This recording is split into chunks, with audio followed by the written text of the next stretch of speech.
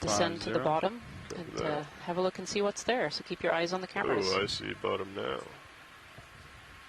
Blue view, copy. No, my visual. There it is. Main monitor, yeah. Okay, actually, let's get lined up with the blue view and use that as our. It's like a 145. It looks like for me.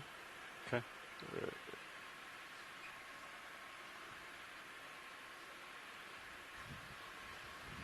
You want to saddle the port? Yeah, I'm coming over. I'll center myself up on your screen once you get to 145. Okay.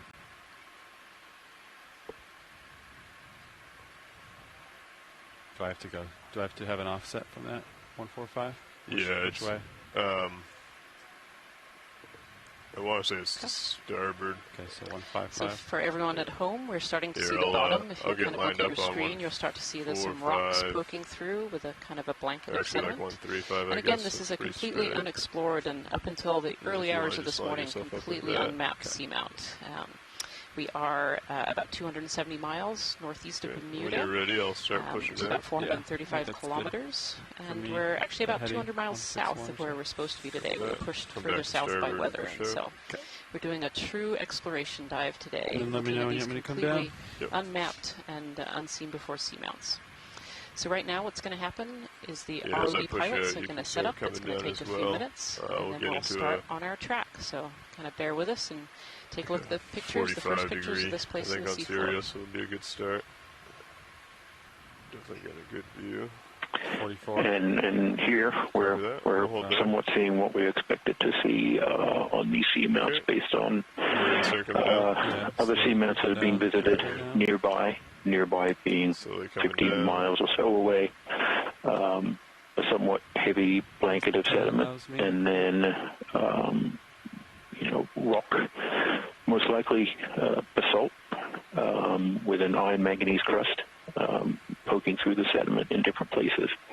But as Rhiannon said, this is all new exploration, so we're seeing this for the first time.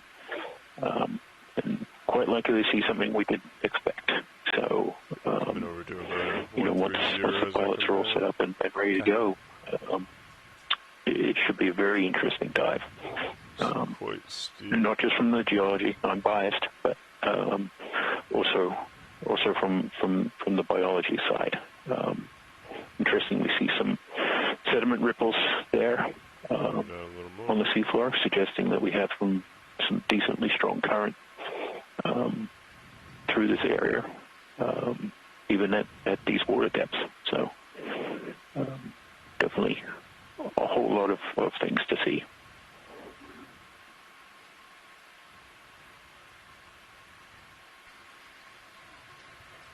Thanks, Jason. Do we know anything about the age of these seamounts, Jason, or what they might be?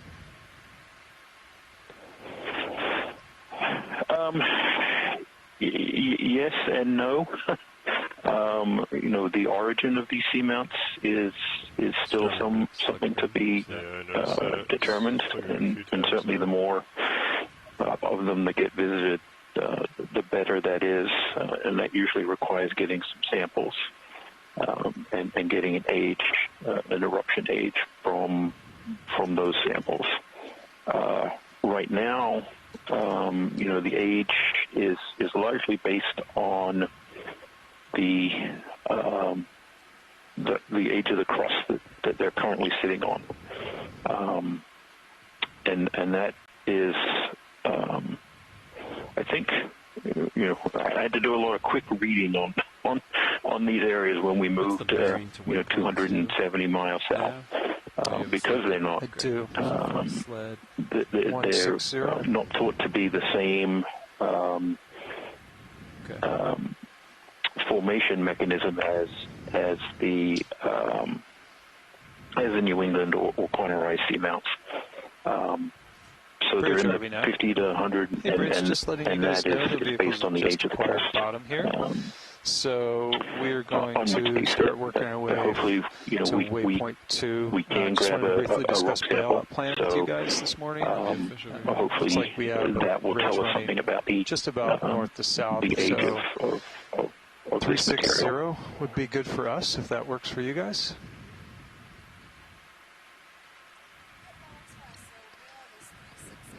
Good copy. And just to tick the box on my checklist here, just re-verifying center of rotation is set to A-frame.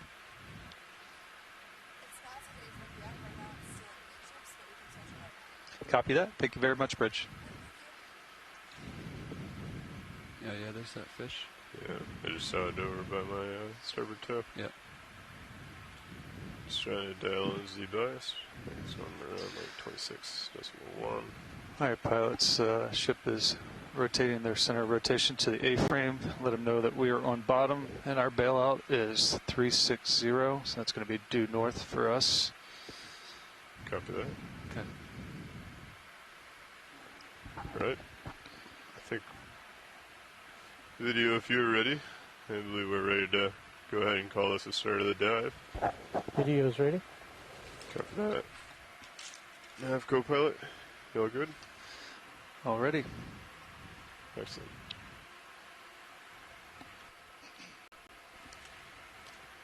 Watch leads, this is pilot.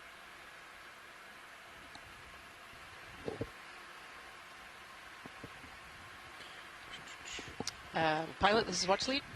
I believe Nav just informed you, or if you're listening in, we've acquired bottom.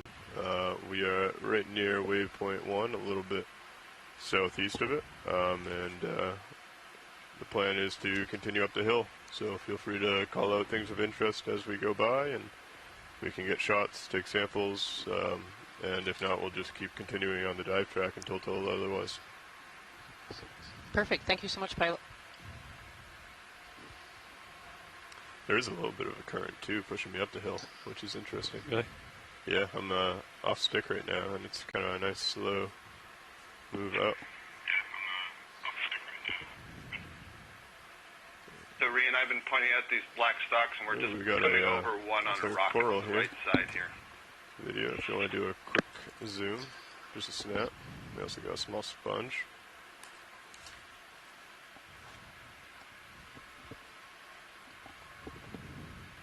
Let me get your swing arms. So this is a gloss sponge that we can see on this rock here. Kind of sticking up like a stalk out of the ground. It's really beautiful. Okay, make sure they're all the way outboard. Deploying starboard.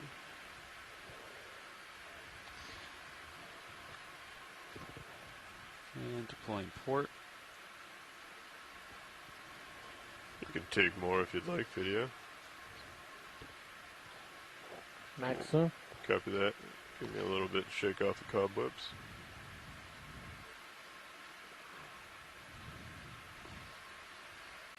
Yeah, that's a great shot here. So this is a sponge. Sponges are really simplistic animals, so they actually filter water to get their food. So each of these little funnels that you can see on this stalk will be actively intaking water and filtering out food, and then the water will come out of other holes in the structure, taking out waste. I actually see a second one behind it as well, as a slightly smaller one on a rock right behind it. They're up in the top left. You should be able to see that. So there may be quite a few of these sponges around in this area. Full wide for you. Copy, thank you. So watch lead to pilot. Go ahead. There was a request to take a look. There's kind of a black stalk sticking up on a rock over on the right-hand side. We could take a quick look at that. Thank you. It's really common to see these filter-feeding animals in these areas. These seamounts really funnel cold, nutrient-rich water from the deep, and so they're really ideal for animals that are picking their food and nutrients out of the water column. Limit. Okay. It's creeping out. Get it out. You're talking about this one coming into view now? Yes. Center? Yep, that's right. Right there.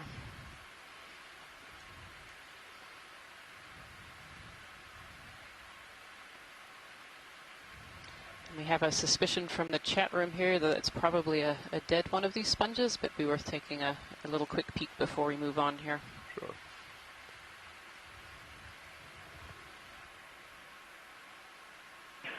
And while we're setting up, that quick zoom on the sponge gave us a better look at the rocks that we're seeing, and they have a very rough texture to them, and that is most likely a result of iron manganese precipitate on the rocks themselves rather than being the primary texture of something like a basalt. These rocks have been exposed for a significant amount of time, allowing for quite thick deposits of these iron manganese oxides to occur, and they also coat the bases of corals and sponges. That's probably what we're seeing here. Yeah, this is interesting. This actually doesn't look to me to be much like a sponge stalk. It looks almost more like a coral stalk that's been left behind. Some of the sponges do have thicker stalks, so I guess it could be, but yeah, as these animals die, they... Sorry, say that again, Scott. Close up now. I was just saying that I agree. Seeing close up now, it does seem to be more fibrous and reminds me of the base of an octocoral. So yeah. Hopefully that'll suggest good things ahead and not just dead stuff. That was exactly what I was thinking. If we see a dead stalk now, hopefully there'll be some more live corals further up too. So, but you can kind of see that there's just a lot of life on this rock as well. We have hydroids, these kind of fuzzy things that are all on the bottom. We see little pieces of sponge. Any rocks like this in sediment tend to attract a variety of life in the deep ocean. I should also say at this point you can see on your screen that there are 2 red dots. These are laser scales that we use when we do deep ocean work.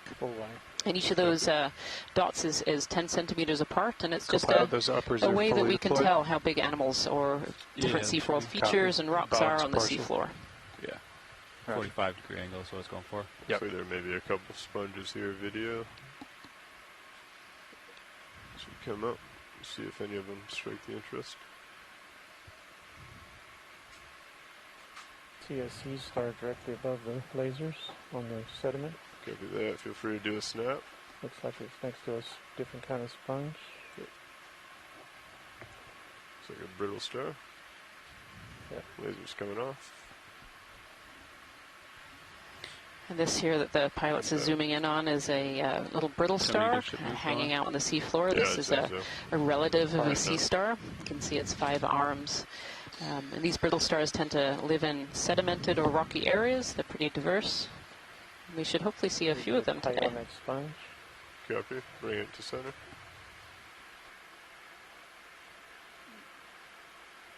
I'm going to do move like 140. Regan, could we get them to zoom a little closer on the sediment if they can? How far do you want, Levi? Absolutely. Watch pilot. Go ahead, 20. If we can have a zoom on the sediment, that would be great too at some point. Yeah, sure. Anything in particular? Do you want me to get some of the rock face in, or are we looking at just the... Definitely looks like we have some pteropod tests and other... If you see those kind of white shells that are in there, those little pteropod tests, pteropod shells. I'd like to request a ship move, please. Range 20 meters, bearing 140 degrees, speed 0.3 knots. You want to just look straight below the vehicle? That's a good copy. Thank you, Bridge. That's it. There, set down. Sorry, I just had a loud voice in my ear. Lars, we got a ship coming your way, just 20 meters. Copy that. Going this way. Straight towards you. Come down, and then I'll reset up for it. Looks like there's a different kind of sponge at the top of the screen. Yep. Do you want me to bring your pan and tilt up to a certain location? Sure, if you want to bring it. I think 50 is kind of what we're using, but anything that will get us a good view of what's up and coming with the center. All right, video, if you want to come in on the sediment here. You want to tilt as low as you can, down. So, Jason, this is Kimberly Galvez. I just wanted to ask, what are you expecting the sediments to look like versus what you're actually seeing here? A multi-beam is cool. Look at that. Yeah. I'm painting the... actually, this is what we tend to find.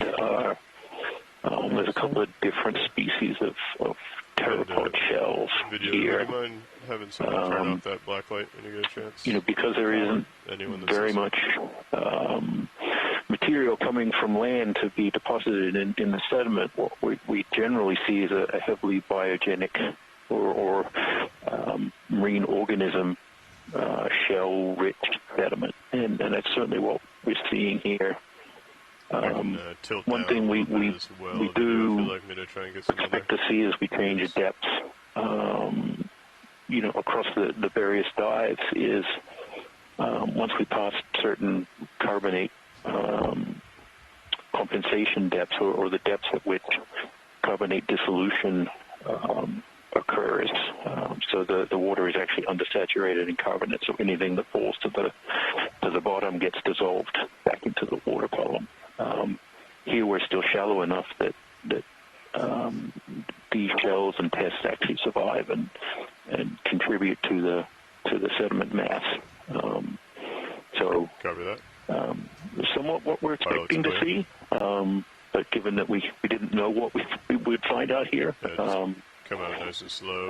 It's good to get some confirmation of I left your pen the sediment types. And sediment probably contains a variety of different foraminifera, other pelagic marine organisms. Yeah, I want to check that out. That when they die, they fall to the bottom, and their shells essentially get preserved in the sediment. And we'll see a lot of material, perhaps from the rocks and other things themselves. But material from coming directly from land is expected to be quite minimal. It's quite fascinating how many different shell types there were in the sediment, as well as things like urchin spines, which or pieces of coral as well. They turn black over time. It's really fascinating. There? Oh, there we go. We have our first deep sea coral of the dive. That wasn't wasting any time. There's a fish above you too. Yeah. Good eye, co-pilot. Yeah, I guess I should say the first live one. We did have a dead stalk really there. Long stalk over there a little bit further. There's something. You mind just zooming in on that light object? A non-fossilized version of looks like a sponge, maybe? Yes, non-fossilized is good. Actually, this looks like there's another one up in this corner here, too. This might be a really good rock to take a good look at. Oh, yeah, we got some. Yeah, on the right-hand side there, bamboo, and we have... Come on, Jay. Yeah, that ship move should just be about complete. Copy that, so we have some time to... Scott, do you have a guess on what kind of coral that one in front of us might be? Go ahead, Rich. Both the branched one and the unbranched Copy that. ones Thank you, bamboo Rich. corals. Yep. From a distance, I would say All this stock would currently checks. be placed in the genus Keratoisis. And if that's the case, as we get closer, what you would see are that the branches arise from the white calcareous parts of the skeleton as opposed to the black nodes. Dark background in this one for you. Black alternating on the skeleton. Pretty good angle, I think, to kind of look up at it. Watch lead pilot. Go ahead, watch lead. It would be great to get a snap zoom on this coral. Yeah, sure. Thank you. Yeah, Scott, it almost looks like parts of this this coral are actually denuded. It's like the tissue has been taken off certain stalks. Is that as close as you can get? As we're going in, the video switches for me. Sometimes it looks denuded, sometimes it doesn't, but it does look like the lower parts are, and that's not to be unexpected. There are sea stars that feed on these corals, and they would start at the base of the colony and work their way up. But I'm not seeing a sea star here right now. No, I don't see any around it. You can see some dead stalks of other corals on the left-hand side there, and see they're all kind of covered over with that black.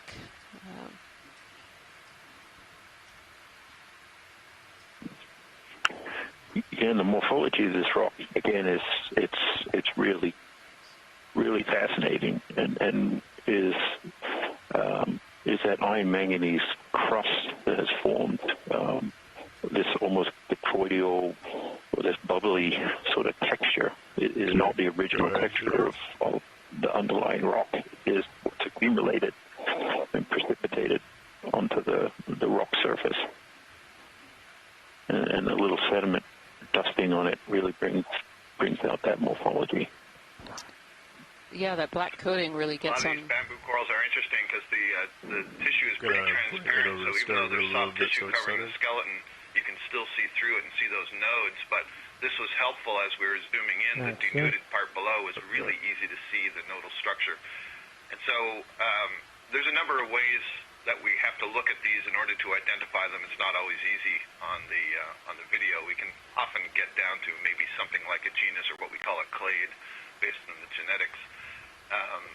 But the branching points are really important. So I did see that the branch was coming out of an internode, so that's good. And as we're zooming, I see there's also an orange coral growing out of the rock behind this that maybe we can just have a brief look at later. There is, for sure, yeah. Tilt down to the branch. Coming down.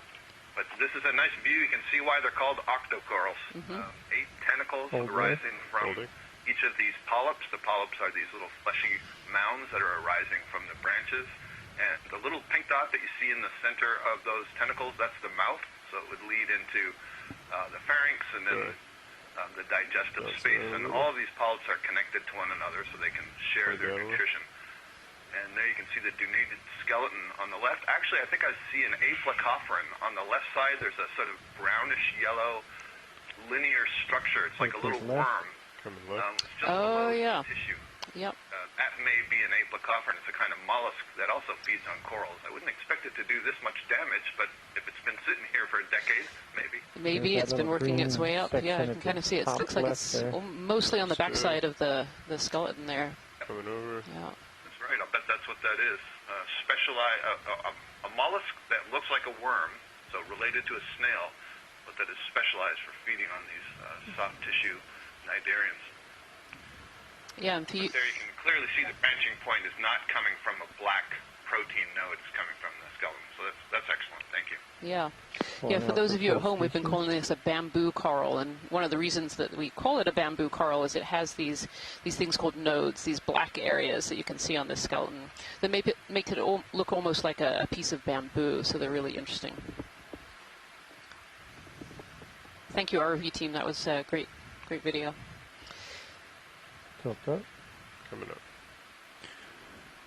Multiple stalks or bases or something there in the background as well. So it does look like there are several potential other corals kind of around the backside of this rock as well. I think there were some over to the right of the rock as well. Video's clear. Copy, pilot's clear. Right. Oh, I see potentially a Bathypathes up in the top right corner. Copy. Watch lead. There's a lot of targets to look at, I believe. What would you like to look at next? It's potentially another species of coral kind of up in the top right of our video. Check for that. Coming over a little. Yeah. You'd like to do a snap on this? Maybe not a Bathypathes, but something. Looks like there's some stalks from some old big ones in there, too. Yeah, quick snap. You can really see that at one time there are a lot of corals living on this rock, all the dead stalks that are sticking out.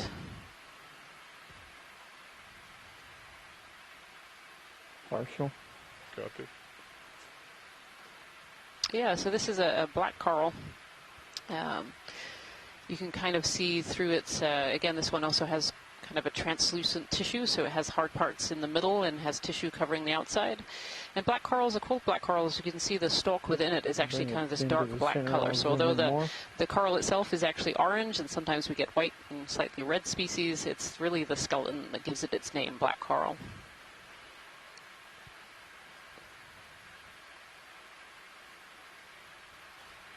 Sorry, jumping all over, trying to avoid the other corals in the way.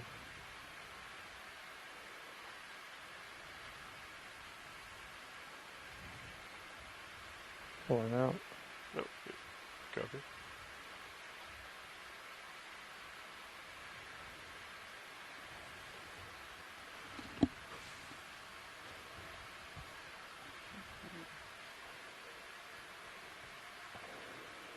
Okay. I'm stable if you want to come back in. Yeah, this rock looks like it used to be a home to a lot of large corals. Stocks.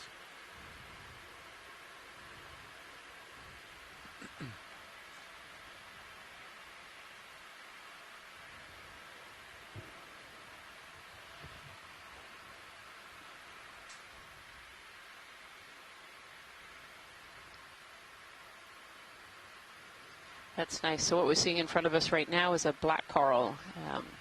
And compared to that bamboo coral that we just saw, you can see that the tentacle morphology is just really, really different. These bamboo corals have those beautiful 8 tentacles that stick right out and have these lots of these little, what we call pinnules sticking out. These black corals don't. They have these 2 major tentacles and 2 minor tentacles. Yeah. But these 2 major tentacles is what kind of stick out either side. Over on this side though as well. Of corals here. So we're not seeing any major associates or other critters down here. It's pretty much just the corals and not much else. Is that expected or unusual? I don't think that's unusual, Jason, for the particular kinds of corals that we're seeing right now. That Bathybathy's black coral often has a polychaete worm that you see on it, and occasionally there are some fauna that are on bamboo corals, but not as much as when we see, for example, the plexaurid fans. We're going to see some sea fans later on in this expedition for certain. They will have a lot more. Primnoids tend to have a lot more. So in part it depends on the coral and the biochemistry of that coral, what kind of defenses it has, etc. It looks like this would have been a nice coral garden at some time in the past. Yeah, it makes you wonder how long ago. It looks like there's another one of these Bathybathy's black corals. I haven't noted any. The secondary rock right behind it. Maybe you can comment on this. My impression is that the bases of these skeletons are actually manganese encrusted, and so that would suggest that they're pretty old skeletons if that was the case. Yeah, that's correct, and actually ones we've sampled in other places. The bases can accumulate a quite thick coating of this iron manganese oxide, and it's hard to tell. We believe it mostly happens after the coral dies, but I seem to recall seeing some where the bases have been there long enough while the coral itself is still alive and the colony continues to grow, that the base gets covered. But the rate at which these minerals get precipitated onto the surfaces is extremely slow, millimeters per millions of years.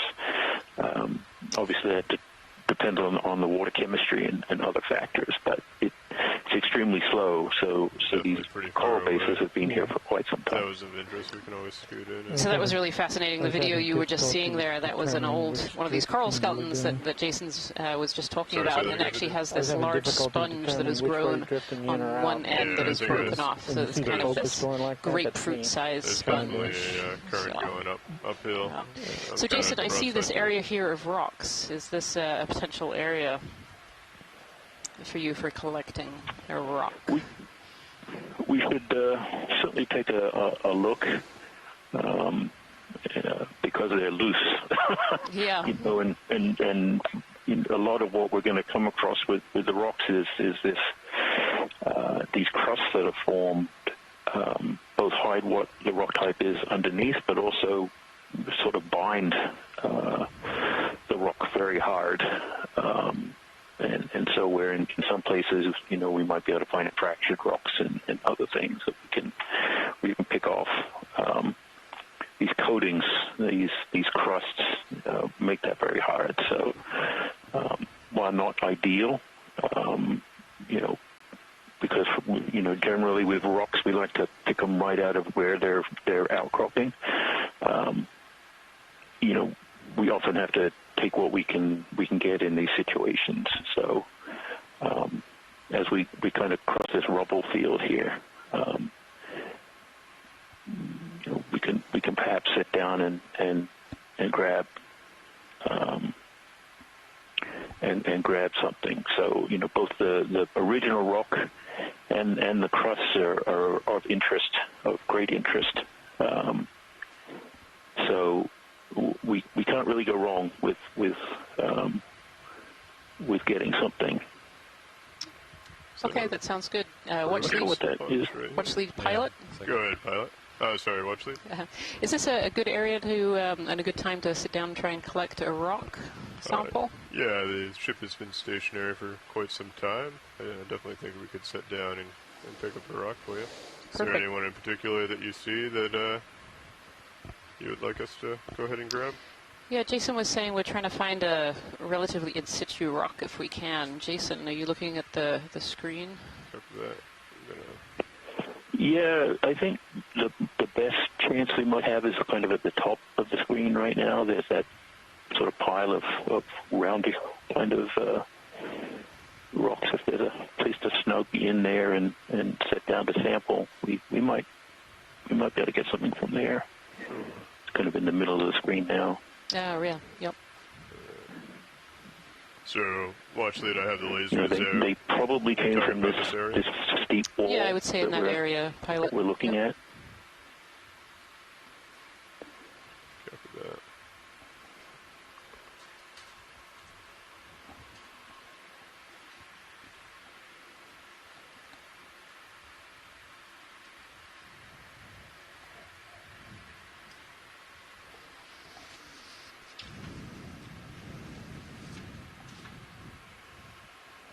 Hydraulics are up. Copy, thank you. Let's see. Sample boxes.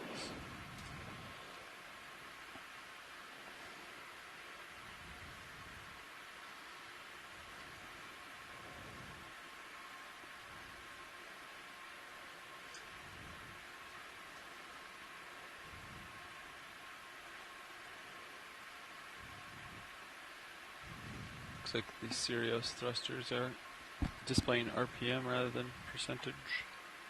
Yes.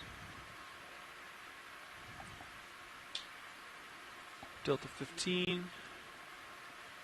Pretty secure there. I got your hand tilt here. Thank you. Can get you a nice view here. Video, am I zoomed all the way out on Mini Zeus? I think I'm just really close. Confirm you're full wide on HD2. I'm just nice and close to your arm, so be careful. Copy that. Take lasers off.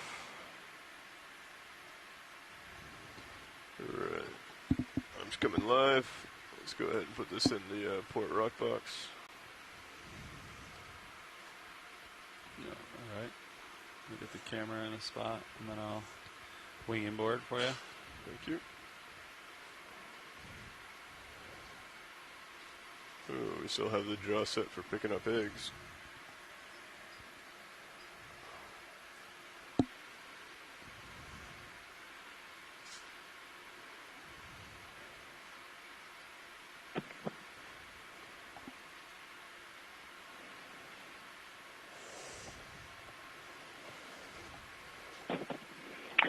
So we're attempting this first sample of the expedition.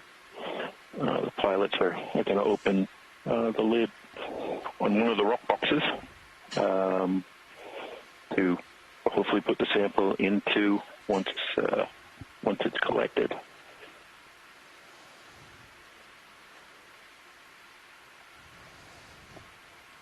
Which one are you looking at, Lars?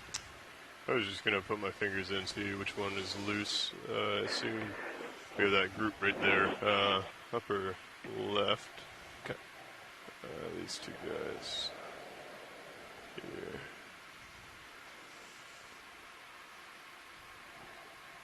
Might be good candidates. So we're going to try and choose one that's, a decent size and that is easy to grab, which is the real hard part to start with. And pilots are kind of pushing on them right now to see if any of them are loose. And that would be easy to grab. Like I said, they're even though they look like they're rubble and just deposited here on the sediment, they are these crusts that form actually sort of cement them onto the materials below, so they can be very hard to pull off. and those crusts are a mix of different minerals that precipitate out of the water column,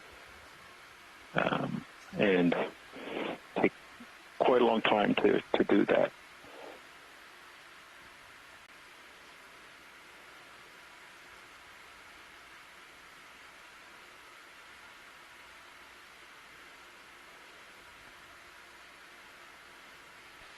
So Jason, what kind of information can you expect to possibly collect from one of these samples?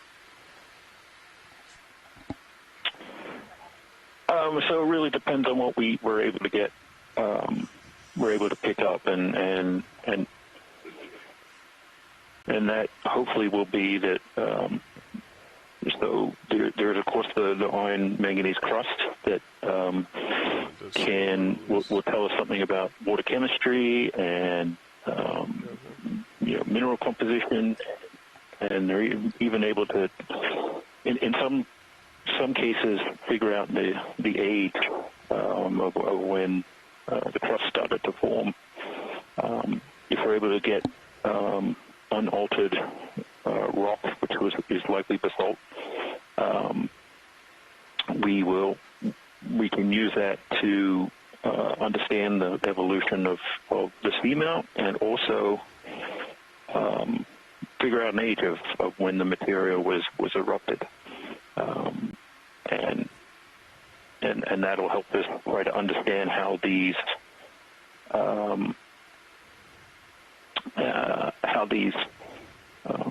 seamounts came to be, and place them in context with the other seamount chains, in the area. So, very kind of exciting to see what we can come up with. And there we go. We collected one.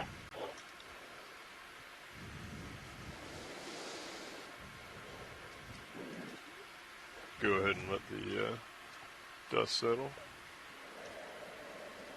Let's have a look. So what we're doing here is, once we've collected it, we take a number of looking at the video, we can get a good sense of what the sample looked like, if it's going to work for our needs, and then so we can identify it once it comes back. So,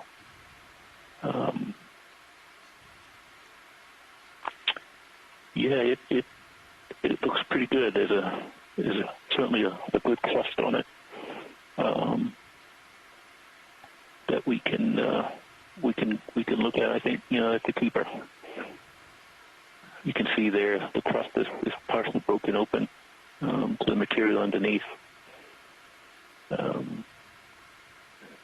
Sediments coming off it, but it looks like a good sample. Copy that. You can see that the black and brown colors are those precipitated minerals.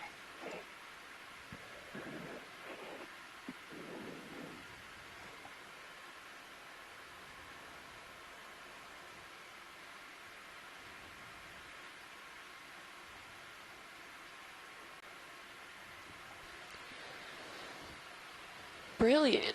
Well, the ROV pilots are currently closing the box, and officially as that box is closed, we have our very first sample of the 2021 North Atlantic Stepping Stones expedition. Thank you, pilot.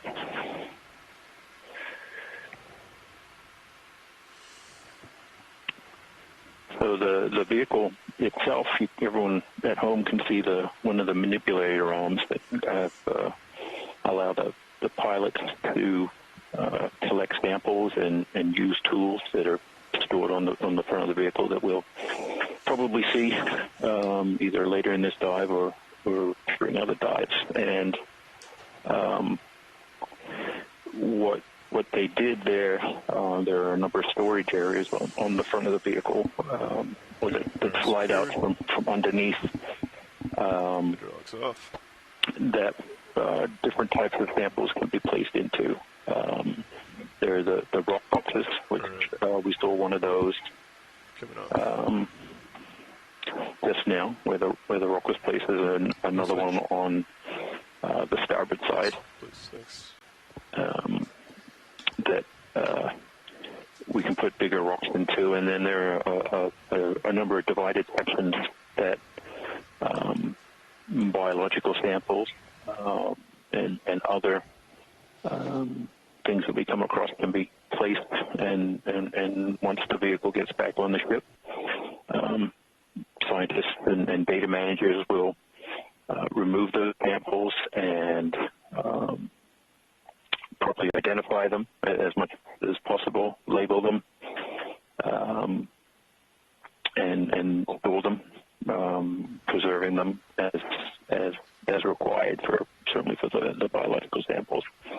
Subsample them for different repositories, and then when the ship gets back to shore, all those samples go back to these research repositories where scientists can request subsamples for further analysis. Hey, are we full wide on Zeus? HD1.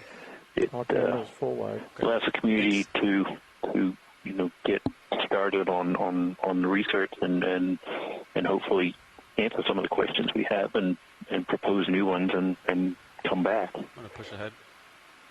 Could probably get a move in towards waypoint 2. Copy that. 20 meters.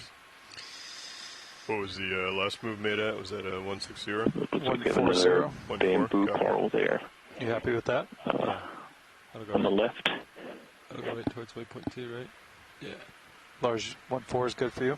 Yeah, that will work. Do you want me to change my head, pilot? I'm looking at 1.5. Oh, that's right, with the 10 degree. Yep. Yeah. Understood. Coming up. It's really interesting to see the overall different sizes of the geology over here. So we have, the sediment grains as well as the Bridge, are we now? different sizes of, cobblestones and potentially Bridge, like going up all the way to boulder size. And I just wanted to point out on video feed 2, you can actually see a great image of D2 that is an overlooking image of D2 while it's observing the geology, and you can get a really great kind of image placement, so a sense of the environment of that we're currently viewing from a more of an eagle eye view of D2.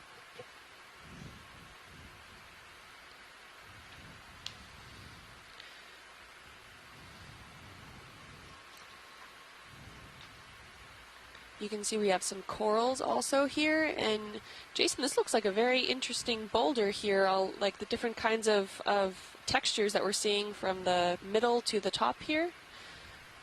Sea star center. Yeah, it really is fascinating how these minerals precipitate out and really alter the texture of the rocks. And one of the challenges is that trying to identify and sample and describe these rocks and substrates is really made all but impossible by these coatings because they're so pervasive across the seamounts. And we have a good set of educated guesses on what the rock types are based on the environment. That these seamounts in this region tend to be mostly basaltic, but can sometimes have different carbonate limestone type material on near the tops.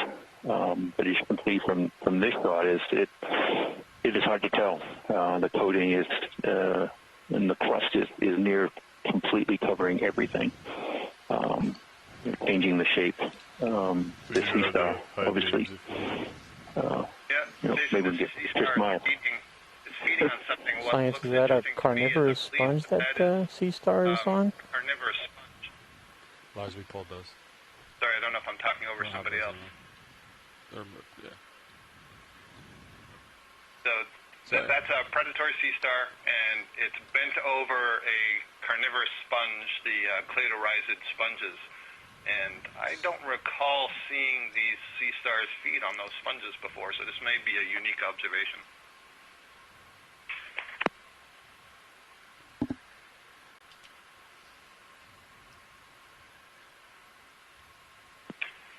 I got a note that you couldn't hear me well. Can you hear me okay right now? Yeah, we can hear you, Scott.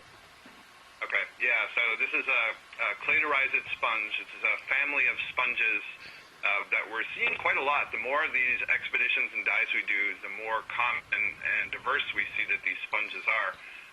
And these are sponges that don't work like other sponges. They're often grown some kind of branching tree-like styles. You can see the little branches with the side spines sticking out. And they capture small prey and are able to engulf and digest that prey, and this sea star is feeding on it. I just heard somebody else call in. Maybe it's Chris, possibly? It is Chris. Hey, Chris, welcome. Please follow up on this story. Thank you. So this is a goniasterid sea star. I'm tempted to say that so there are a lot of goniasterids when we were in the Pacific that were feeding on sponges. In fact, the last Okeanos dive that was in the Atlantic, I wrote several good papers on sponges just massacring, sea stars massacring sponges and feeding on them with their stomachs extended. This one looks like it might be either Circeaster or possibly maybe even Astroceramus, which would be really interesting. In any case, it'd be great to get a better shot of the surface to see sort of which one it is, but since we're early on in the dives and since we're just starting out, I think it'd be great to see what they look, if we run across another one, what they look like, what this particular species might look like, especially from this depth. But the last time we were out, we found 2 new species of goniasterid sea stars, and goniasterids are like the cookie stars. They have this really well-defined border around the edge, and they're predatory. We didn't know what they did for the longest time, and it turns out that they're predatory on just about everything. Corals especially, Hipposteria and Evaplasoma feed on corals, and then these feed on sponges. It's not clear how specific they are, but every time we see something star-shaped, I get excited because there's always something that it's doing. So, and this particular one, first sea star of the dive, and it's eating something. So I'm pretty happy that we're catching it doing something that is probably novel, something that is probably new for this species, if we even know what this species is. So yeah, Chris, I know we've seen them feeding on sponges before, but I don't believe I've seen any on a cladorizid before. Is that your experience, or is this pretty easy? Yeah, I think you're right. This one actually looks like, right? Now that they're pulling back and looking at the surface details, this one actually looks kind of like Ceramaster or something like it. I'd say, it seems like I saw a cladorizid below one a little while ago, but I don't remember if it was that clear what the prey item was. But it's certainly not a common observation to watch one of these sea stars feed on a cladorizid, and it wouldn't be past. I don't think it would be unreasonable to say that this is a novel observation. But yeah, it looks like it could be Ceramaster, maybe. Wow. Yeah. Well, in any case, this is one of those. I'm tempted to collect it, but let's see what else we got on the dive. So, Chris, how long would this be here, and would it completely feed on the organism until there's nothing left, or? In this case, I would say that's true. Scott actually made a really interesting observation that I was able to publish for him a little while ago, where they observed Circeaster, which is a goniasterid such as this one, and it had begun feeding on a fallen soft coral called Paragorgia, a bubblegum coral. And they came back a year later, and I think it might have even been the same exact sea stars still feeding on that bubblegum coral. So they could have been there for over a year. In this case, I think the sponges are relatively small, but this could easily be days to weeks. These are not you know, I mean, by our standards, they're not fast-moving creatures. What was that? So, you know, the stomach extends, and they, you know, they're just slowly digesting, sort of bit by bit, and it's a very gradual but deliberate process. Yeah, go ahead. And you know, I don't think anybody's ever actually like watched one of these feed in the deep sea. And metabolism in a lot of these deep sea sea stars is not terribly fast to begin with. So, I mean, scale is a relative thing, and so for these sea stars, you know, that's just how they are. It's not necessarily inefficient or anything. It's just very, you know, by our standards, very slow. But yeah, I mean, that could literally be there for a week, feeding on those sponges, or it could be there for a month. A month wouldn't even surprise me. But sometimes you'll find multiple sea stars on a coral, and they're just, you know, and they're feeding on it, and you know, as some people have pointed out, it could easily be there, you know, for months to a year, if not longer. These things don't surprise me anymore, and no one's ever been able to, you know, tag or otherwise mark an individual animal and determine how long it's been there. But yeah, I mean the scale of what's happening with these things is, request a ship you know, please. It's a bit remarkable compared to what perhaps we're used to, where, you know, some sea stars in a shallow water habitat might be finished in a matter of minutes to hours. So, you know, I'd love to drop a time-lapse camera down here and let it run for, you know, for a year or so, just to see what happens. It was Thank you, Chris. That was great information. That's just one of the great things that we see here with the with our mission of these expeditions, especially with D2, that we're able to actually capture video feed and imagery in real time. So all of these predation events that maybe we would not have captured had we gotten these images or samples or done something in a different way. So utilizing these ROV systems allows us to actually enter the environment of these local organisms and see what their life is like on a potentially day-to-day basis, and capture that imagery in real time. So it's one way that we're able to utilize all of these great resources and these great tools to actually go and explore and potentially see these events that we never knew we could see, and we had no idea what was going on. So that was a great information. Thanks, Chris. And let's lead here. We can just letting you know we have about 3 hours and 30 minutes left on the bottom. Thank you so much. I'll talk to you guys again. Is this Casey or Rianne? Oh, this was Kim. Sorry. Oh, very good. Thanks. Is this a sea pen down here? See these little guys? Just a coral. Video. Can we get a zoom in on this red guy coming out of the sand? Possible sea pen. Oh, there we go. Yeah, it looks like a sea pen.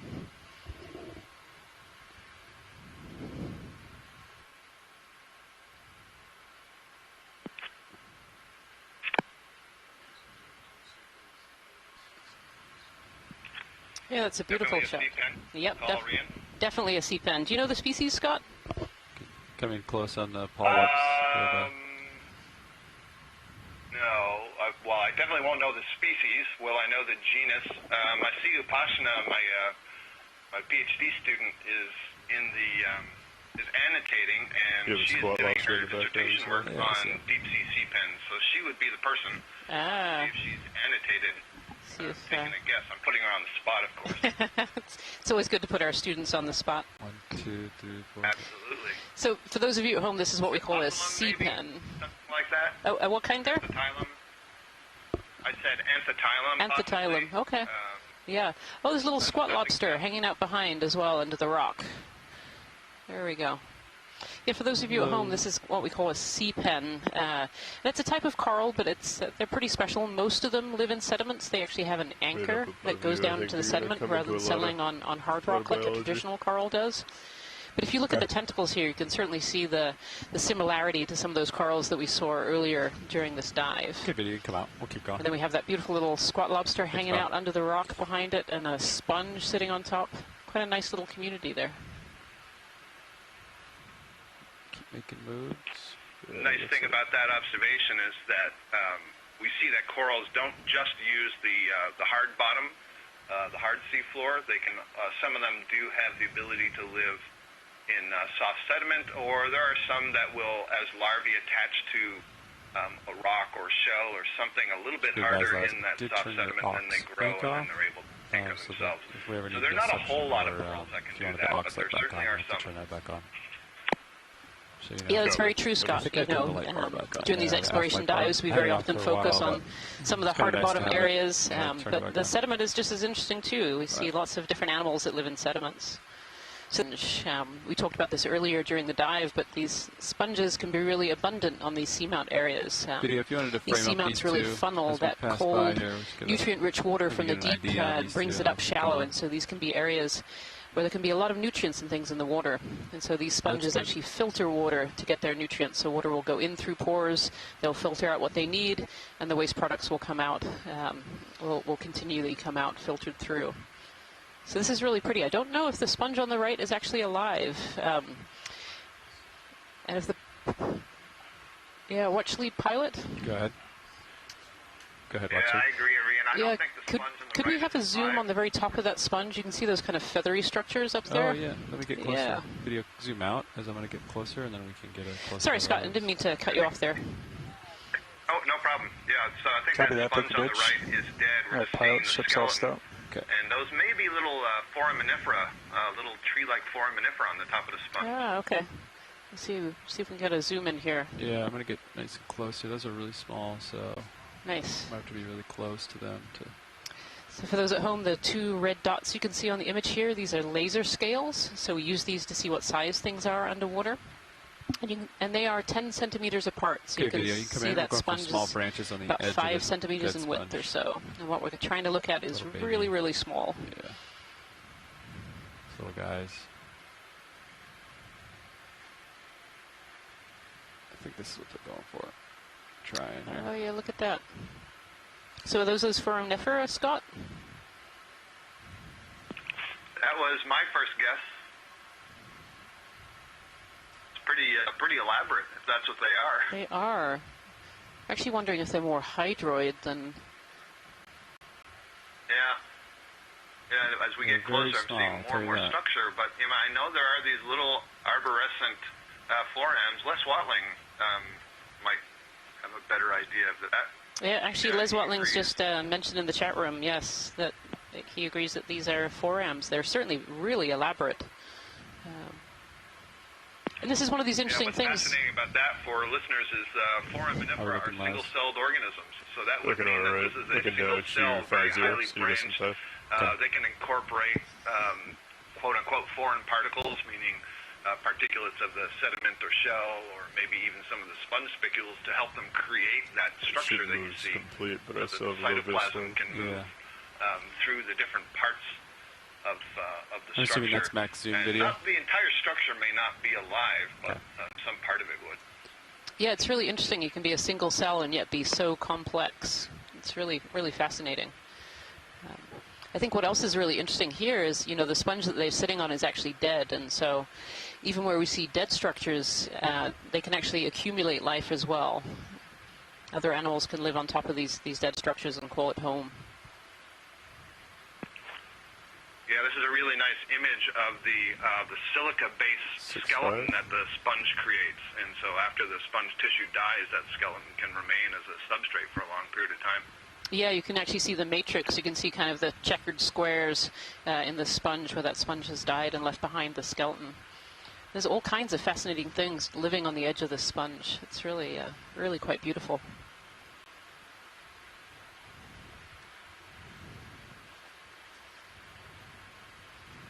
Now the pilots are taking us in really close. This is a great zoom shot. Yeah.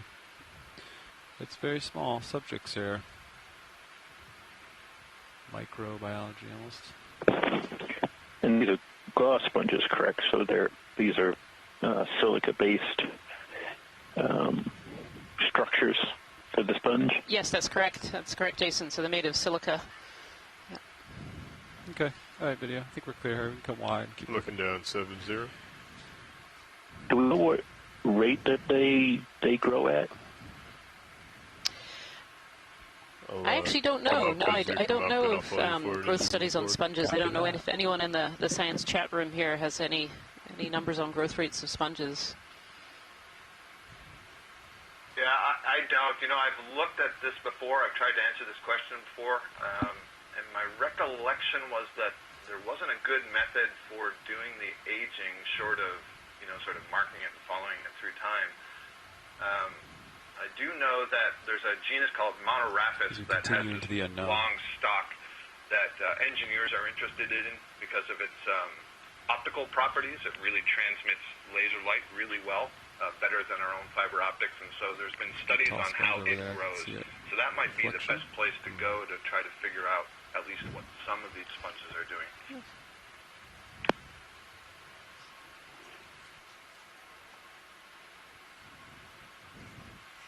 It shows that we have a lot to learn. There's still plenty of questions to be answered on even something we see as often as sponges on the seafloor. Following you up with the camera. Okay.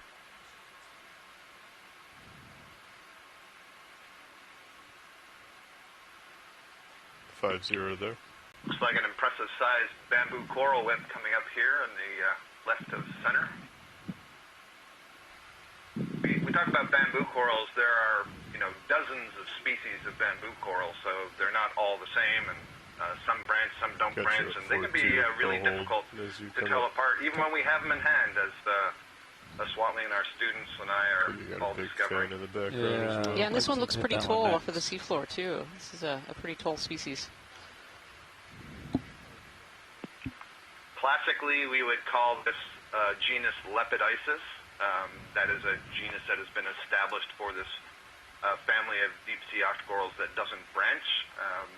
Know based on our studies of the evolution of this group that isn't really correct, but at least today still that is what the taxonomy would have it characterized as.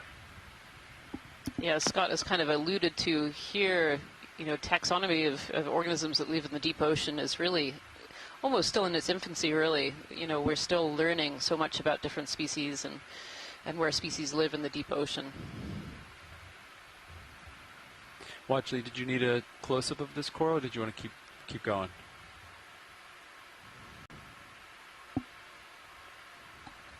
Watchley, did you need a close-up of this coral, or do you want to keep going? That would be great. Thank you. Okay.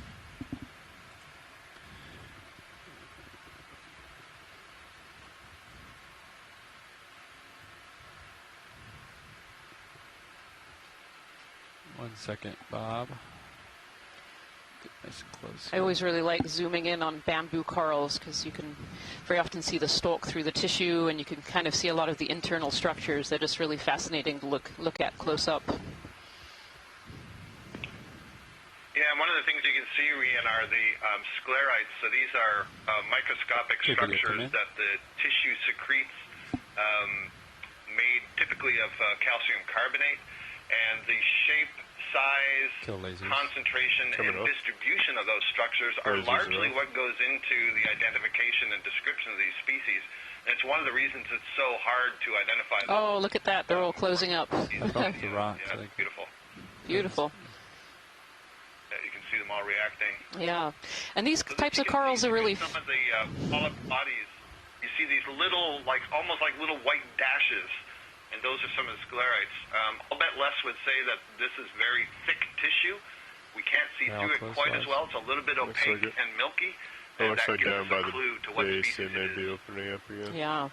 Yeah, and I was just going to say that these bamboos are really fascinating because they can't actually retract their tentacles totally. You can still kind of see them on the outside there, whereas certain species of coral can retract their tentacles all the way in.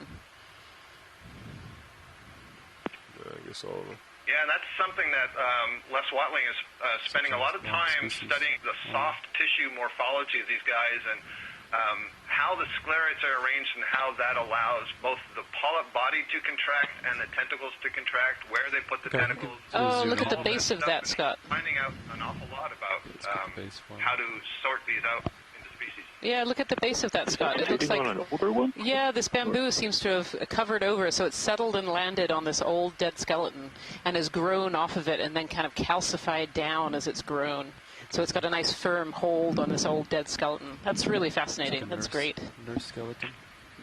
Yeah, that's an awesome observation, and it shows you that the tissue can overgrow and deposit its own skeleton over other structures, and sometimes that can really fool us when we collect it if we don't realize at first that there's actually two skeletons inside the tissue. It's true, it's true. Nice, yeah. observation. Yeah, sometimes we see two species growing together, and it's hard to tell where one begins and one ends. This is really fascinating. Thank you, Pilot. That's great. Yeah. Okay, video can come on. We'll keep moving. Another thing this shows is that, where the larvae settle, the larvae will have some control over where they settle. And preferentially, they want to be where there's a good current flow so that they can get adequate food in order to grow. And usually that's above the bottom. Right at the bottom, the current flow has to be zero. And so possibly that raised dead stock was a better place to live than right. For sure.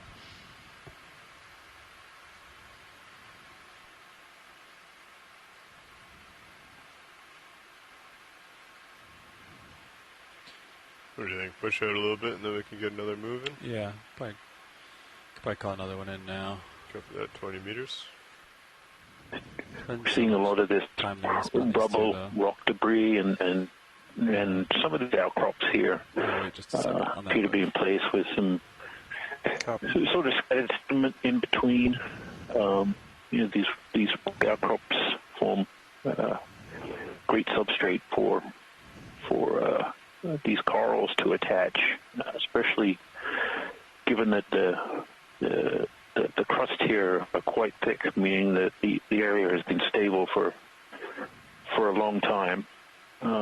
If the substrate was unstable and was falling apart and eroding, we wouldn't see thick crust development, and then we wouldn't see coral and other organisms attaching to it. So a very, very stable place to call home.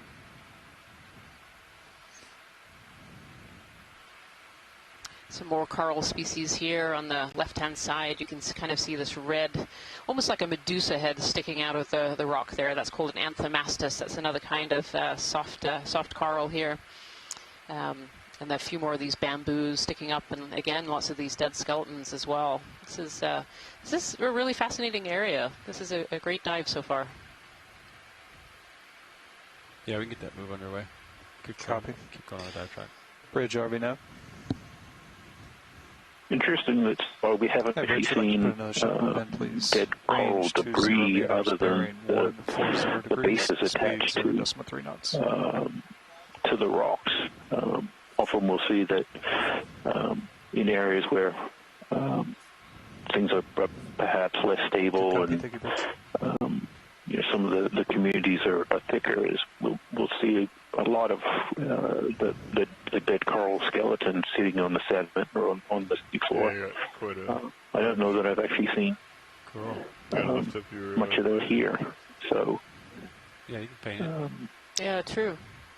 True. I wonder if it's whether the current is taking those skeletons away or whether the sediment is covering them. Perhaps, yeah, to tell how much erosion and degradation of the seamount is happening. We saw from the sampling that even the rubble-looking features are pretty well attached to the floor. So it just may be that they live a long time, and it's rare for them to die, other than maybe by predation. But yeah.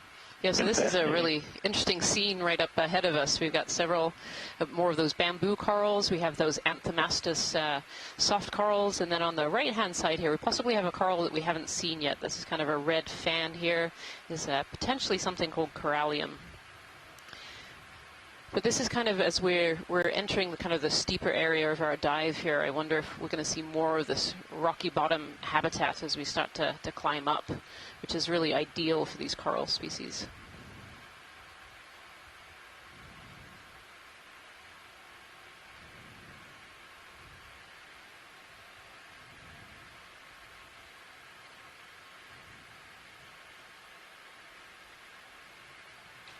Okay, video, if you wanted to snap zoom this red one here.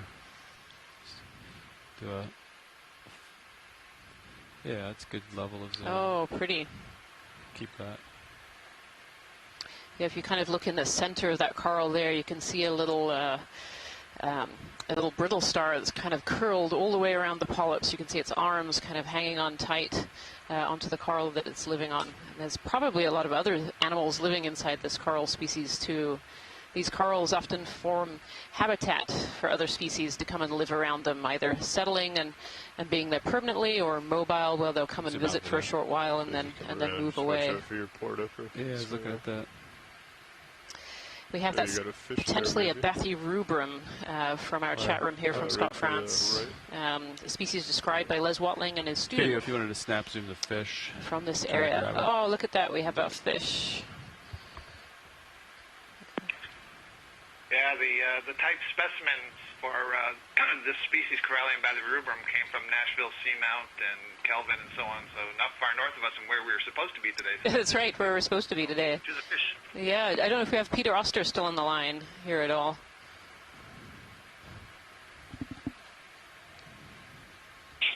Yeah, this is great. The second fish of the dive. Yeah, do we know what this is, Peter? Another Snaphobranchus. Pardon? Do we know what this is? A Snaphobranchus, is that what you said?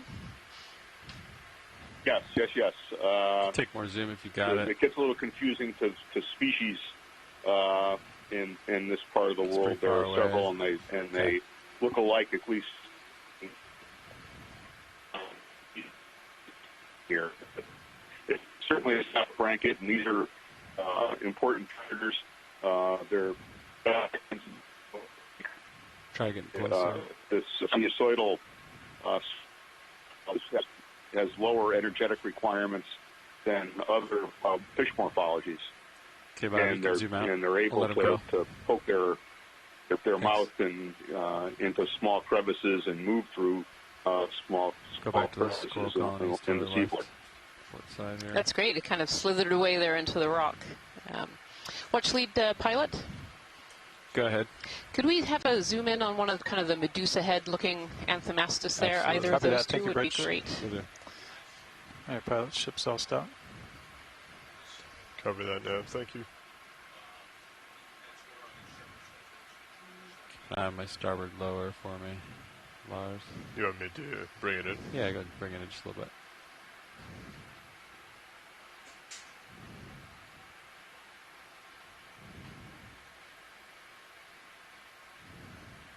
Starboard lower is stowed a bit.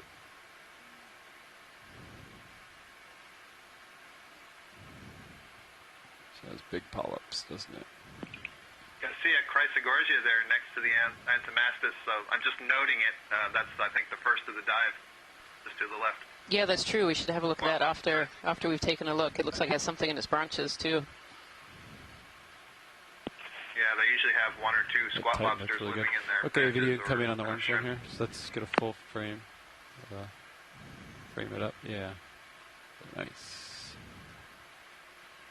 Just try to hold that. Oh, that is a really beautiful shot.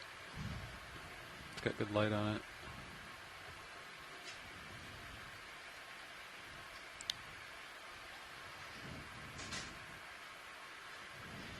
So I'm going to ask Tina in our chat room whether she has any idea what species this might be. And this is a type of Anthomastus, which is a soft coral.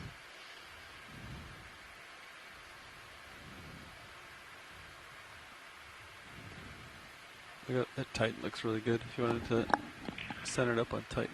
I think all those little warty-like structures that you're seeing on the main column and on the head where the polyps are rising are a secondary kind of polyp, a reduced kind of polyp called a siphonozoid, a non-feeding polyp that helps channel water through the column and keep the shape of the Anthomastus.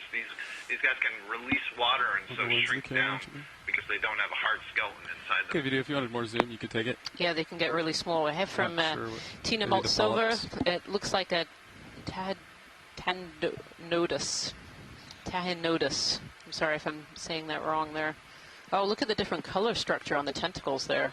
And you see these two little tentacles that are a little bit shorter, so they must have been torn off or attacked by another organism that had taken them away, and they're just busy regrowing. You can see they're that little bit shorter than the other tentacles on that particular polyp. I've been told it's Tahinodus. There we go. Thank you, Tina. Okay, video. I'm clear of this subject if we want to move to the other one. Chrysogorgia. Yeah, just down on the left-hand side there, pilot. Yep. Okay, video, you can frame it up. It's the one with the squat lobster in the middle of it. I'll try to turn star. And actually, we're seeing there just the thing we were saying we hadn't seen was major coral skeleton debris sitting on the rock there. So, and Les Watling, who's on the chat, also pointed out these little twig features that are probably pieces of the coral sitting in the sediment. So looking down 4, 5. It's actually really impressive for the number of species, different species. So we've had a request to try and collect that soft coral, the red one that we were just zoomed on. Yeah. They are relatively attached to the rock. What do you think the chances of that might be? We can certainly give it a I just shot. made a suggestion. There's another one just to the right that's growing on the top of a twig. So all that would be needed is to break the twig underneath it. I like that idea. I did just sharpen the jaws as well. Yeah, that sounds like a great idea. Yeah, video, you can come wide. I think we're going to try to go for the soft coral. Scott was saying there's one upper right. As you're discussing, we're looking at a Chrysogorgia colony, and you can see why the family is called the gold corals. You can see these skeletons shining through the transparent tissue in a kind of gold iridescence. And it had these two squat lobsters. Very often there's a male and a female that live there. And that other I could be wrong. up I on was top thinking of the the one rock down to the the right right. left. Looks like there's a little bit of turbidity in the water.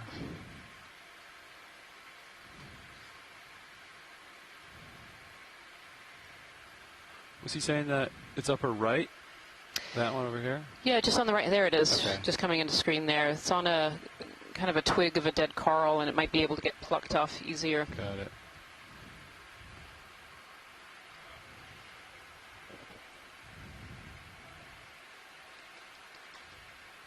I think my thrusters kicked some of the sediment off the rocks when I was zooming in on the other one. Oh, my hydraulics looking large. You're ramped up. You gotta try and do port bio box. Yeah, I think so. Copy that.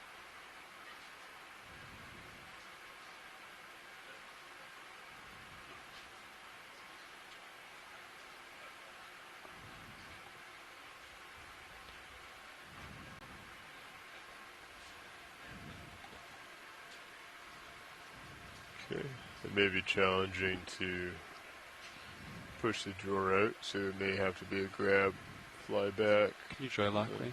In 3, 2, wait for it.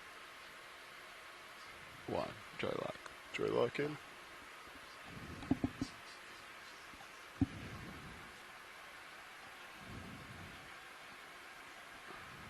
Not quite steady yet. I'm going to try that again. Yeah, there was a really odd current kind of coming up from underneath you. Like an upwelling. Yep. Okay, now can you drill that me? Okay, you're in. Oh, it's the end button. That's right. Yep. Thanks. It's the right one. Yes. Left is for lasers, right is for shoy lock. Okay, let's prepare the port. Yep. Port is ready. Port biopin. You're spun up. Okay. 3.9. I have good visual on you. If I put mini Zeus on that. Yeah. Coming up.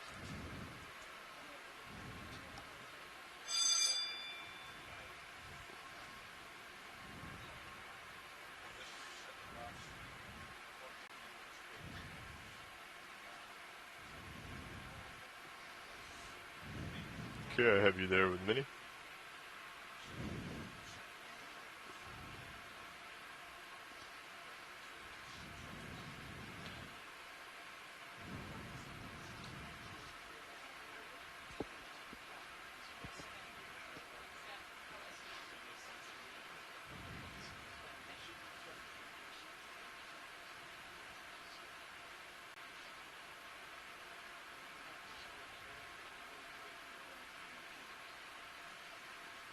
Okay.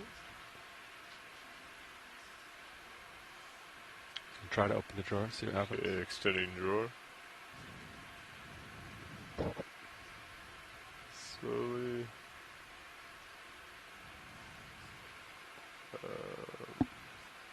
Looks like the port down with Mini. We're running into that coral there on the left. You have to extend the port bio pin. So we have to retract. Okay. Port bios. Just gonna change heading. That's right. That might get you what you need. Copy that. I'm on my starboard toe, so. Yep. You can try extending again when you're ready. Yeah, we have that coral right there ahead of us that I think we're running into. Okay, just go till it bumps, and then I'll sneak it in. Bumped. I can go a little further if you'd like. Yeah, if you can get a little further.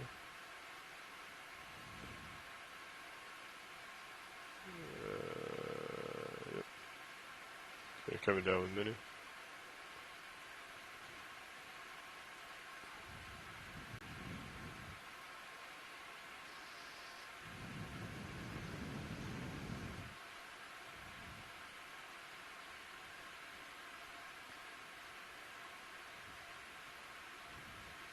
Okay, I'm going to come in quick.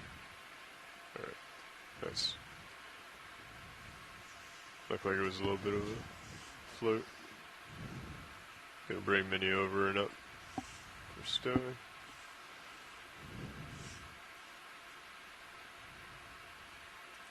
I think it's time for a pilot change. And we might want to put the jaw, just so it's not reflecting. See how there's a glare on it right now? If you just move the jaw inboard a little bit.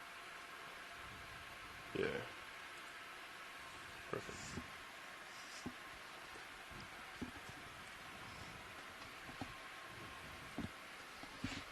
We're going to do a pilot change.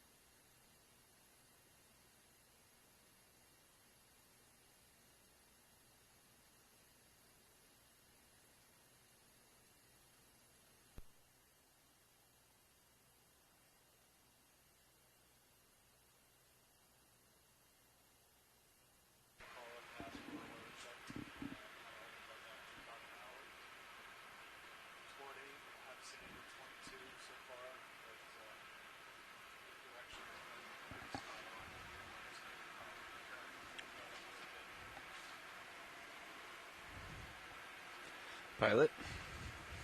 Go pilot.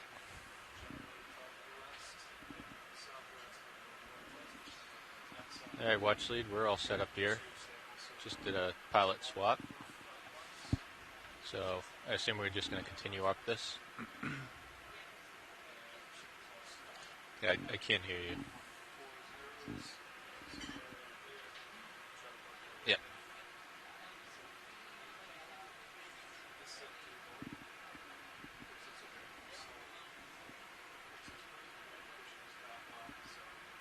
So currently doing a watch change. The pilot's swapping out, and everyone is trying to log those samples in that we collected. And as soon as everything is ready, we'll move up slope. We are currently at a depth of around just a little shallower than 25, 50 meters. Water temperature is 3.2 degrees Celsius. We started out on bottom was around 2,580 meters. So we've only gone up about 40 to almost 50 meters from when we landed. Our dive track had us going up about 200 meters total if we were able to get to the end. Copy. That's usually a goal. It's always it takes a little more time as we find different things to look at as we go. So we try to do our best, but we are scientists and explorers, and we kind of get a little sidetracked sometimes on things. Bring my camera up to follow. So as we're going up, we're seeing fresh, dead bamboo coral. Obviously, the coral that isn't coated in the iron manganese coating is probably died a little sooner than some of the other ones we're seeing.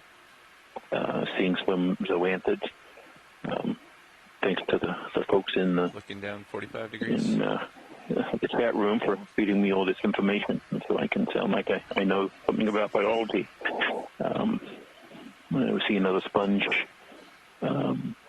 here on the rock in the center of the screen, and another perhaps bamboo coral off to the left, the top left.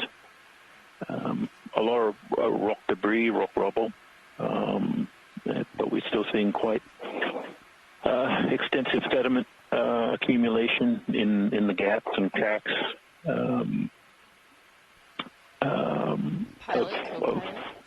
of these outcrops. So, and most of this sediment is probably biological in origin. So it's the shells or the tests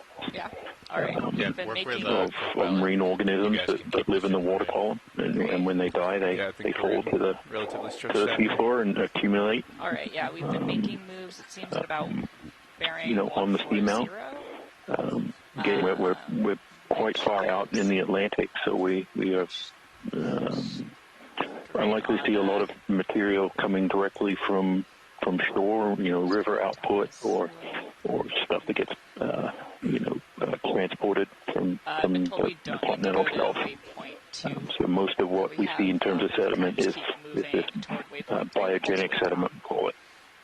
So it's biological in origin. Some of these sediments may contain dust blown from the African continent, some organic matter coming out of we're in the South Gasto Sea area, so organic matter may be falling out of the water column and making it to the bottom, which acts as a food source. What do you think, Pilot? For a lot of these organisms that we do see, with Intermastus, I think, there, maybe we into the screen. We could either head 140 again, or somewhere in between. We could split the difference, maybe, and go 160. Yeah, 160. And we can certainly see some of that 20 meters down. Material that becomes sediment in the water column as we drive by. A lot of those are a little critters. I'll use the technical term for a geologist for some of these organisms. And you can see the marine snow gold. Quite a bit of that in the water column here, even though we're quite far out in the Atlantic. So I would like to put in a ship on the rocks here, we see a lot of different morphologies, textures speed, on the surface, and all of that appears to be different precipitation That's correct. Thank you. Morphologies of this iron manganese crust that is coating every exposed hard in good shape. Holding substrate on this seamount so far. I don't think we've seen any actual exposed primary rock textures. And I'm looking primary at rock here so this will be is most likely basalt. And one of the difficulties in identifying basalt is, especially in an environment like this, is it's also dark in color. So it has pretty much the same color as this iron manganese crust. So we'd be on the lookout for things like pillow lavas or flows.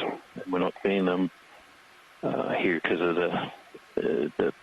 the extensive nature of these crusts. I think we're coming up on perhaps another bamboo coral. Jason, if I can make an observation here, one of the things that's interesting is how patchy the live corals are that we're seeing. We get to a couple of areas where there are several colonies, and then we'll go through several meters where we're not seeing anything, or there's very small stuff. I mean, most of the places, if you look really closely, there's some small sponges, maybe some young recruits, but they haven't taken off much. But one thing that does seem to be pretty consistent are the fossil twigs. And so this seems to have been, sometime in the past, much more abundant. If we could get a look at that whip in the top center, that might be something different from what we've been seeing before. Yeah, go ahead, Ed. And I may be delayed relative to your view, so it was a white whip on top of this rock. The white whip. Hey, Scott, we're taking a zoom on just down below first, and then we'll head up to we can go up a little bit. So this is really interesting on these rocks here. You can see there are dead cup corals that are living on the side of this rock. They're all covered over in this black manganese oxide. But I can see 1, 2, 3, 4, 5, 6, and I think there's some down below as well. If we can kind of just pan across this rock as much as you're comfortable doing, pilot, that would be great. So, Scott, on that twig, we haven't seen one of those before. It kind of looks like an anemone with white knobby tips, very transparent. Oh yeah, and some smaller soft corals here, and some sponges growing on some of these dead corals as well. So it looks like this face of this rock was really covered in these cup corals at one time.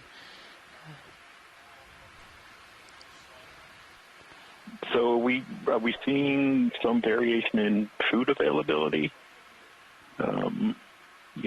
This apparently, very dense, or abundant, corals, and then patchy. Is it all driven by the availability of food sources?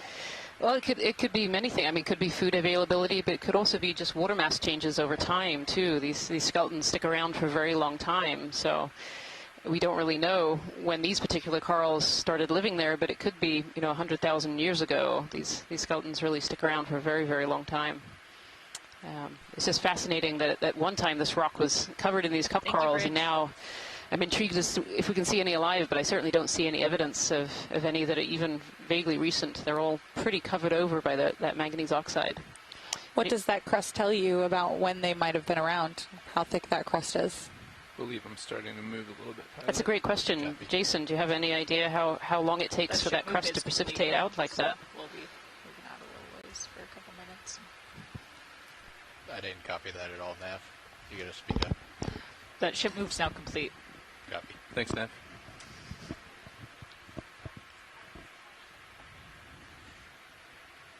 Go ahead.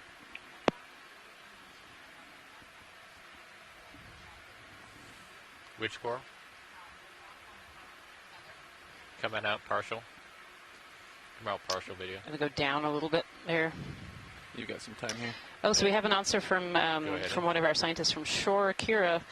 She says about 1 millimeter per million years it takes that black crust to form. So those corals there, those cup corals, have been dead for quite a long time in this area, and so that could be a food change. It could be a temperature or a current or a water mass change over that time. We don't really know.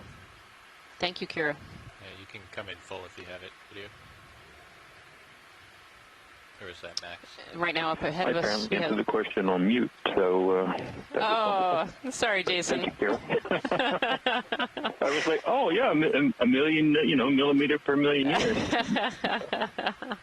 And my family was having a great time listening to that. But it was both Kira and Bramble who was on the science chat, both chimed in with that answer as well. So extremely slow accumulation, and it really is interesting. And we are trying hard to use things like corals and other sessile organisms to understand sort of the rates of evolution of the seafloor from a geologic perspective. And of course, conversely, biologists would like us to tell them the rates of corals based on sort of the rates of coral growth based on how quickly the seafloor changes. So it's, I'm just slowly catching up to you. It's an interesting catch-22 that we're trying to figure out. We each want to use each other's science to figure out similar questions.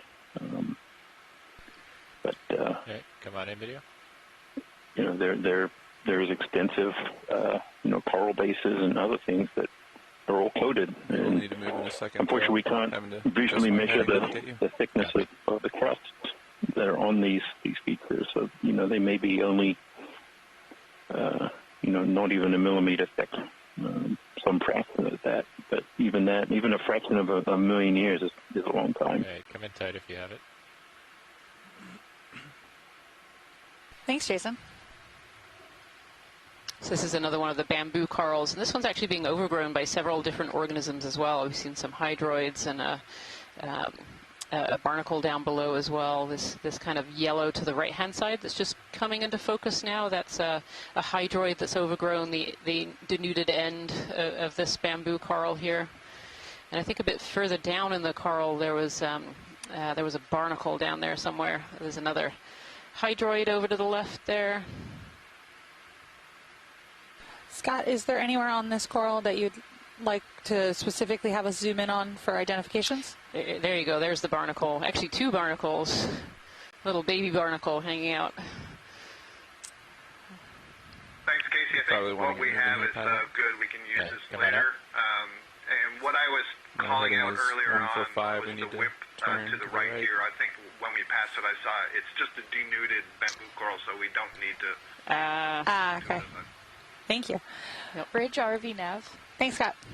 So one of the things, Rian, you were just kind of starting to talk about there is how that deep sea coral, that individual there that you just were looking at, provides quite a bit of habitat for a lot of organisms in the deep sea. And when we start talking about why deep sea corals are important, it's part of that habitat structure and their ability to do that it makes them so important. Yeah, absolutely. A lot of these deep-sea coral species that we're seeing today and on other dives are what we call ecosystem engineers. So they actually form habitats in the deep ocean that attracts lots of other life to it. So where you see a deep-sea coral, we could see worms and crabs and starfish, and these other animals have made their home amongst this big structure that this coral has created. And they can be, living there all their lives. They can live, feed, eat, reproduce, stay around these corals, or sometimes they just come and go. So we see things like octopus and fish that will come and maybe lay their eggs and then move on. So fish was fish. There's a fish trying to escape off to the left there. Yep. Just come in on the fish video. Oh yeah, little fish in the rocks there. Come in on it. Another Snaphobranchus. Yeah. Just hanging out in the flow. As a reminder too, those two lasers are about 10 centimeters apart. We use them to scale things on the deep ocean, so that gives you a good idea of size on that fish. That's a halosaur. Oh, it's a halosaur. There we go. Thank you. That's a halosaur. Yeah, it's got a slightly different nose and different fin structure at the back. Is that how you tell the two apart? Yeah. The different fin morphology. These guys are really great at using their tail to act as a rudder, and can use the current to move along and sneak up on prey. So, John, have you flown D2 at all? I have a little bit this year. Yeah, it seems almost less concerned about us being there as well. It doesn't seem as jumpy as the other fish that we saw.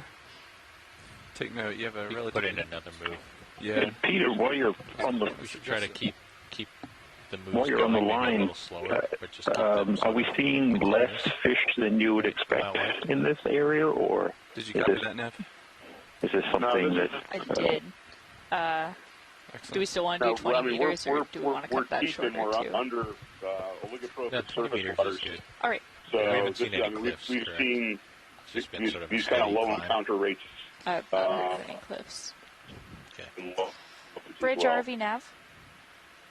I mean, I'd like to see, I would like to put in another ship move, range 20 meters, bearing 160, speed decimal 2 knots. It's not expected.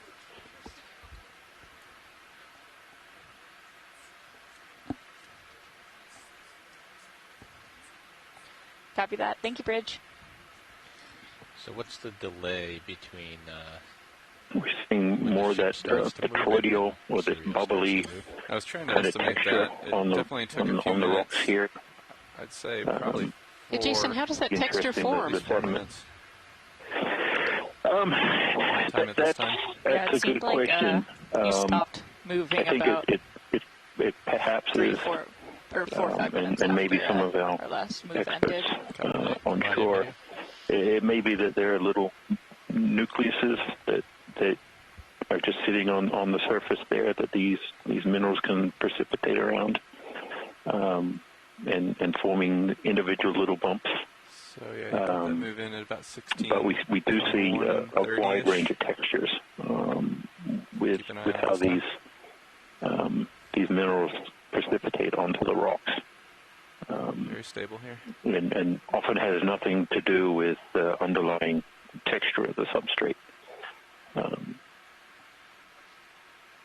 It'd be nice if it was diagnostic in that way. Come on out wide. I'm just waiting for the ship to try and identify the rocks underneath. But I've seen them on on igneous, which are basaltic materials, and on carbonates, sort of limestones, and rocks made of quartz and other things. It's unfortunately not as diagnostic as we would like it to be sometimes. Let's come on in on the sponge video. But the sediment that dusts it really accentuates that texture. It really seems like there's a little bit more sediment up here than there was at the beginning of the dive, too. I don't know if you would agree with that. Yeah, I think we're seeing more outcropping, and then we're seeing certainly a more pervasive dusting of sediment on top of the rocks, and maybe that's some sort of current structure. Yeah. So this is a really fascinating sponge. This is another kind of sponge that we see in the deep ocean. And again, these sponges are really simplistic organisms. They don't really go far. They suck in water and they filter out the particles they need. And all of the water that they're rushing through actually comes out through this hole that we're seeing in the video. So it comes in through the side pores and then comes out through this hole in the top after being filtered. And inside that hole, I can see there's like a little snail shell. I don't know whether we can zoom in any further on that. Looks like a little mollusk sitting in there. That's Max soon. From the chat room, this might be a Geodia sponge, which are traditionally very round sponges found in the deep ocean. There's a couple of the little mollusks around on the dead stalk behind it too, so I suspect this is a little snail hanging out in the middle of the sponge.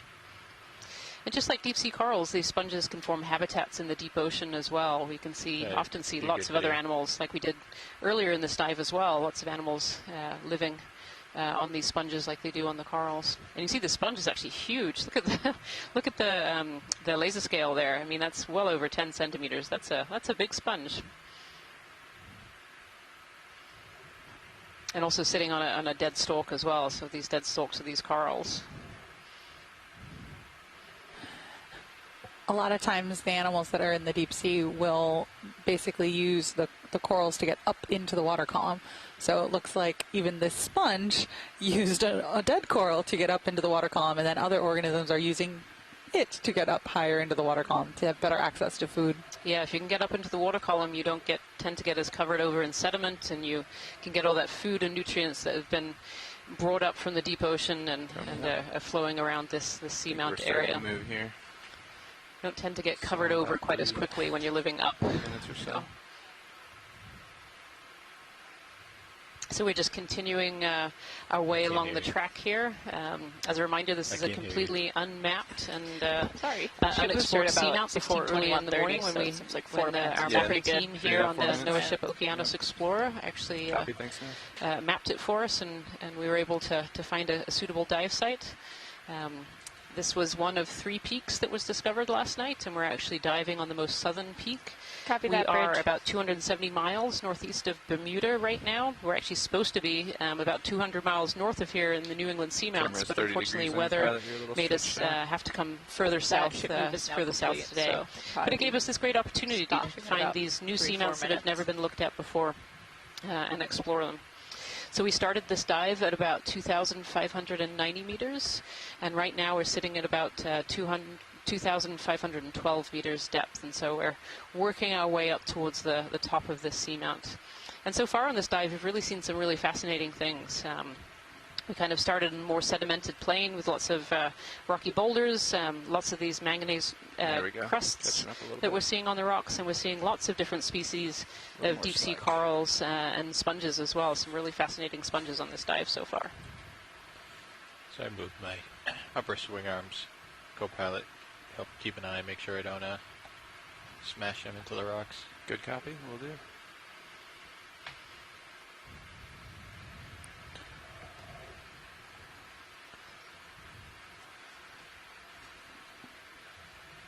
Coming up.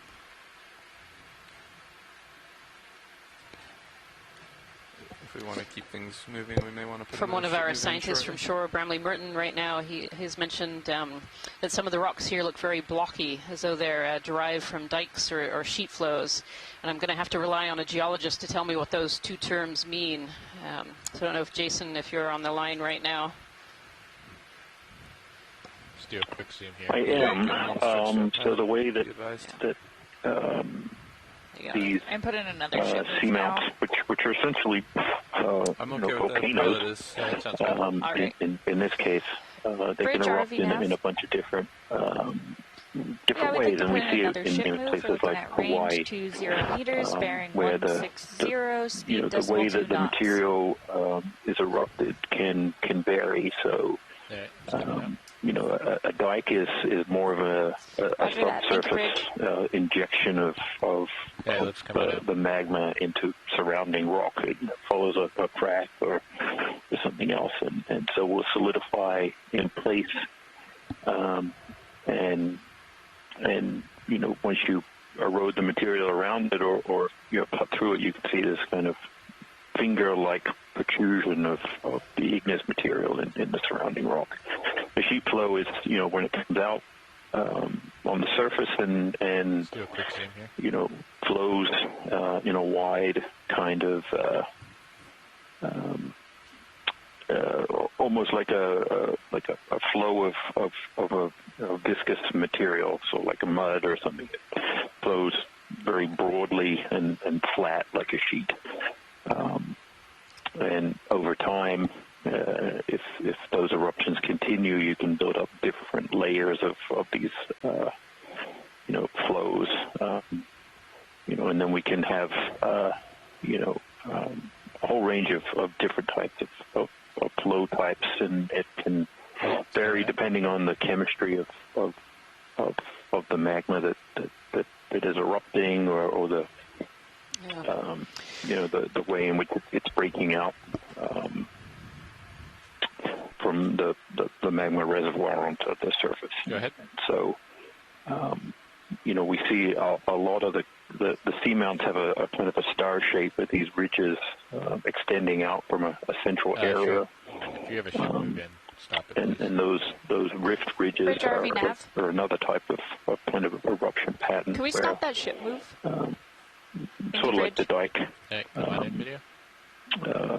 eruption. It kind of flows in a certain direction. Halfway through that ship moves. And then breaks out to the surface, forming a ridge. And here we're actually seeing the crust and coral. But yeah, thank you, Jason. This is a really fascinating rock here. There's lots of different species of coral that we're seeing.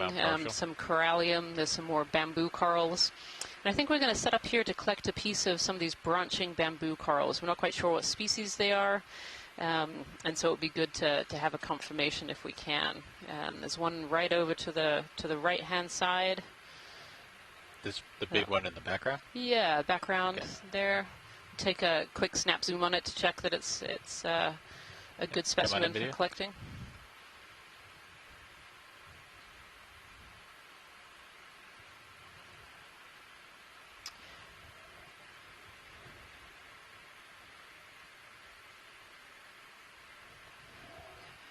Scientists onshore are just assessing this particular bamboo coral that we're looking at to see whether this is warranted for a collection. And so we collect samples during this cruise if it's a new species that's something that we don't recognize, or maybe it's a new species that has never been seen before here. But of course, everything that we're looking at today on this research cruise is something that we haven't seen before because we haven't been here.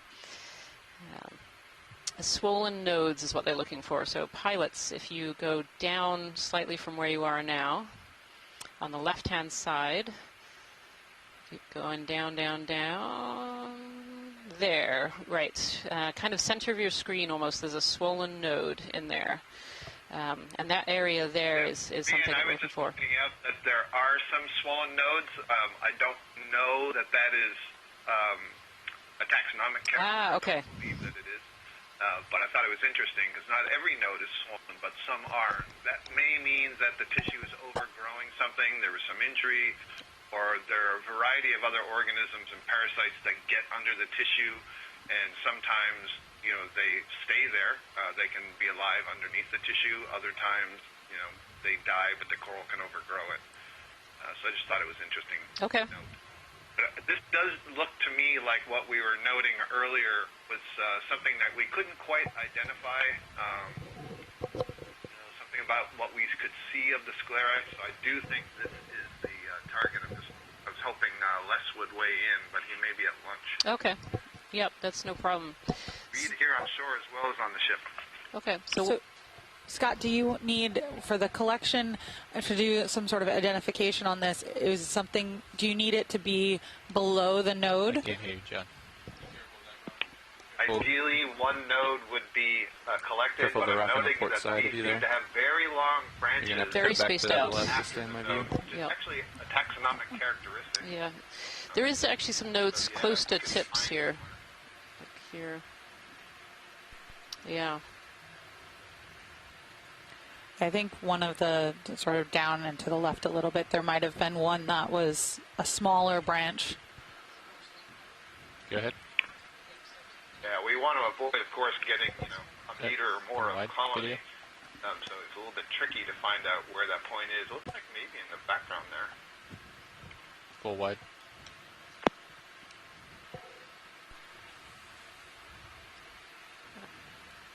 You still my port lower swing arm. Copy. Port lower. Storing now.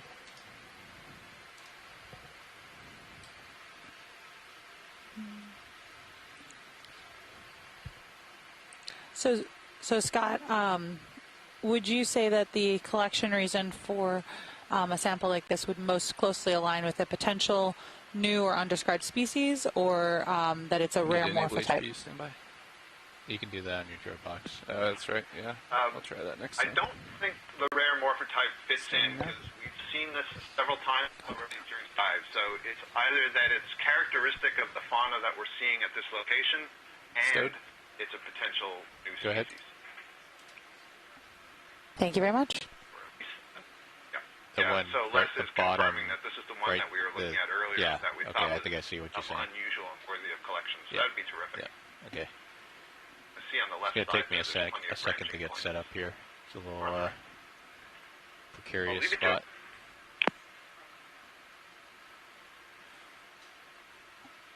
How long ago did we stop that ship move, Nav? It has been about 5 minutes. Copy that. Yeah, I think I'm starting to settle here. I am looking down at you at 50 degrees, pilot.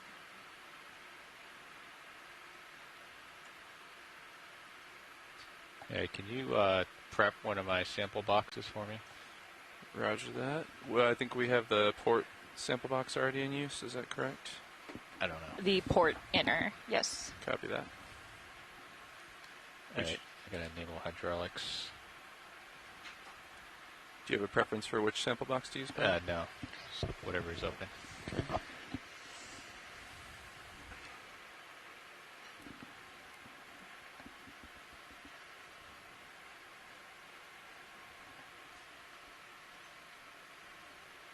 Would you like the drawer out? No. Copy that. So if you're just joining us from home, this is Dive 1 of the North Atlantic Stepping Stones expedition. We're all on board the NOAA Okeanos Explorer, and we are diving currently on an unmapped and unnamed seamount. Last night we actually mapped 3 new seamounts in this area, and we're diving on the shallowest of those 3 today. We're currently at a depth of about 2,500 meters. We are about 270 miles off the northeast coast of Bermuda, and we're actually about 200 miles from where we're supposed to be today. We're supposed to be diving on the New England Seamount chain, but some weather pushed us south to come and explore this brand new area. And right now at the moment we're about midway through our dive, and we're just setting up to collect a small piece of this coral. This is a bamboo coral. So you want below the branch? And is potentially a new species. Watch lead? Yes, just below the branch would be great. Thank you.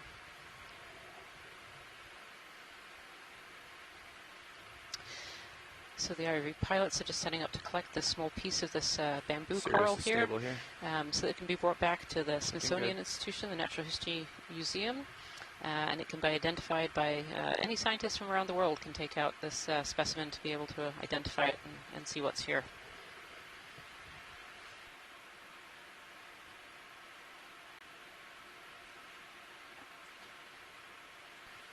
Okay, I'm going to have to move for you to open the drawer. Good copy. Standing by. You note that when the manipulator arm touched the colony, all of the polyps retracted their tentacles, and if we could have watched it in real time, slow enough, you probably would have seen a progression going down, looking down 60 different degrees. branches, and it's kind of like an indication of the quasi-nervous system that they have, and how the communication passes across a colony. Another thing, we did have some pretty good close-ups of the polyps there, and I was noting that the sclerites were not very prominent around the tentacles. That is, we didn't see these large protruding needle-like structures. I have the I'm sure that in the course of this expedition we are going to see other extended right now if you wanted to fill that other box. That do have much more dramatic there's a lot of current sclerites visible. So that's just a taste of some of the things that we use in identifying the species. Extending pin on so as you get more used to looking at the close-ups, you can do that for yourself at home. All right. You can extend the drawer. Copy that. Extending drawer.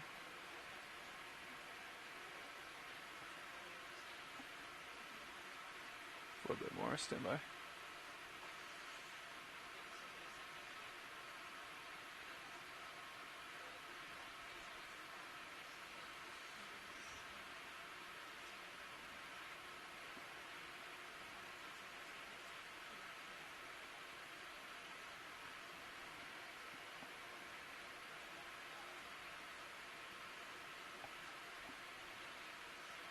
All right, clear. Clear. Coming in. Nice sample.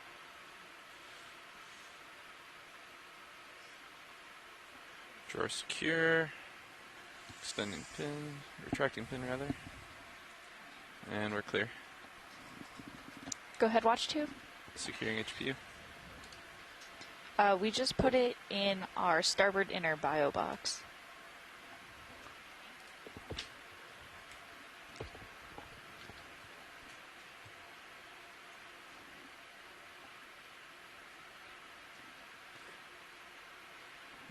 Delta Z about 15. I'll bring my camera ahead to follow. Go ahead. Yeah, copy that. I can put in another ship move. How are we feeling about maybe going a little more So now we finished that collection. We're going to continue on up our line. We're still on kind of at the top, actually, of a relatively steep area. Sure, that's fine with me. All right, let's do 20 meters going 180. We're currently at a depth of 249 meters. Bridge RV nav. And exploring a unknown seamount. Yeah, I'd like to put currently doesn't have a name, and until this morning meters, it was unmapped and completely unexplored. We mapped it for the first time, about 7 hours ago at this point, and are already down here diving. It's one of the great things about how the Okeanos Explorer is outfit to conduct ocean exploration expeditions.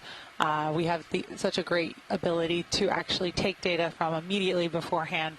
Our onboard mapping team is fantastic, and they processed this data, had it into our hands within about 30 minutes or so of data collection, and we chose a dive site early this morning. All right, so we're going 180 now? Yep. I was just about to tell you I'm adjusting my heading to follow you. We can point towards 180. Copy that. Getting a little bit of wander, but we should be close to 180 here. That looks good. So Scott, since we just collected that bamboo coral, one of the things that you kind of started to talk a little bit about is some of the uncertainty that currently exists within the bamboo coral group. Would you mind just kind of summarizing that and what that means for just your understanding of those corals as a whole? Yeah, sure, Casey. So the bamboo corals have a fairly long history in terms of their taxonomy. That is the formal description of that group.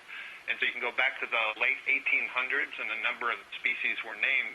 And between, some of the classic global deep-sea oceanographic expeditions, the Challenger, the Galathea, others, between about 1870 and, say, maybe 1920 was kind of a heyday for describing some of the deep-sea corals that they were getting in nets and dredges. And then there was a lag, a delay, and then, starting in the 50s and 60s, we started to see a lot more descriptions going on.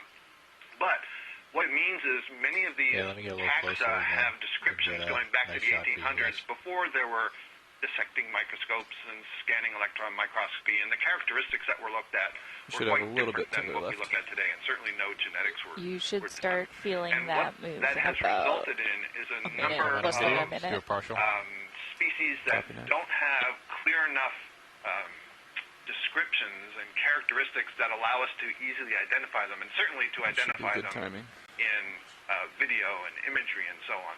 And so there's been a lot of work going on trying to assess, go back to museums, look at the old collections, compare with the new collections, re-examine the tissue and the skeletons and what characteristics we can use to actually identify these things. And now we're adding genetics to that and comparing the genetic results to the morphology results and see what would be the best way to identify all this material. And one of the things we're doing as we go through this process is discovering a lot more diversity, both at the genus level and the species level. So it's not surprising at all for us to go on these expeditions and find, here's corals that we haven't seen before, haven't described before, don't have a name for. And in some cases, it's that we don't recognize it, and it's not until after we collect it and look at it in more detail that we see, it turns out this is species X that we did know, or this is something completely new. And so, expeditions like this and the tools that the Okeanos Explorer provides are really valuable because we get this material that can go to the museum, and then we can do these comparative studies. This scene in front of you, Scott, is just beautiful. So this is, it's a rock foundation, and then we see coral skeletons of both hard coral scleractinians and also octocoral skeletons, and then these new corals growing right off of those skeletons as well. So we see, and these sponges as well, we see this beautiful glass sponge kind of waving in the current here. A little squad lobster at the bottom of this this beautiful coral. Is this a corallium, Scott? What kind of coral is this one up ahead?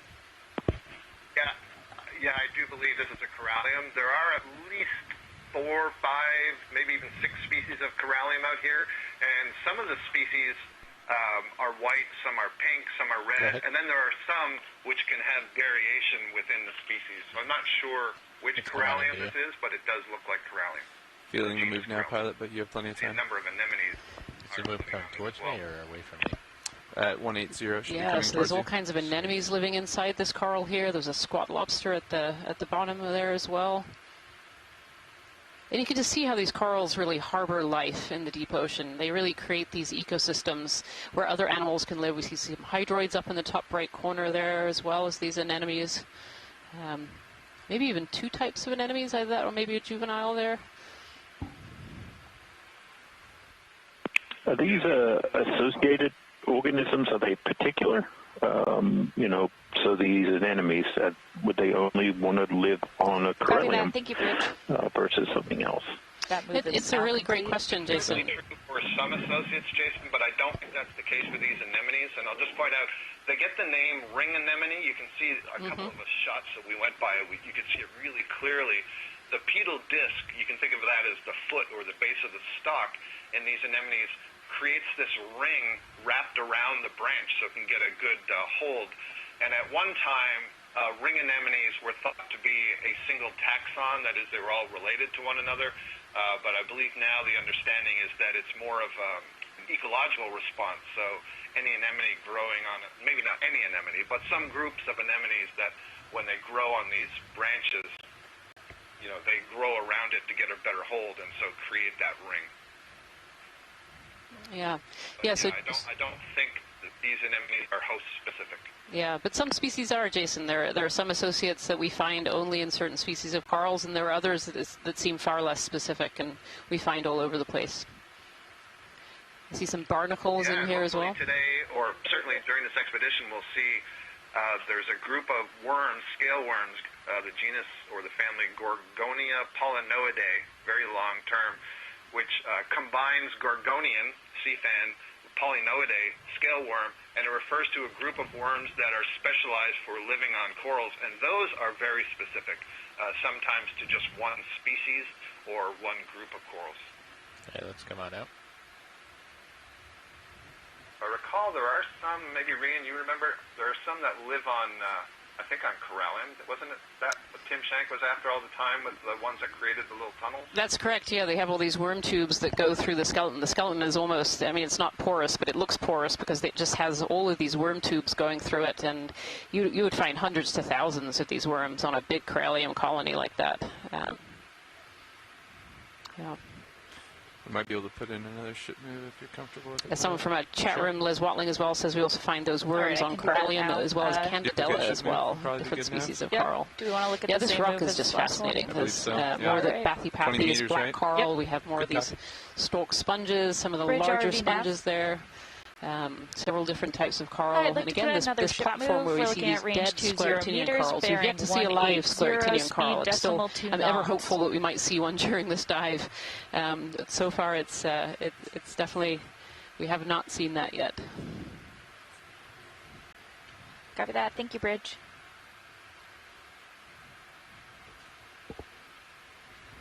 And these corals and sponges we often find in very similar habitats because they actually have very similar requirements. They like to be kind of up in the current and getting a good water flow, which will bring in food and nutrients and take away waste.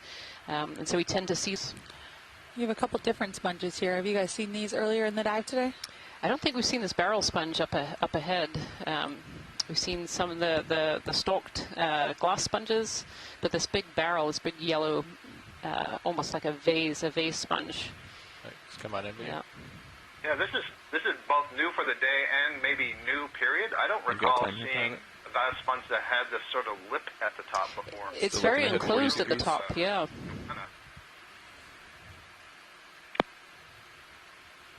Do you think that's damaged, or do you think that's grown? A few years ago at Retriever. Peter, I'll defer to your memory. I don't remember it, but... That's a bad idea. Maybe I just hallucinated it. Yeah, we're both in that boat. Yeah, that could, I mean, we don't really know. It could be damage, or it could just good form that way. It's pretty cool. Yeah, and again, more of these forams that we were discussing earlier on some of those sponge skeletons. I can see some of those around the top lip of this vase sponge here.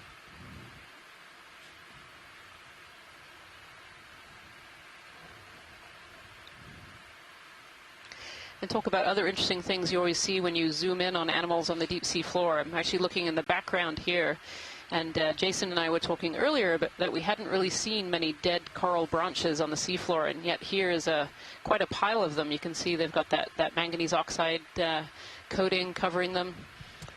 But yeah, there's quite a pile of these corals, and I think I see some scleractinians at the very base of this rubble pile here as well. Looks like you have a few that are old, and then a couple new ones. Kind of older and more recent. Oh yeah, there's some cup corals right ahead of us. They seem to be. Yeah. Yeah. Sorry, Jason, I didn't mean to. This rock is covered. Yeah. I didn't mean to get excited there, but I did a lot of my PhD and postdoc work on cup corals. I'm always a bit excited when I see them, even when they're dead and fossilized for probably thousands of years. Oh. Wow, there's a bunch of... It's okay, fossilized, it's okay. This is quite the rubble pile. Would these have fallen, you think, from just this immediate vicinity, because it kind of looks like it's down in a little gully, for lack of a better term, or is it further upslope? We're going to expect to see a much steeper face. I would certainly suspect that this has fallen down slope, down a steeper face. It makes me very excited for what we're going to see in a few minutes as we continue on our line here, for sure. Let's come on out. Yeah, I think with the density increasing so much that it's probably a mix of local and then, stuff just raining down from above. Yep. Yeah, and somehow being retained here, but not retained further down. Currents are funny. Yeah, the rock is certainly a little more around the bend, exposed and what we would call massive. So there's these planes of sediment in between. So and the very round, and unless something moves them, that's where they stay. It's really fascinating rock structure here as well. It's quite different from what we've seen so far. I don't know if it's one of these perhaps little rift arms, but there's so many different textures of this iron manganese crust on here that it gives it a really kind of craggy, very rough texture. Yeah. From the chat room here, there's apparently some different bamboo corals in amongst here with some kind of sharper angles looking like brambles. There's certainly a lot of species just in this one shot here. We see lots of different species of corals and sponges, a very large anemone down in our bottom right-hand corner, some black corals. This is really quite a thriving area. I count at least 12 different species, but there's probably more as you get closer and as we get more light on them. What's that? As you zoom in, find all of these small little species that are hiding away. Oh, there might be another 12 just on that rock face back there alone. Wow, look at that. So could this have been where those coral fell down from? It could well be, yeah. Though I suspect, some of those bramble piles just seem very thick. It seems more than could possibly be on this one rock. But maybe there was. Maybe it was absolutely covered every inch of square space. You see a couple of the little now dead structures. The stalks, yeah, and there's some big ones here too. So on the right hand of the screen, you can kind of see this black stalk sticking out, and that's not alive. That's a dead coral skeleton that's been covered over with lots of other animals living on it, as you can see. And from what we heard earlier in this dive from several people, that black crust takes about 1 millimeter per million years to form, and so that coral has been dead like that for a very long time.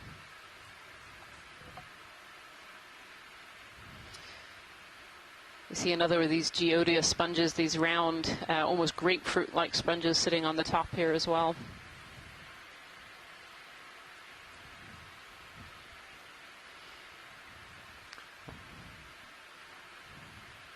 Try to center up on you. Yeah, good copy. And again, lots of those dead, stony corals we can see that are, again, covered over by that manganese oxide that is just covering all of the rocks and exposed surfaces, these dead coral branches as well. Reen, if we get an opportunity, when we see those angular branching bamboos again, could we try to get a close-up? I think they might be Isidella. Okay. We would be able to see easily by the branching. The branch would arise from a node. Kind of the angular branching. Yep. I think we're on a move right now, but when we next see one, we'll take a look. Yeah, no problem. We've seen quite a few, so I wouldn't be surprised to see them again. Okay. Thanks.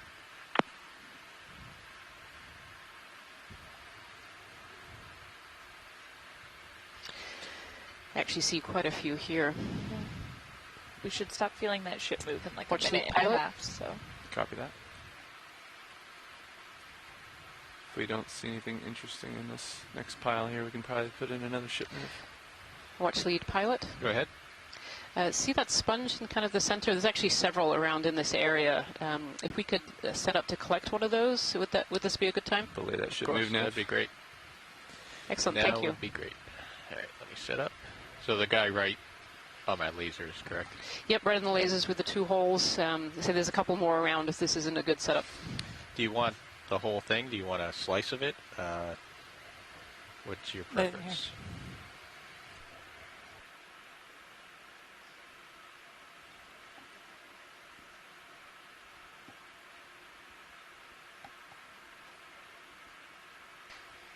Sorry, we were just discussing. I think the whole thing should fit in one of the outer bio boxes. Yeah, I think so.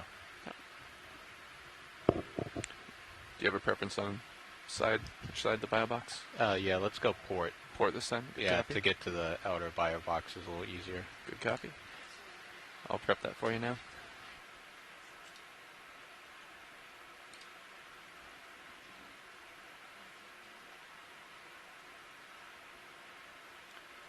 Port pin extended.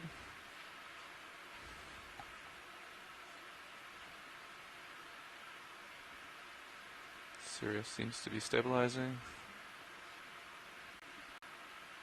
Just a little bit of ship heat is all.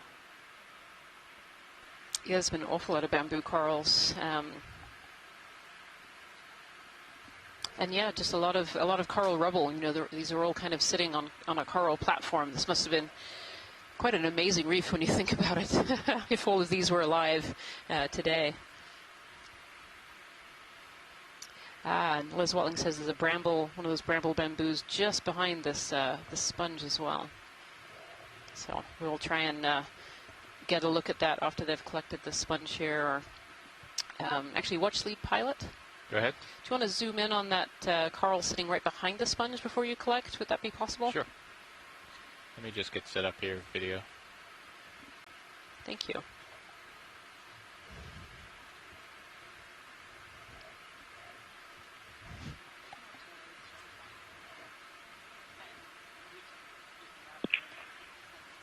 Yeah, thanks for this, Reen. I was noting to Reen in the chat room, we were on a cruise together back in 2005, and we had collected some of these, what we call Bramble colonies. Hey, come on in, video. Les Watling as well, and we were really surprised when we got it on deck.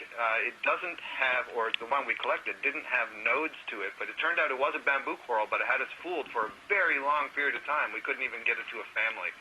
So that's one of the reasons we're interested in looking at this one. This one has such a tiny skeleton and such big polyps, Scott. This is beautiful. Yeah, isn't that interesting? Yeah. That's a characteristic, actually, of the Cladorisis as well, which this is not in that group. But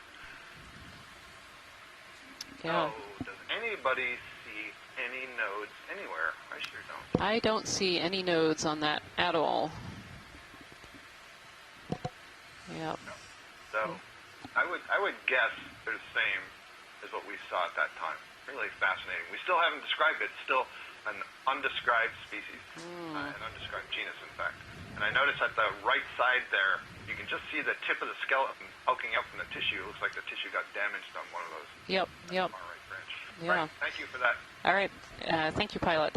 And so we actually have a request to collect a little bit of this coral, too. So if that's possible with the sponge or shortly after, that would be really helpful. You want them both in the same bio box? They can both go in the same bio box. That would be fine. Yep.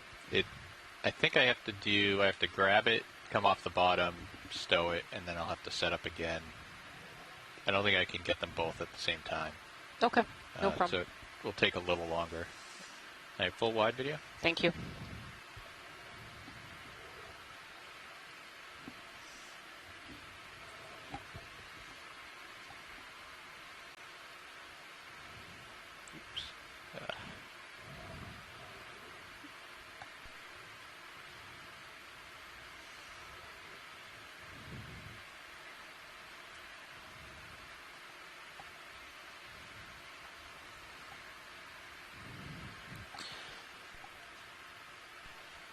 So, folks, since we settled here, the Geodia will be the primary specimen, and the coral would be the associate, because it looks like it would, like if you grabbed the rock, it would come up as part of that. And this will be our fourth sample.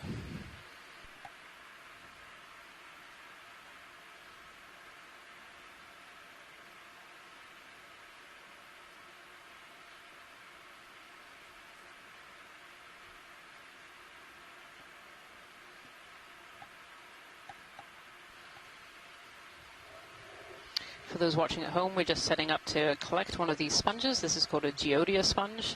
And there's actually a big connectivity study going on in the North Atlantic right now to understand how these sponges are connected. We often find these Geodias on these different seamount chains going across the Atlantic. And so scientists across the world are trying to understand how these are connected. And so that's why this one is being collected today. And it looks like it's a little more attached to the seafloor than we were expecting there. It's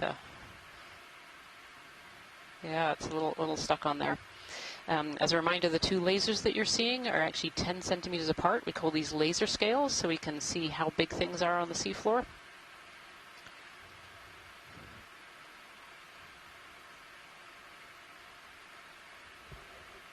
And there we are. Good catch.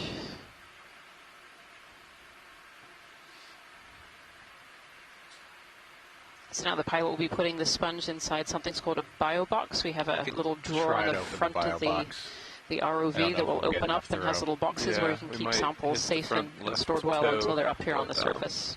Just try it. Okay, I'll extend it very slowly. Stand by.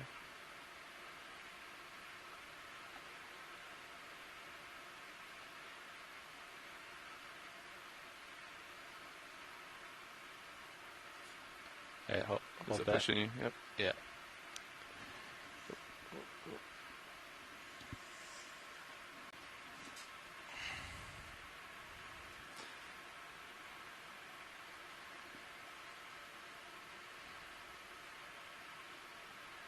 Coming up with you.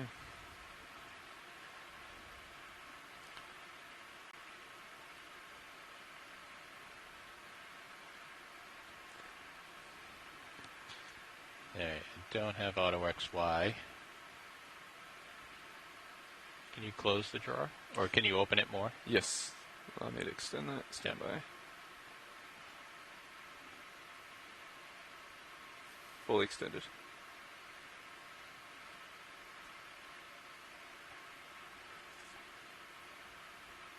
Alright, I might have to do a drift here.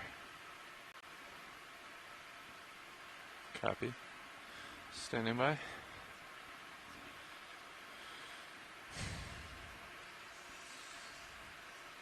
We're settled so I can keep an eye on you.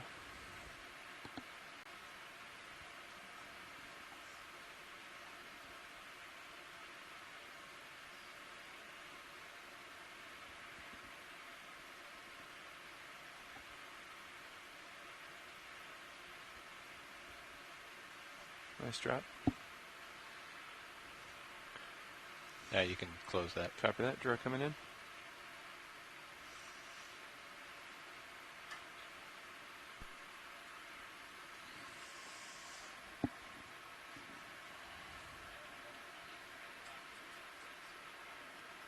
Alright, copy that.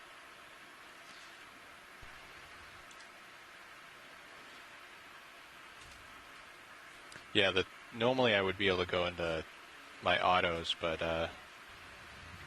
the terrain is such that I can't get bottom lock with the DVL. Yeah, it's okay. The consensus here on the chat room is there should be more of those brambles as we continue on our way here. Copy. Thank you. How are we feeling about putting in another ship move? Yeah, we can do that. All right. I'm just going to put in the same move. Yeah, sounds good, Nav.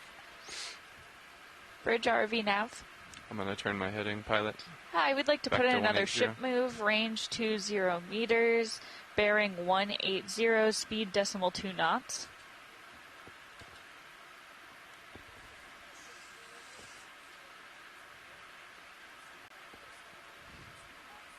That's correct. Thank you, Bridge.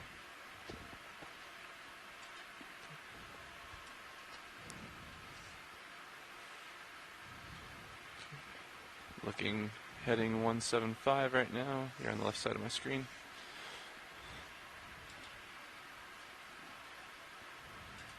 (180).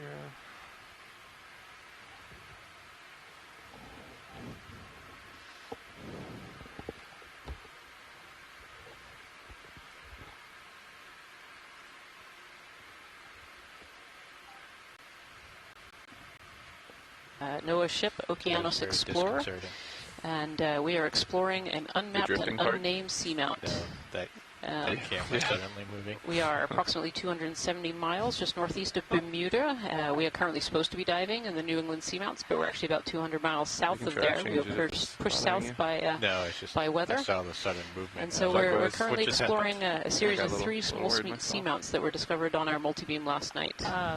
Just so you all are aware, we are starting to see winds hitting closer to, I just saw 24 knots, so yeah, I think 20, seems like it's been moving up a little bit closer to maybe like 21, 22. Yeah, that sounds good. We'll definitely want to keep a close eye on that. Go ahead.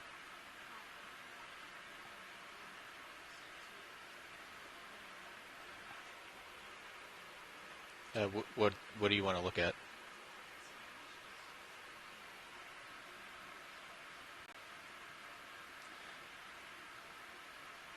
You have some time, pilot. I'm still catching up. Yeah, good spot, Casey. I think there's so much to see on all these rocks, it's hard to spot everything. These are some incredible rocks. Yeah, it's been quite an incredible diversity today. Yes, it's majority bamboo corals, but several different species, and some corallium and these sponges.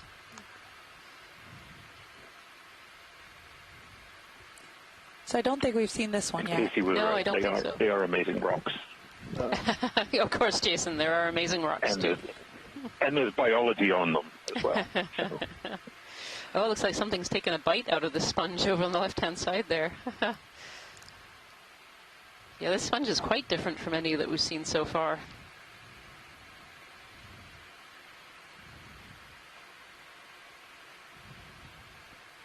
Oh, and some more of this bramble bamboo at the top there, Scott, as well. Yeah, this one's growing out of the sponge, isn't it? It is.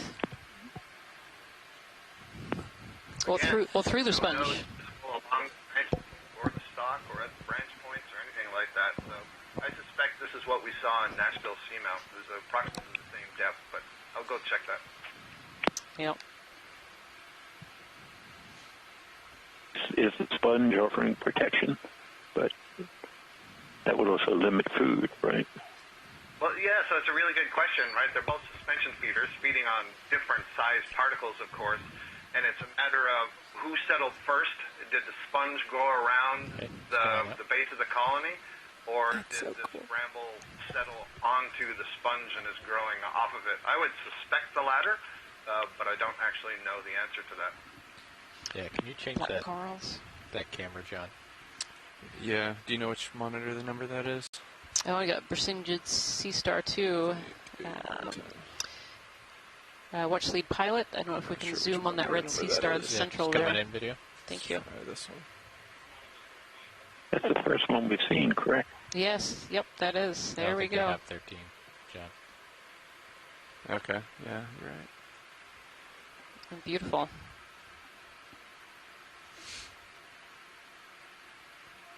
video might be able to change it for us. us. And more of the bramble coral, yep. Thank you, down at the bottom, looks a little bit denuded on the top, and then some more on the bottom there.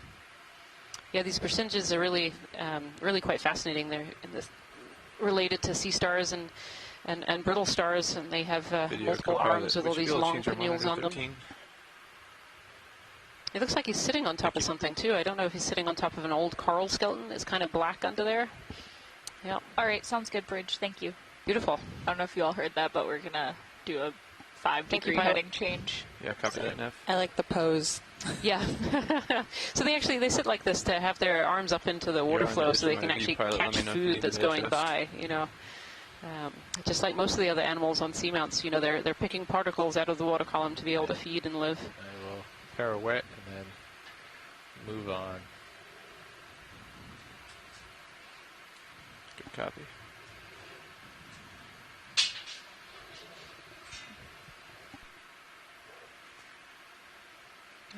Okay. Getting a few waves up here on the surface. I know you can't feel that at home, but we certainly do. We've been extremely fortunate. You can see it in the video. Yeah. We've been extremely fortunate to be able to kind of dodge just the edge of a pretty significant storm that's been going through the area that we were supposed to be in. So this is, I feel quite fortunate to have found this by chance only a couple hours ago. Hey, this is Chris Mom. Hi, Chris. Hi, Chris. So we're just entering kind of a sediment area here. Okay, adjusting heading back. Sorry, what was that? 2180. Oh, I was just saying we're just entering a sediment area here that's kind of in between two steeper areas. We can see some of that coral kind of dead bramble that's on the ground there, and more of these bamboo corals. Well, just a quick note on the Brisingid. That was Freyella, which is named for Freya, the wife of Odin, who gets... it's actually one of the names of the gods who's relevant to the sort of whole mythology of the etymology of the group. The Brisingids are named for Freya's bracelet, which gets thrown into the abyssal ocean. Oh, wow. But that one doesn't have any spines or whatnot on the surface or ribs on the arms. So that's Freya, probably Freyella elegans. And they are sea stars. They feed with the small pedicelaria that are on the spines. They can capture small crustaceans and other bits that are caught on these little Velcro socks on the spines as the water currents bring them food. That one looks like it was resting with its arms down on substrate. That's really great, Chris. Thank you. So we're just seeing another beautiful one of these bamboo corals. We were just commenting in the back row here. This dive could be, the seamount should be called the bamboo seamount. There's just been a ton of these bamboo corals and different species. Co-pilot, you should be finishing up that move in about 30 seconds. So we're now at a depth of 2,460 meters. We started at, I can't remember what we started at. 2,590 meters we started at. So same move should be good again. 590. So we're starting to get up there. Yeah. It's interesting. It looks almost like this is more sedimented again here. It is. It's kind of a little ledge or step. Yeah, I'd like to put in another ship move, 20 meters, capturing a at a bit bearing more of 180, speed decimal 2 knots. Certainly not what we saw when we landed. Not sure we have too much tether there, pilot. Pretty intensely sediment covered. Maybe a few more meters. That's correct. Thank you. This is, kind of fine dusting of sediment sitting on top of the rocks.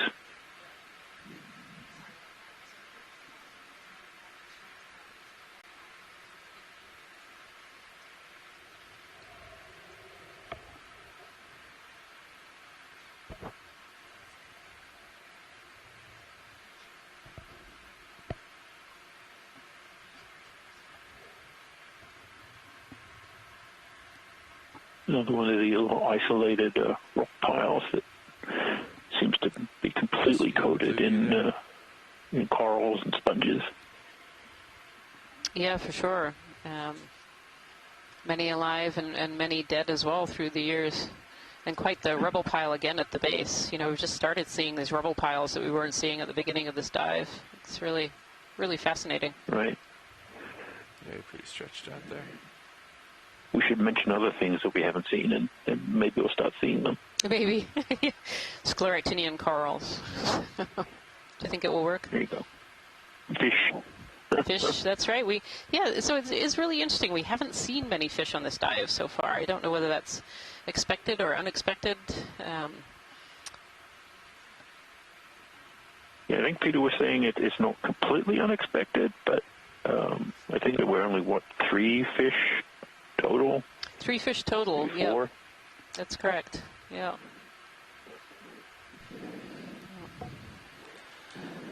So on video feed 3 right now, I've pulled up our 3D tracking of where D2 and Sirius are along our planned track. And you can kind of see the general point that we started earlier today relative to where we are now. What looks like we're about halfway, approximately. And you can kind of see what we have up ahead of us. So that steep section we just came through, and then all the way up. This is slope on this color scale.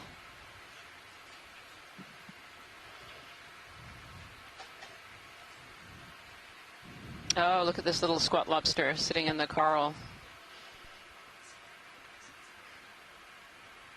You see his arms. You see the long tentacles kind of waving in the current there, and his arms. And so these squat lobsters like to live on certain species of coral. They like to get them, again, it's getting up off of the floor, so you get out of that sedimented zone and being able to pick up particles that are coming through the water column. And this is actually a dead skeleton that's actually covered in hydroids as well. I don't know what species this dead skeleton was. It's got sponges and hydroids growing over it. But the squat lobster is basically just using it as an area to get up off of the seafloor and be able to pick some particles out of the water column as it's coming down. Also, I just saw Les Watling in the chat room mention this is a dead corallium skeleton that's home to the squat lobster and these hydroids and the sponges too. And here we see another of these bathypathes down on the bottom, these black corals, kind of a single spike with feathers coming out of it, really beautiful.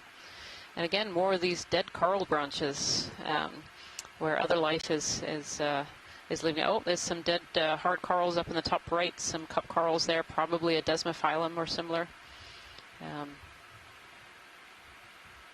Yeah, this is a really, really fascinating place. We got these big boulders. We've seen these big boulders and walls of rock where we've just seen absolutely covered in dead coral skeletons that are then home to living corals and other species as well.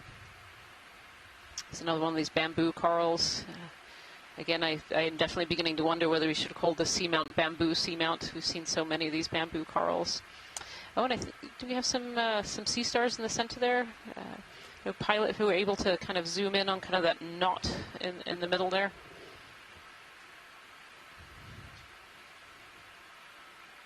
It's actually quite hard to tell what that is.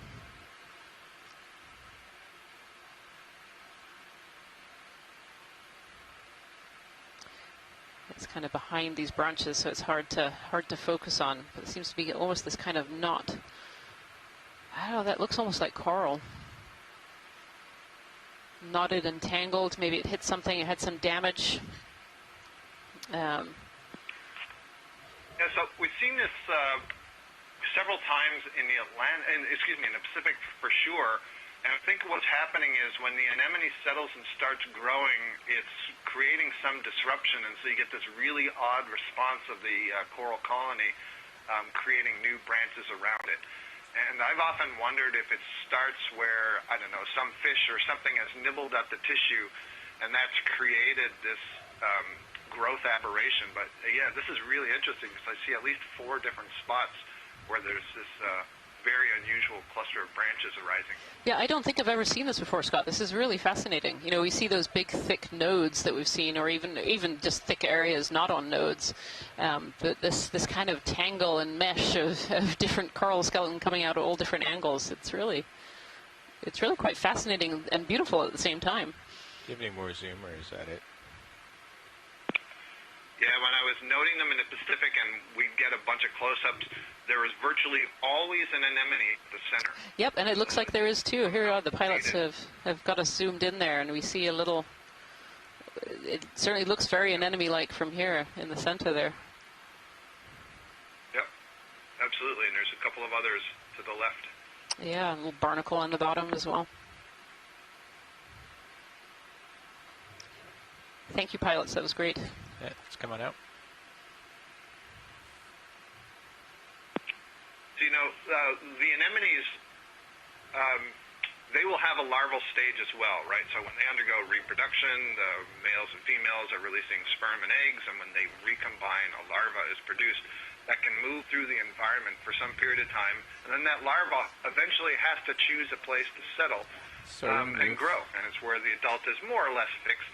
Some anemones have the ability to sort of creep along the substrate for a short distance, but, you know, not very far. And so, you know, for landing on a coral colony, it's probably not a wise idea to land where there's already existing tissue.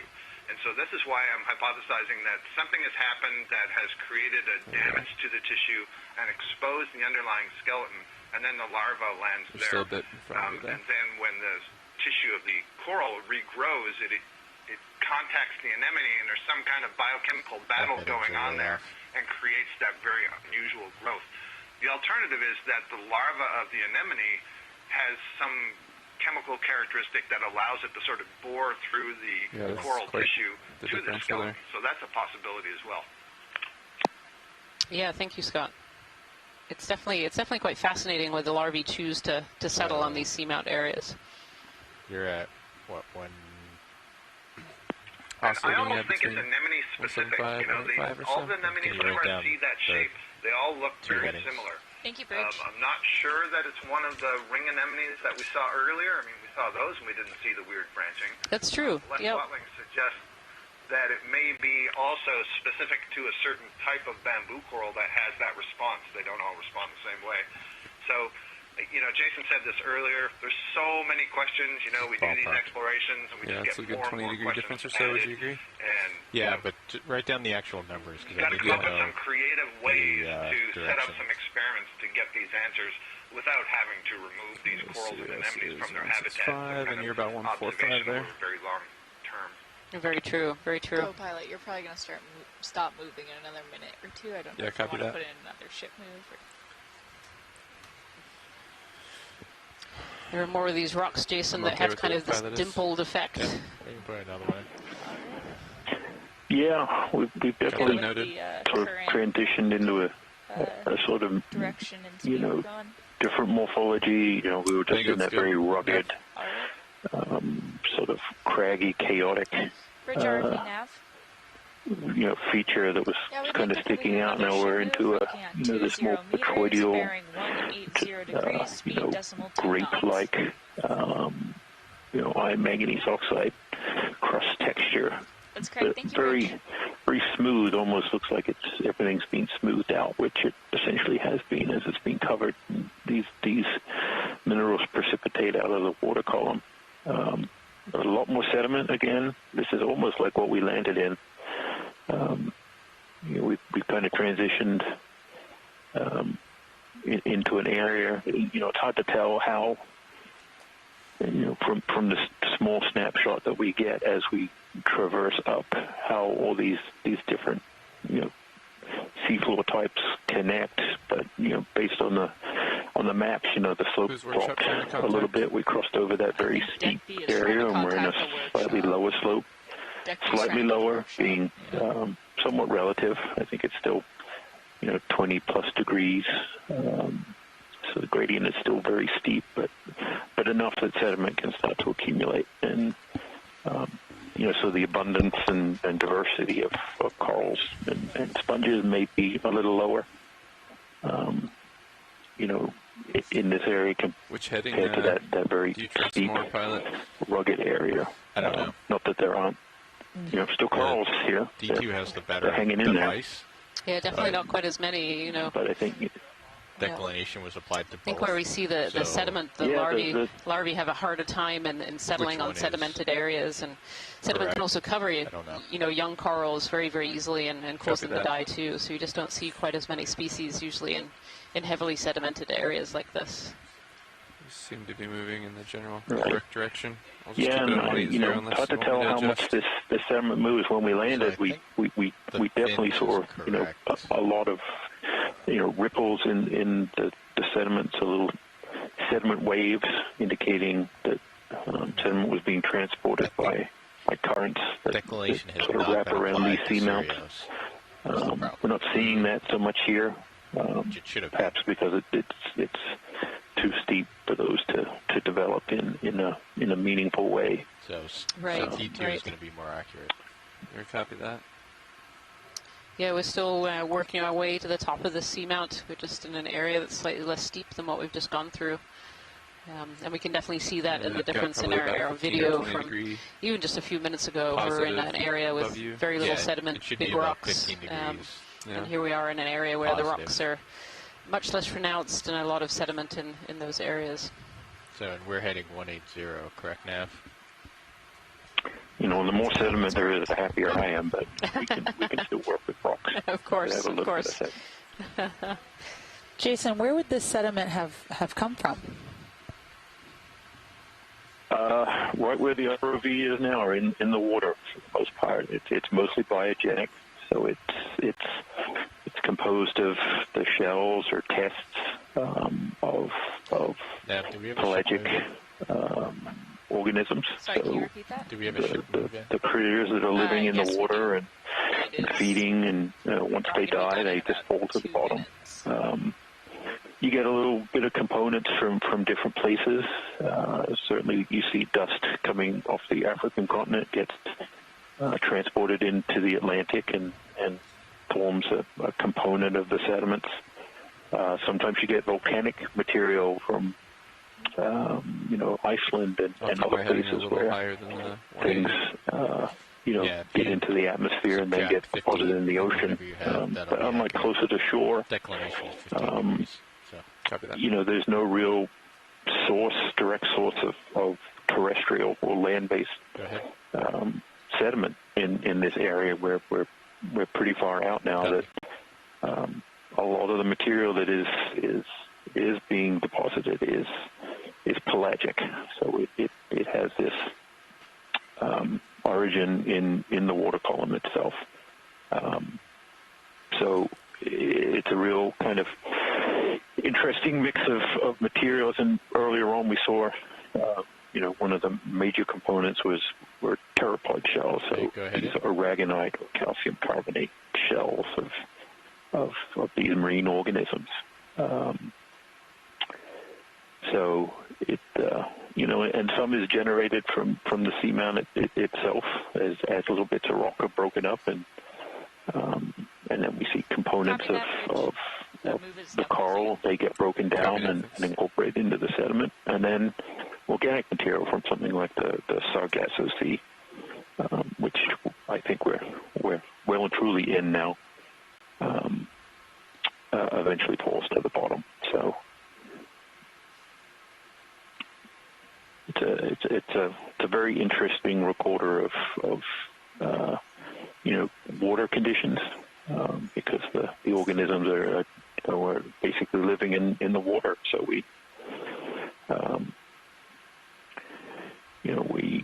they store a long-term record of those changes in the water.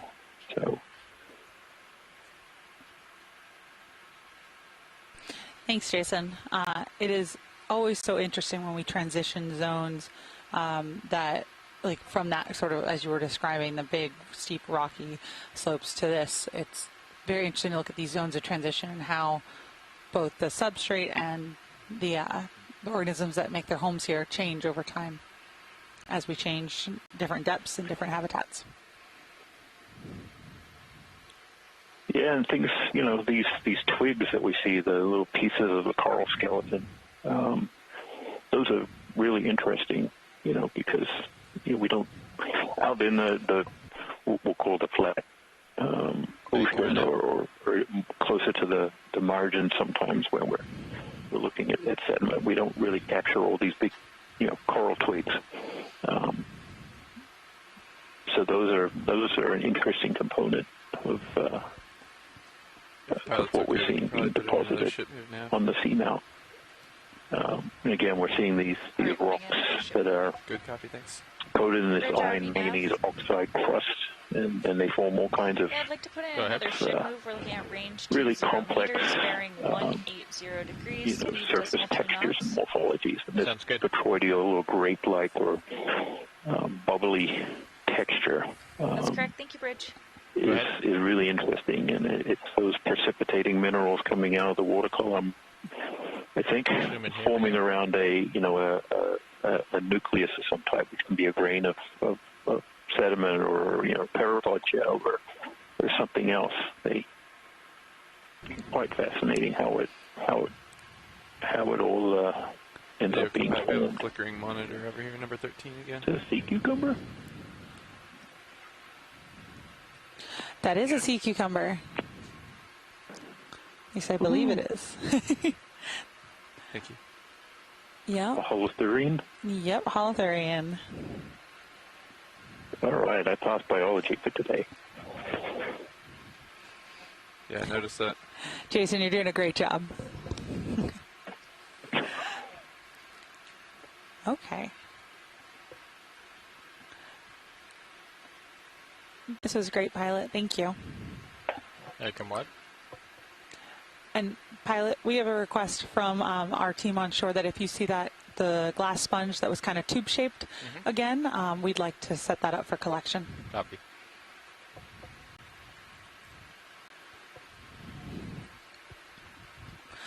So John Xavier was just commenting in our chat room that glass sponge that we were just looking at a few moments ago is likely a new undescribed glass sponge species. So we have had quite a day here today on this unknown seamount that we are getting a chance to view a lot of potentially new or undescribed species here. Zoom here. Oh, is that a slime star? Let's go zoom here video. I think it is. These are one of my favorites. I think I will not steal Chris Ma's thunder if he comes in and wants to tell us a little bit about it, but these are always fun to see on seamounts.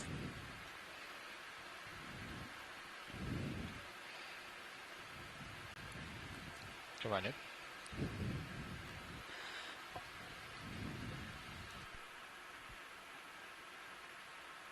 Kind of looks like somebody just threw it against the rock.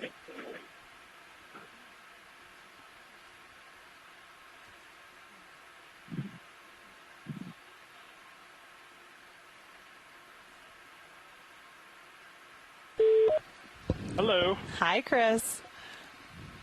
Someone made a very accurate prediction about how predictably sad I am when slime stars show up. Not sad, super informative. Huh? Not sad, super informative. Yes. I love them. I know you love them, so I didn't want to take away any of your fun. Oh, no, that's fine. I'm happy to expound on these when I can. This is Hymenaster. This is really one of the sort of the classic things that we see on these Okeanos dives. And so on our first trip out, it's great to see one that sort of sets it up for other trips. But as everyone can see, what's remarkable about this is that the body for these sea stars is practically transparent.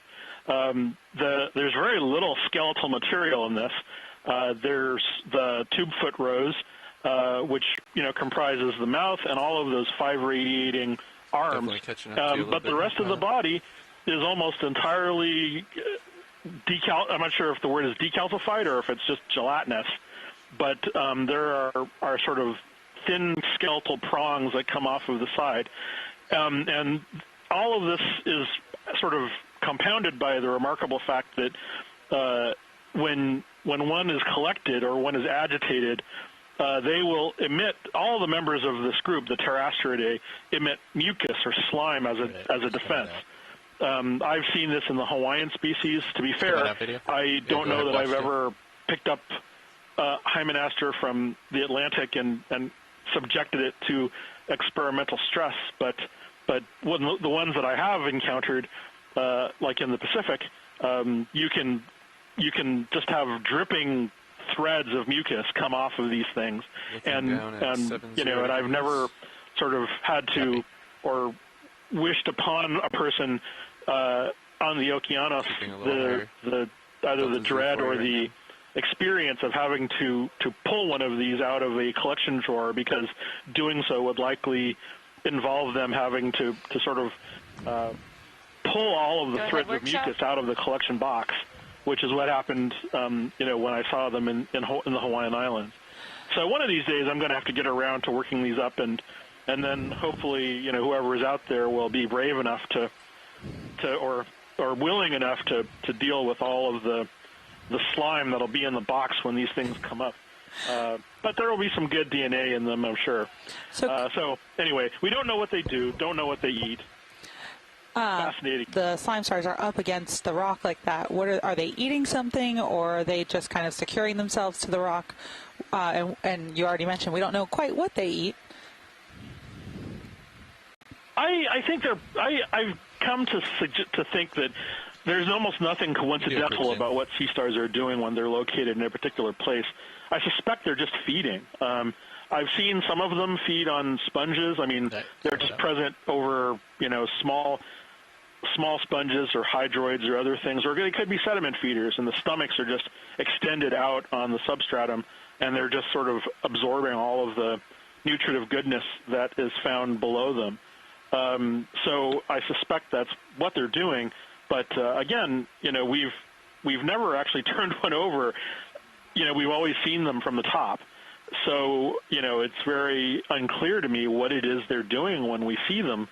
As we pass over them, other than when we see, so that opening that's on the top, that's not the anus. That's actually a secondary opening called the osculum, because hymenasters, like other pterasterids, they actually have a circus tent-like layer over the actual surface of the animal. So not only do you not see the surface of the genuine surface of the animal, but there's another hole on top that opens and closes and pulses water in and out of their body when you come upon it. So when you see one and you see that opening sort of pulse, that's water going in and out of the animal. It's not anything that other than respiration and water circulation. That's not something that we know much about in terms of how does it relate to feeding or what it's doing there, other than the fact that it's comfortable and resting and perhaps bringing oxygen into the papilla or perhaps just the tissue that are in the body. So a lot of these sea stars and other animals that we're coming upon, I've mentioned this before, it's almost more valuable to watch their biology in situ than it is to collect them, because seeing what they do is, to me, almost more relevant to understanding them than having yet another new species to describe, although I like that too. But with Hymenaster, for example, those are really hard to work with. You need to sequence them, and then there's very little characteristics to use to describe them without using genetics. But seeing them alive would do a lot to explain what all the features are for, and whether there's any adaptations that are relevant to phylogenetic, or figuring out what they're called and where they go in the grand system of sea stars. So anyway, classic sort of Okeanos animal. I'm glad you saw one, and I'll let you get back to your sponges and corals today. No, that was great, Chris. Thank you so much. I always learn something every time you join. See him right here. Is this Kim? This is Casey. Casey, oh jeez. No worries. Sorry. Thanks, Chris. Yeah, let's come out partial. Thanks. I'll talk to you guys later. Bye-bye. Bye. Casey. Let's come on out. Casey? This might be loose. I'm not sure. I can try to grab it. So any rock of, that one looks good. Become wide video. probably sitting on top. I might have to knock it around to see if it's loose. Our pilot's going to go ahead and try and take a gamble at seeing if that one is loose, Jason. We're just setting up now. Nav, how much of that ship move do we have left? I could break out the rock hammer from. Thanks. I think you're saying that I have no skill. That's okay. No, I'm saying that they're going to be able to get it without it because they're so skilled.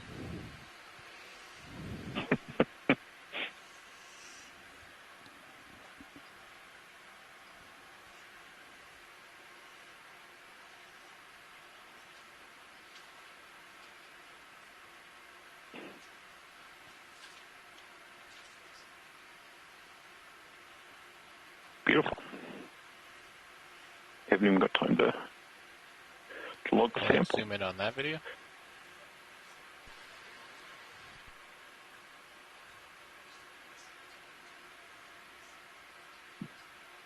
How's that look? Watch lead.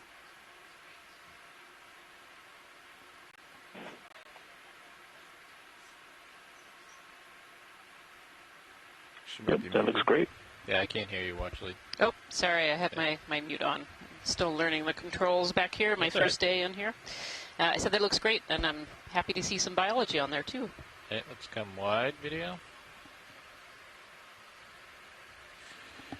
Whenever you're ready, we can extend the drawer. Roger that. Drawer coming out. And let's go in the port. We already have a rock in one of the starboard. Yeah, it's in the port side, I believe. Yeah, put the starboard then. Go ahead.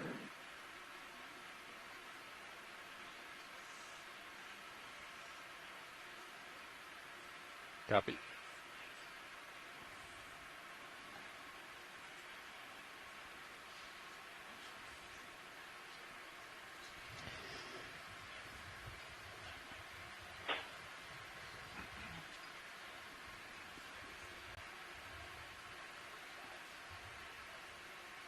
All right, that is maximum pressure. Wow, that's not going anywhere. Sturdy rock. Ready for drawer? Yep. Coming up.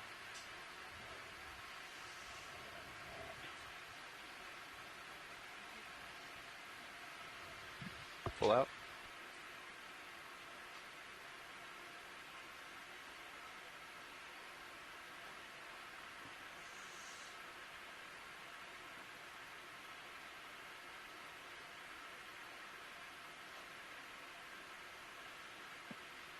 Right, clear. Nice job. Coming back.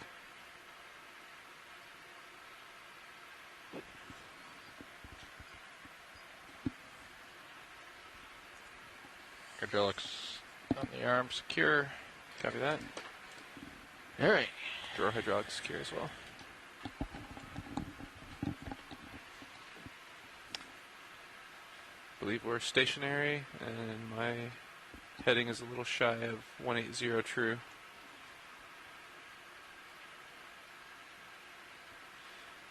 If you're comfortable with it, we can get another ship moved in. Sure. You're welcome. Same as our usual. Yeah, that sounds good, Nav.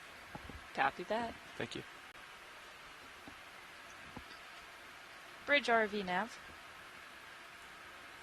Yeah, I'd like to put in a ship move of range 20 meters, bearing 180 degrees, speed decimal 2 knots. Lights are off.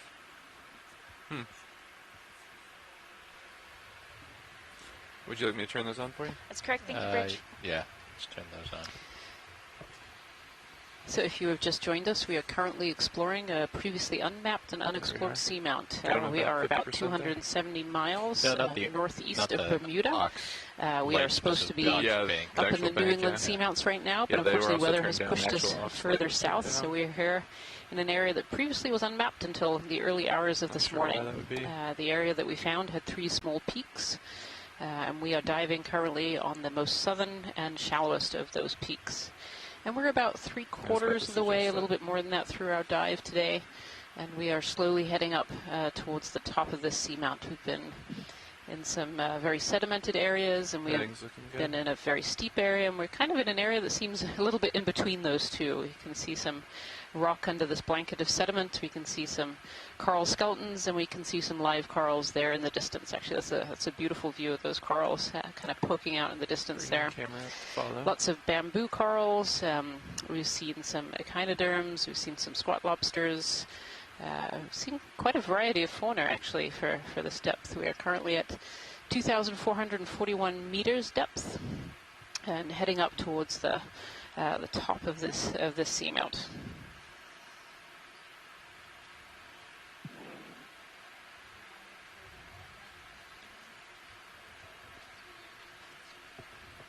Sure.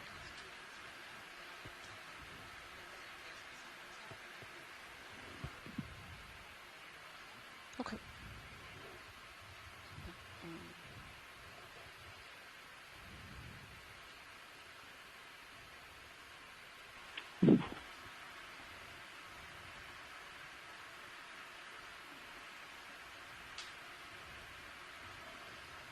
Yeah.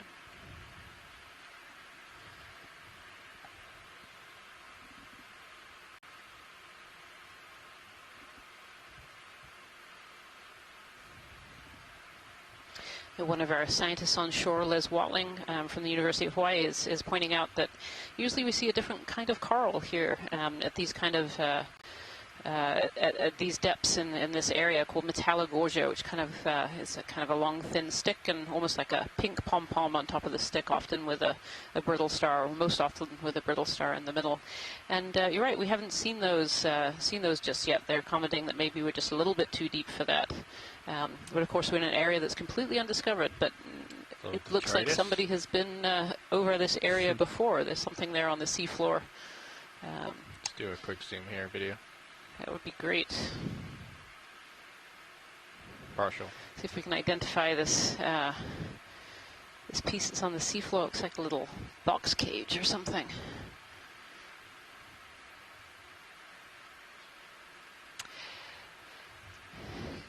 I mean, it could be fishing, but it looks very small. Looks like a small piece of something. Maybe something that's come off of a boat passing through the area, like a grill to like a vent or something. Thank you, pilot. Yeah, it's coming up. It has been here a while, but there's some rusticles on it. Right, yeah, it's been here for quite a while. There's rust on the edge. Yeah. Can we zoom in on that center? There's almost like a break in the rocks there, where there's inside the rocks overhanging. Watch lead pilot? Yeah, right where the lasers are now. Could we zoom in on the area, see where the rock is kind of bowled in the middle? We'd like a zoom on the sediment there. Copy. Thank you. Come on in video. Jason, is it the sediment or the crust, the broken crust part? The crust, and basically just looking at the rock feature and what's inside. So we can just pull back a little. Looks like there's some pteropod shells there. Yeah, pteropod shells and urchin spines, pieces of coral. Watch lead pilot. Go ahead. If we could also kind of pan up and look at the rock as we kind of come up, that edge is in there. Oh, look at those sponges under there. Sorry, Jason, I don't mean to take over your rock, but there's little sponges on a stalk on the inside. It always happens. I'm sorry.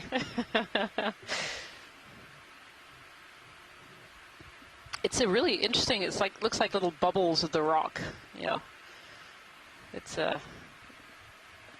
almost like I think of like mud pies all kind of stuck together into this conglomeration of rock there. I don't know how that forms, Jason, but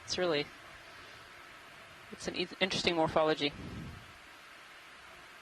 Yeah, I mean I mean this may have been a broken open, like lava tube or something like that. I mean that's interpreting it probably far beyond I can, but then what might be interesting is if that is all just crust, this iron manganese crust is just formed there, and over millions and millions of years, just precipitated this thick, thick crust that's now self-supporting because it's essentially cementing itself. These little nodule type things on them are like little nucleus, and then it just they keep growing on each other. Go ahead. Bromley Merton would like us to grab. It may just be too strong. Much luck in the past of breaking manganese crust. It tends to be extremely hard. I mean, we can take a shot at it, but I've yet to see it happen.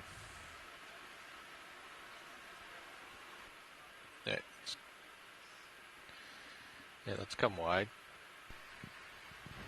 Yeah, so we're going to set up here and try and take a sample of this ferromanganese crust with the warning from the pilots that these are very often very difficult to break off. So they're going to try and see if there's a slightly thinner piece. I'm going to keep moving here a little bit, so I might have to turn to look back at you. Okay, I'll try to do this quick. Copy. Keep an eye on you. So Bramley Merton from the Southampton Oceanography Center is saying that with these crusts, they can really tell a lot about kind of the history of the area. So looking at the oceanographic water mass movements, so they can do lead isotope stratigraphy and get a lot of information on the history of the seamount and the water masses that were moved around it. So we're going to try and set up and collect a piece of this crust. With the warning that they often are very difficult to break off of the rocks here.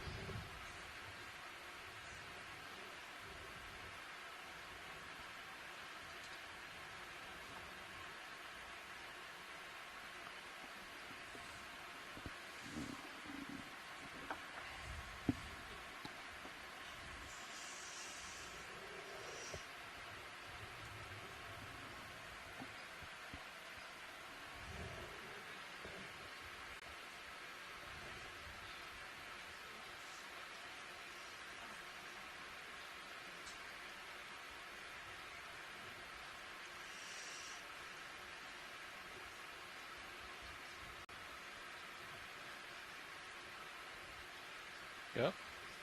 Oh, that is very unexpected. Oh, look at that. Nicely done. That is a crust sample. You're going to have to wrap that to the roof. Drawer ready? Yeah, we're going to have to go port side with this. Okay. Let's log zoom the in on sample. this.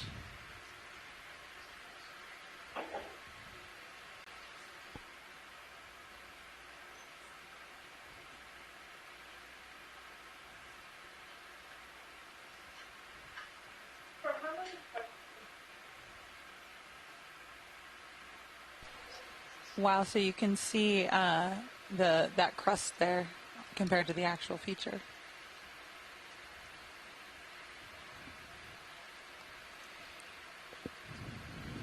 It actually has a piece of that coral base on it as well. So that's amazing seeing that on top of there. All right, let's hope the rock that's already in the port box isn't very big. And I'm going to have to move. I don't think you can open that. Yeah, good copy. Looks like we have some rocks in our way there.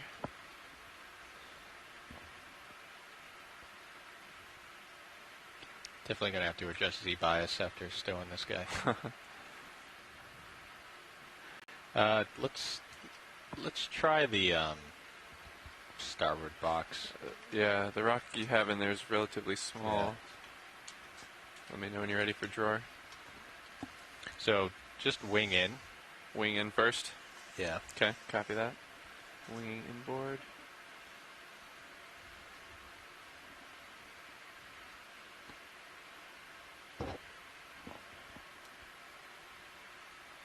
That's full inboard.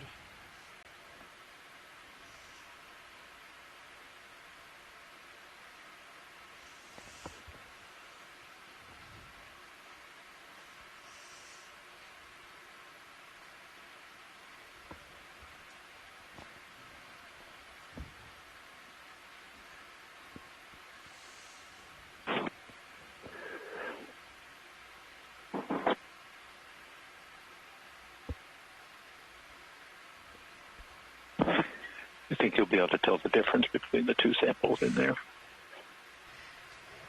Yeah, I don't know. They're both about the same size, huh? That was sarcasm for anyone who couldn't, who didn't get that. See if that'll stow. The last rock we collected was probably about the size of a baseball. This one is just a little bit larger than that. Ready for me to wing? Yeah, go ahead. Okay. It's full up, almost full outboard. There we are. Stowed. So thank you so much, pilots. We have cheers from the chat room here from the scientists on shore. Thank you so much for that. I think that's the first time I've ever seen the crust break off. That was great. We can continue moving along our line whenever you are ready. Copy. Nice collection. We'll need to adjust heading before we proceed. All right, let's get moving. Let me know when you guys would be ready for another ship move to get put in. Yeah, let me just get lined up here, and then we should be good.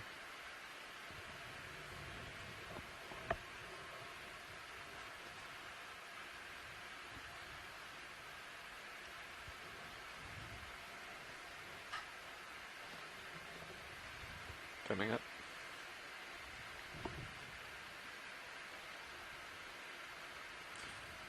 And turning to follow.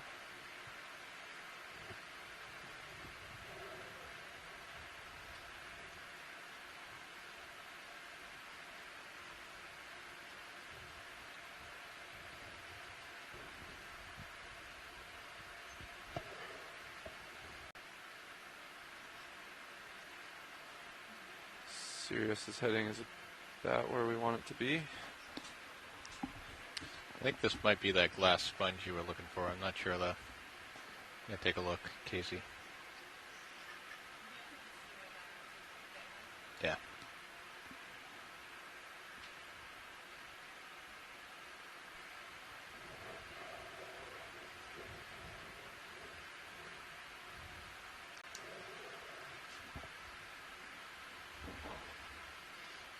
So scientists ashore, we did have a request to collect this sponge sample, which has been both pretty characteristic of the site. We've seen it several times in this sort of upper half of the dive, as well as they believe it to be a potential new species. My question for folks on the line is, do we need the whole sponge, or is just a small portion of it okay? Okay, come on in video.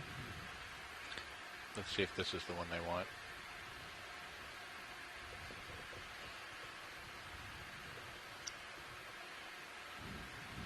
Yeah, that's definitely the one that was of interest there. Copy. Unfortunately, I think our scientist who was on the line has left at this moment. We zoomed to the bottom of the sponge. I think it was growing on some really interesting coral rubble there. Look at that.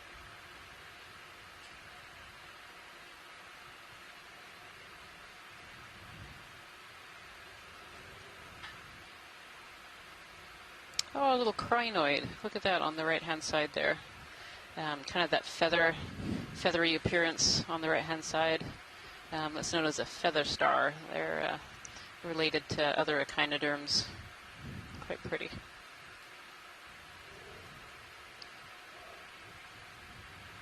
Take just a piece.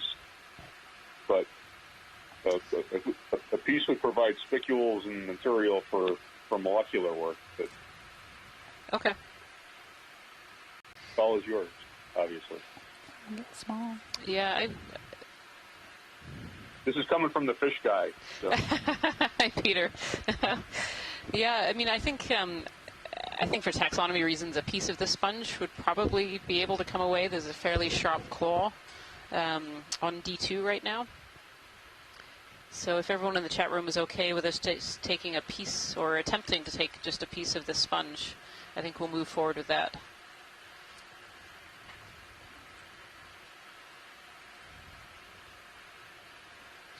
Okay, watch lead pilot. Go ahead. Yeah, I think we're just going to take a piece of the sponge, so kind of the top area there. Okay, copy that. Yeah, thank you. Be advised, pilot, I'm keeping our delta Z a little higher than normal. There's a little bit of a ledge to the left here. And if the whole thing comes, we can keep hold of it. If we need to pull off, just let me know. Will do. Keep an eye.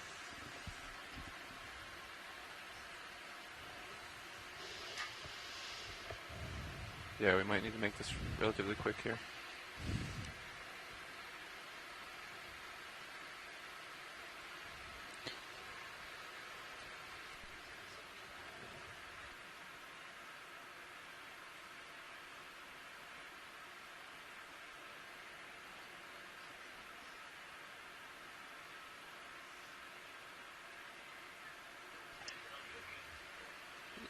And nicely done.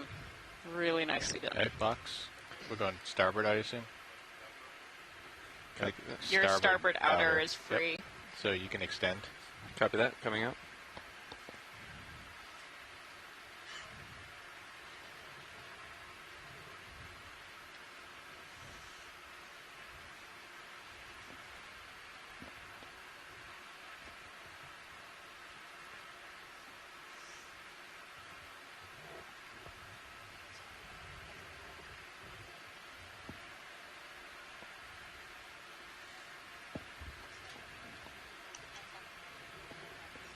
We'll need to move here pretty quick. Yeah, you can stow. Coming back. And please push ahead at your convenience.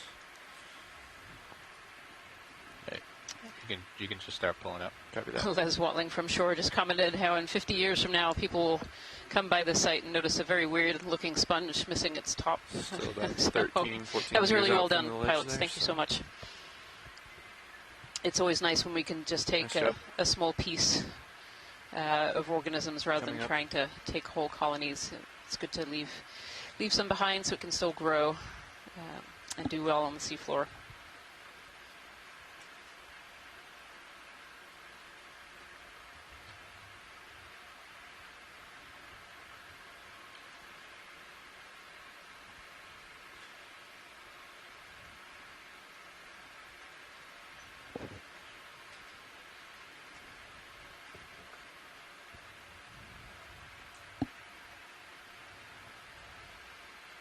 Heading should be pretty good right here if you just want to push forward. I'll follow with the camera.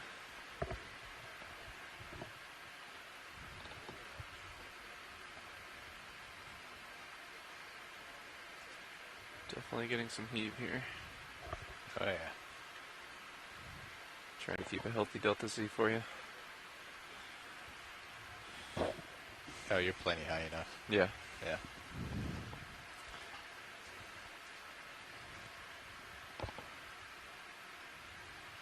Looking good there. So it seems almost like as we're climbing higher and higher on the seamount, getting closer towards the top, there seems to be a lot more sediment up here than there was in other faces. Yeah, we're not seeing any more of those, or we're not currently conversing over those really steeper sections that we saw earlier. Kind of flattened out. Again, flat being somewhat relative, as the slope is still ship move pretty high here. Right now. We haven't had a ship move. We were waiting. Okay. Yeah, it's still a lot of that coral rubble I can see actually in the image right now on kind of the center stripe. There's a lot of coral rubble on the floor there. I would like to put in a ship move bamboo of corals 20 off in the distance meters on the right-hand side. 0 degrees. Oh, I see a fish down in the knots. bottom right-hand corner. We can have a snap zoom on the fish at all, pilot. That's correct. Thank you, Bridge. Bottom right-hand quadrant. You can just see it moving. Oh, left hand. I'm sorry. I have my left and my right mixed up. Left hand. Hey, come on in video. Gonna have to put little signs on the side of my monitor here. I thought my eyesight was going. No, it was definitely me. My husband is probably laughing at this point if he was listening to that. It's a little Grenadier. A Grenadier fish, yeah. So we've got four fish and 3 species. Nice, nice. Yeah, you can come in. It's a very white-looking Grenadier. Are they usually quite that light, Peter? Yes, a number of species are. Nice.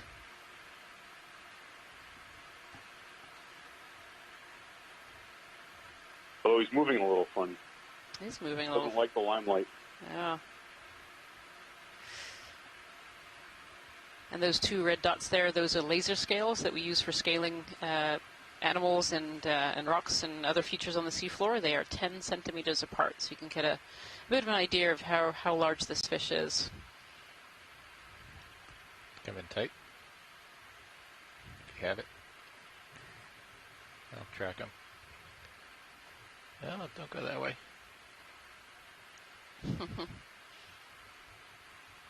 It definitely doesn't seem to like being on camera.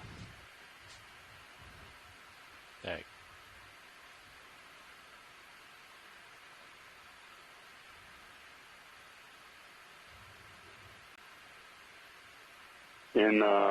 On previous expeditions and other dives, we've seen juveniles, only a few centimeters long, diving into the coral rubble for shelter.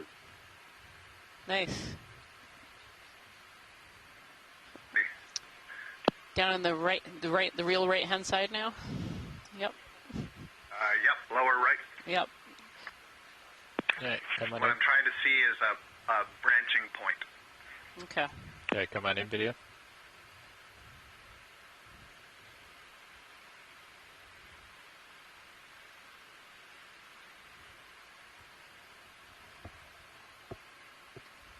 Yeah, you can keep going in.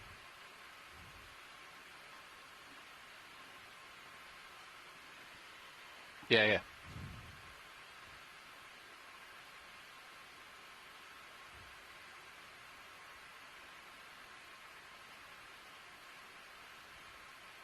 There we are. Some. Okay, thanks. It looks like it's branching just above the node, so it's not a nodal brancher. Yeah. So this is not Isidella. It's one of the other angular ones. Cool. Thank you. Okay. Some barnacles in there. Thank you very much, pilot. We can continue.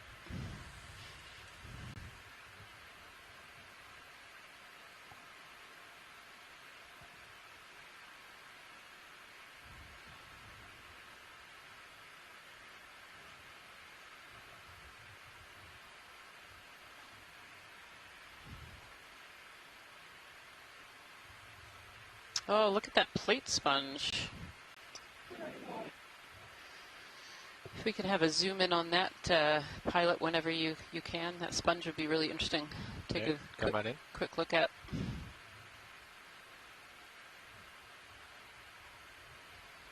This is yet another new sponge species. Oh, a little squat lobster is sitting on the top there. Look at that. Oh, and another one underneath. I can actually see little claws poking out from the bottom right-hand side as well. I'm going to drift in towards it. So again, these sponges also form habitat very much in a similar way that corals do. They produce kind of a large structure that other animals can come and live around. And here we have a few squat lobsters. There might even be a third one under there as well. And we have some hydroids, and I see some barnacles, and there's a coral kind of growing through it and around it.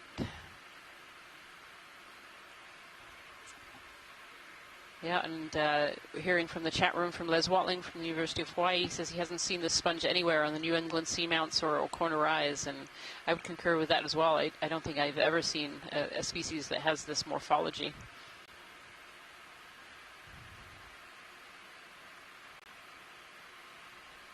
It almost looks like it has sediment grains on the outer edge there, like it's sucking in the sediment there, and maybe some hydroids. Coming tight, yeah. Oh, yeah.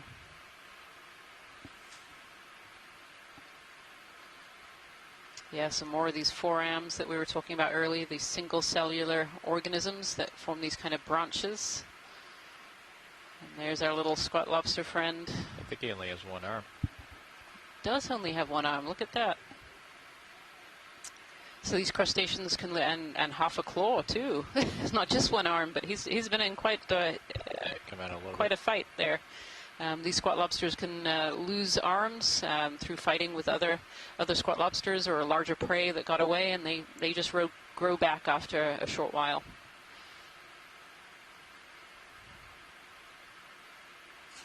Yeah, it's coming out.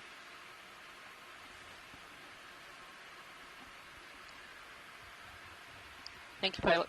You're welcome.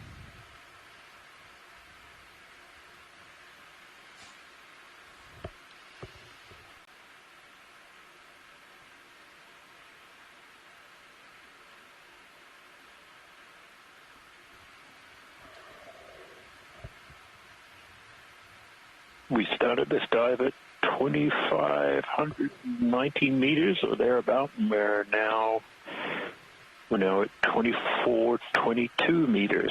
So we've been making good progress. We may even get to covering a full 200 meters of vertical on this one. We have. Yeah, and here's another one of these boulders that's just covered with corals and sponges. Yeah, we got less sediment than we had just below, and, but these boulders are definitely sticking up and providing, an opportunity for everything to be up in the water column and grabbing that food. Yeah.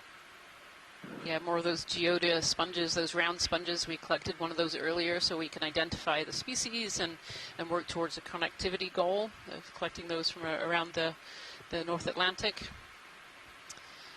And here we have more of the bamboo coral as well. More of these vase sponges that we don't actually know the species that they are, so we've collected a piece of one of those earlier in the dive as well. Black coral, more stalk sponges. Yep. Yeah, earlier in the dive. Yep, several. Oh, okay. Yep. Yeah. No, we had some good shots of that one. Yep.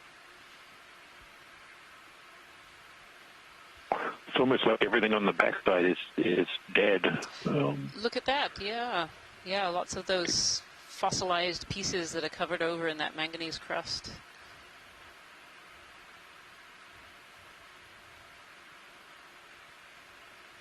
And it's fascinating given how many of these fossilized and dead pieces of scleractinian that we're seeing, that we have not seen any live of these stony hard corals. We haven't seen any live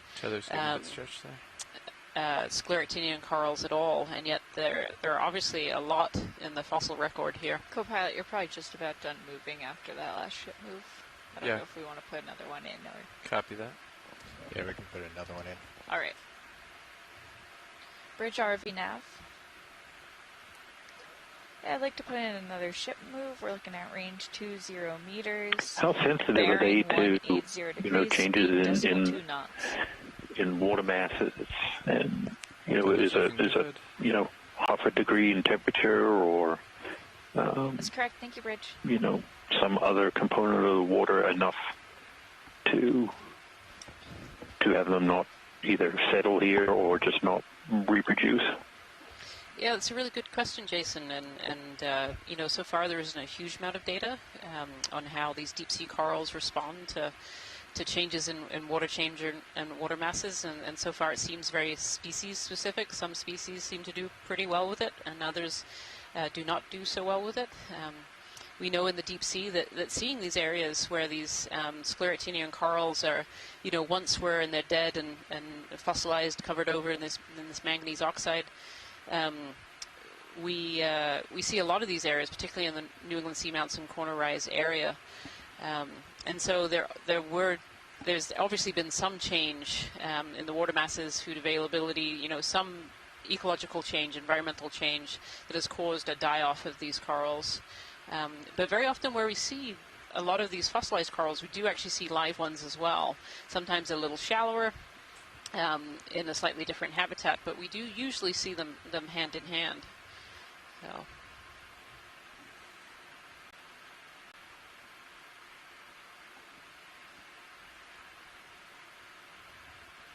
Just saw another one of those plate sponges, and there's a good conversation about that sponge going by in the chat room about how it's been seen in other areas of the Atlantic, just not so much on the New England and Corner Rise area. So it might not be unusual, maybe just unusual for this particular area.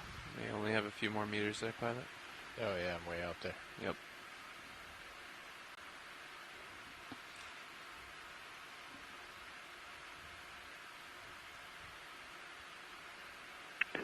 Is this a different colored coral there? That I don't know if it's a bamboo as well.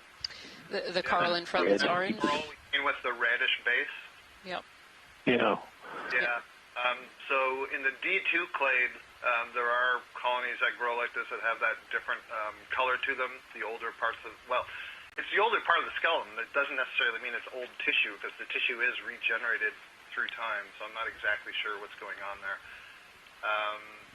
One of the new species that Les and I described from the New England Seamounts, Ecnomysis dallioi, had this color and this general branching pattern, so we'll see what Les thinks.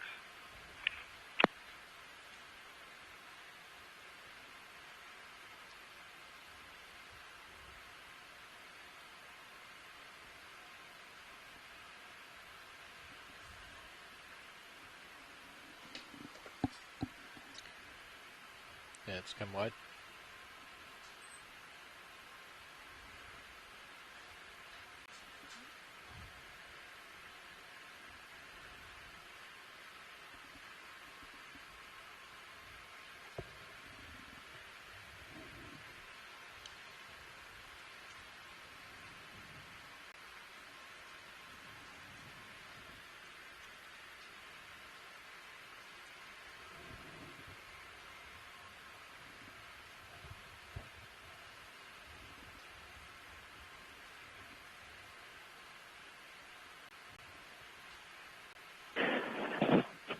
So, Les Waltling did in the chat did have an impression. I don't know if we can help him out by allowing him to touch it. Might be a little challenging at this time, but Ecnomysis, did I pronounce that correctly? You said as the type. Yes, you said that correctly. Ectomysis dallioi. Good. Right now is the only species in that genus.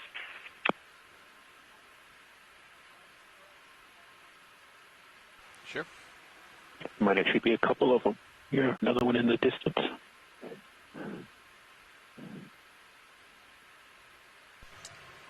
Yeah, so Liz and Scott, we're actually going to set up and be able to take a closer look at that orange one and maybe even reach out and touch it and see. Co-pilot, you should start feeling the move of the ship. Yeah, the key would be when the polyps retract, do they form a little volcano-shaped or seamount-shaped mound, such that it's not just that they curl the tentacles, but they're able to pull everything down into this squat little bubblegum-like lump.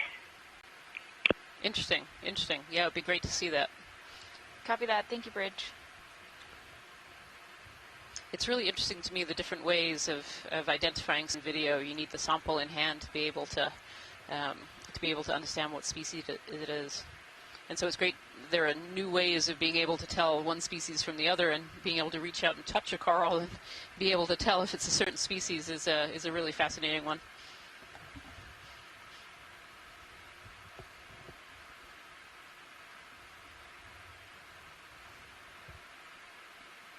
I wonder if we've actually disturbed it enough just with going around it here, whether those polyps are retracted. If you want video.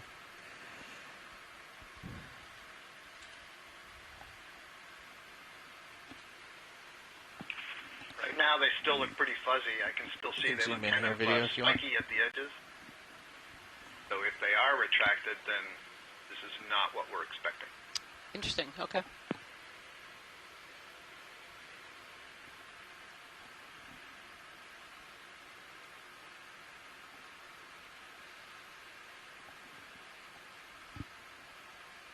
Now those polyps look still pretty out to me, though there are some in the background there that are all closed up. I don't know if they're too far away to zoom in on. Yeah, agreed, Rian. I can see those ones are closed. So they have the tentacles folded, but the polyp isn't. Oh, here though, just below the right laser. Yeah, right in the middle. Yep. Come inside if you have it, video. Perfect. Thank you. Yep. All right. So are they little seamount-shaped volcanoes or not? I don't think so. Oh. I suppose it depends. Can they more fully retract? The uppermost one looks fairly low, but maybe it's just the angle. And if we change the focus to the foreground and then just pan down just a little bit, there's some closer ones on one of the other branches. Okay. Oh, yep. There we are. Just left. Right in there. Oh, and there's some closing up right now. Look at that. Yep. There we go. That's nice. That's good. Yeah, so I think Les and I are leaning towards this is not ectomysis. They're not compressing down enough, I don't think. Okay. But that's a really nice, you can see there's a lot of difference in how these polyps attract compared to some of the things that we were seeing earlier. And that has to do in part with the architecture distribution of the sclerites in that polyp body. So, cool. Thanks for that view. Nice. Thank you. Thank you, pilot. So we don't need to touch it? Nope, I don't think we need to touch it. Thank you. Yep.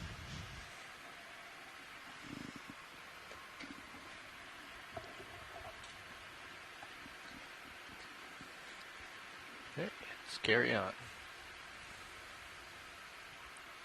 We might be able to add to that last ship move since we're stationary now. Alright, I can put in another ship move. That's good for you both. Works for me. Let's do a quick zoom here video. Oh, look at that little urchin. Echinoid. What a bright white color, too.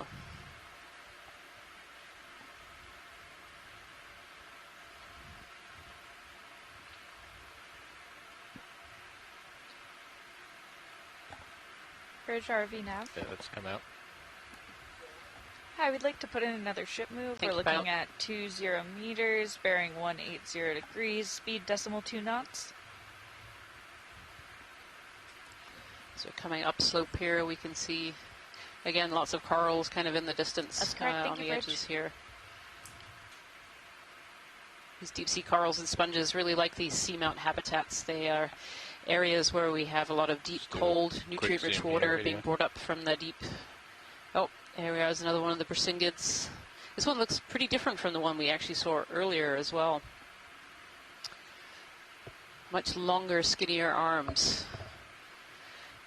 And then... Yeah, go ahead in. Yeah, that's beautiful. So these are a type of sea stars. Again, they like to be up kind of in the current and picking out food from the water column. Bridge, your mic's still on. And we can see some bamboo coral in the background and some sponges. Yeah, it's coming up. Pretty fun. Again, it's one of these little isolated outcrops that's just covered. Yeah. From the surrounding seafloor. Yeah, it seems anywhere they can get up into the current a little bit, and potentially, I mean, maybe it's to get them away from the sediment a little bit, or just more food sources up in the current a little bit more. But these corals and sponges really like these seamount habitats. They get that cold, nutrient-rich water from the deep, and that cold, nutrient-rich water means there's a lot of plankton in the upper ocean, which then dies and becomes foodful in the form of marine snow, which really feeds these communities in the deep ocean and forming species to settle and to live here and to thrive. There's another one of those Brisingid sea stars as well, the orange in the middle there. Pretty. I've got a little kind of ridge exposed area here. Might be crust that we're seeing again. We're certainly seeing the crust coating the rocks. With that choroidal, that grape-like texture. But here we're perhaps moving into another one of these more complicated, terrains, not the sediment covered, but more surface area to attach to. Let's do a partial zoom here On these higher slopes.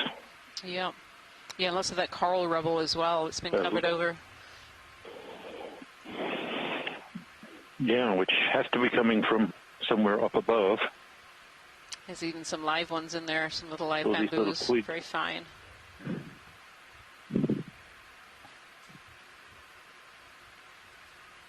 So much.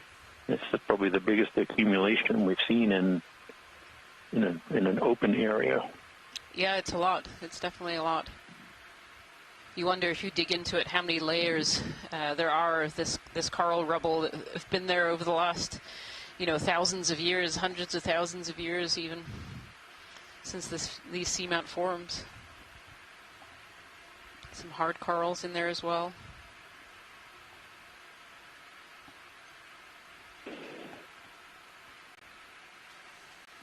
Yeah, little pieces of rock and other things, so something above here is shedding a lot of material down. Given we aren't too far from the top of the seamount, it's going to be pretty close. We've had a question from the chat room asking if we can tell what type of coral this is, and we really can't tell species at all, but it's probably a good mix. We've seen scleractinians, so there's definitely scleractinian fragments in there. But probably these octocorals and bamboo corals and black corals as well. The skeletons, just as those corals die and they break off, they become part of these piles. Look how big this pile of coral rubble is. That's amazing. So, I mean, it's crazy. How long is this accumulating? We were complaining we weren't seeing anything, and now the whole seafloor is covered. Yeah. I think I just heard, how long is this accumulated here? Paleoclimate scientists who've collected some of these deposits and have dated corals, they go back hundreds of thousands of years. I'm not sure personally what the oldest dated fossil deposit is, but it's a long time.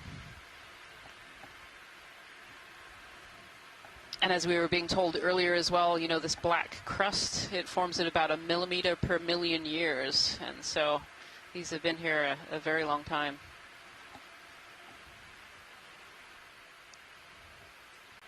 Okay, that's coming out.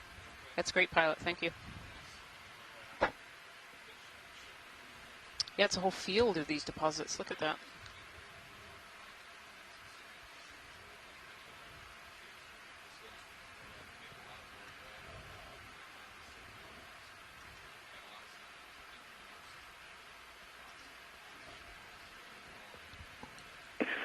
We just think just very close to here is a big, wall of coral just covering it.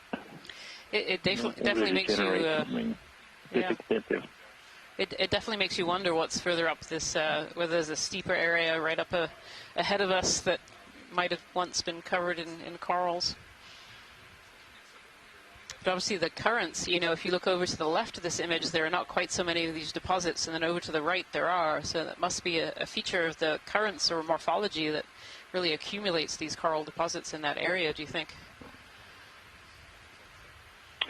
Yeah, I'm wondering. It's hard to tell from the bathymetry whether we're on a bit of a ridge, but the way that you can look right now as we drive over it, there seems to be kind of almost like sort of ridge morphology in the rubble itself.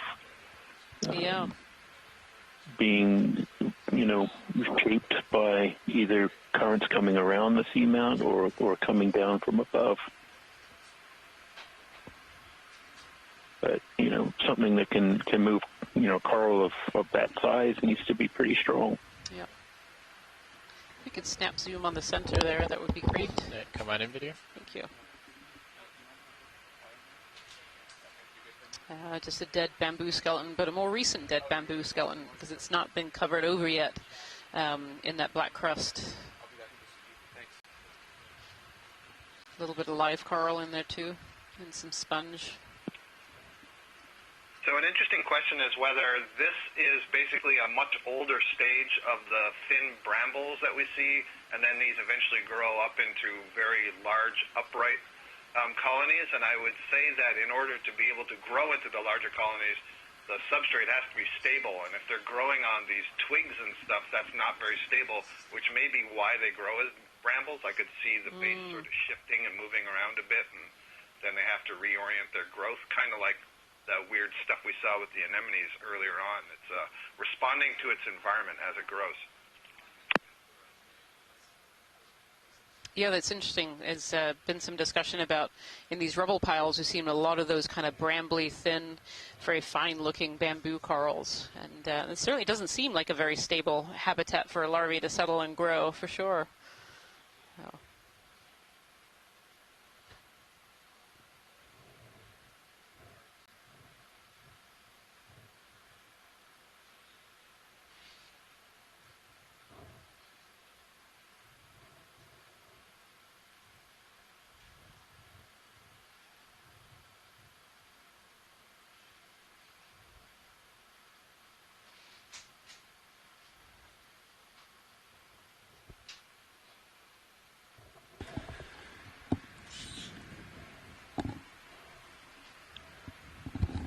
So if you've just joined us, we're actually approaching the last 30 minutes or so of our dive of the D2 ROV from the NOAA ship Okeanos Explorer. We are currently exploring, there was a series of 3 unmapped and unnamed seamounts that were discovered last night, about 270 miles northeast of Bermuda. We're currently about 200 miles south of where we're supposed to be right now in the New England Seamounts. But the weather has pushed us further south, and so overnight we mapped an area where we discovered 3 new little seamounts. And we're currently diving on the shallowest of those 3 peaks that we discovered last night. We are currently in 2,388 meters of water. We started this dive at 2,590 meters, so we've come up a fair bit. And so far this dive, we've seen several different species of sponges, lots of bamboo corals, a single species of black coral, and a few echinoderms as well, some bracingid sea stars, and some echinoids, and some sea cucumbers. So it's been a relatively productive dive today for something that was for an area that was completely unknown. Nobody had ever visited this area before for biology or geology, and so 4 minutes after the ship move starts. It's been fascinating to be able to have the first look at this seamount area. Hey Nav, is there a reason the aft bar relay is off? I just turned it off. Oh, I wasn't using them, so yeah, I killed them. Understood. Yeah, it's quite rare that there is there are still seamounts out there that haven't, had any sampling done on them from ships or regardless of it being an ROV, or having, some kind of mapping data. So this is a sort of a rare chance to see something completely new, knowing absolutely nothing about what we would find. Yeah, and I should say a big shout out to our mapping team that worked overnight last night and into the very early hours of this morning to produce us some maps that we were able to set a dive target for an ROV like D2 to be able to dive. We need fairly high resolution maps. And so the mapping team worked really hard to get us those maps early this morning so we could dive. So. Oh, I'm sorry. I was thinking Mini Zeus. Yeah. I'll send out a big thank you and just congratulate the ship's crew and everyone being so nimble and being able to, pay attention to where's the weather, what are the sea states, and how can we make the best of a bad situation. I mean, you could have gone back to shore and just waited for all the weather to pass over where we were going to go, but here we've got to discover this great new place, and a bunch of species, some of them may be new, and looks like here we have a sea pen. I'll leave you to it, Rian. Go ahead, Watch Lead. Yeah, if we could zoom in on that, that would be great. Absolutely. Thank you. Yeah, and so Scott just said this is another type of sea pen. We saw one species earlier. This one looks a little bit different from the one we saw earlier. It looks like the polyps are a little bit tighter together. Yeah, you can start zooming in. I agree. The polyps here might be on what we call polyp leaves. The one we saw earlier, the polyps are coming directly out of the main stem. So it'll be interesting to see if we can see a little ridge from which rows of polyps are arising. Look at that. Yeah, they're very tight together. So these sea pens are also a type of coral. They tend to live in mostly in sedimented areas. They actually have an anchor that goes into the sediment that keeps them upright. Oh, look at that beautiful video. Yeah, so you can see the little ridge there with multiple polyps arising from it. So that's called a polyp leaf. One of the things I thought was interesting in looking at this colony, it's probably got a fairly substantial peduncle. That's the anchor that you're referring to. And so while it may look like we have a very thin veneer of sediment as we're passing over here, this is telling me that the sediment has got to be thick enough for that anchor to be, inserted into. I'm not so sure how deep it is, but zoom out a little bit. I'll get the base. It's more than a centimeter deep is my point. Several centimeters. Yeah, the base would be great, Pilot. Yeah. Says this looks like the genus Helipterus.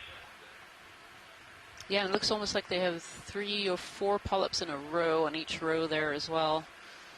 It's a big colony. And there's the base where it kind of enters the sediment there amongst all the coral rubble.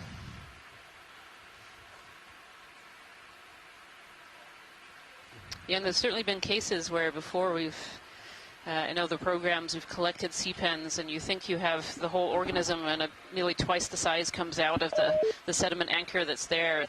They're quite beautiful organisms.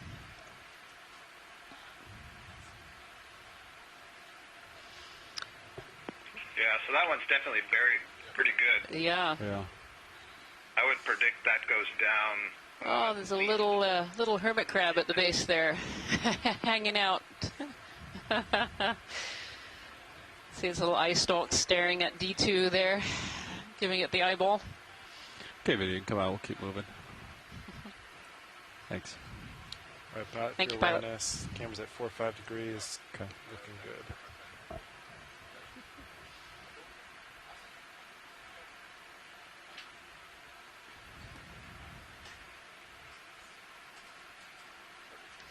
In some heavily sedimented areas around the world, really, you can find fields of these sea pens where you'll literally see hundreds to thousands of them all in a row living in these really sedimented areas. And these sea pens, though they don't form these big branching colonies like the big corals or even some of these sponges do, they still do sometimes form habitat for fish laying eggs and things like that. They don't tend to attract a lot of species, but they can be really important for just 1 or 2 species, and so are an important part of the benthos. How you doing? So you made an interesting observation there, Rian, about we often see, maybe not often, but we see these, seagrass meadows almost that are all sea pens. And so one of the interesting things is, why aren't there more sea pens here? If they can just insert themselves into the sediment, there's certainly plenty of sediment available. So it's not that the habitat is restricting their appearance. And so it's got to be something to do with the amount of food and the success of the larvae that do pass through this area in being able to get enough food to grow to a size like we see there. Yeah, and we know so very little about the larvae of a lot of these deep-sea coral and in particular deep-sea pen species as well. From the little that we do know of certain species, they can have very, very long generation times, meaning they actually only produce larvae once every year or once even every few years. And so then those larvae are spawned and they have to travel through the water column where they can get picked off by predators. But then they also have to settle and grow as well, which is another really vulnerable life stage where they can get picked off by predators or covered in sediment storms, or all kinds of things can happen to these small larvae. So.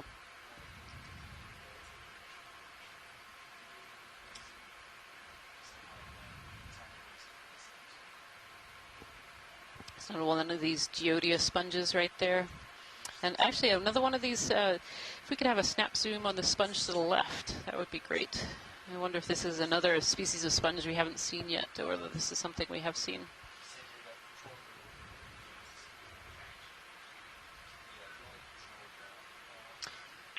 It's interesting that they're separated and just poking up, like the rocks are just poking out here and there. Yeah, and the sponge has managed to find this rock. Someplace to...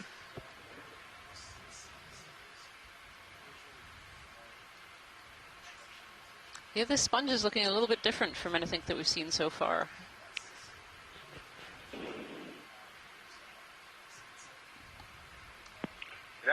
like a much bigger I'll call it branched version of the ruffle-like Euplectella that we saw earlier. Right, I was thinking like multi-lobed almost.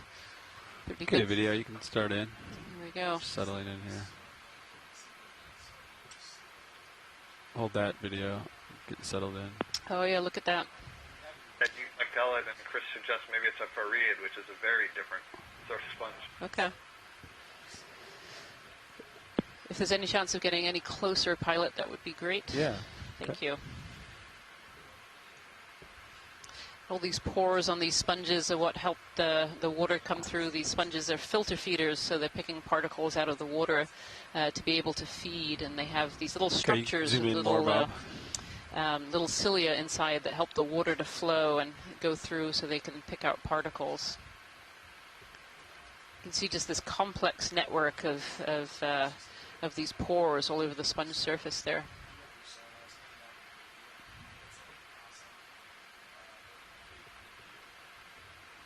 That's really beautiful.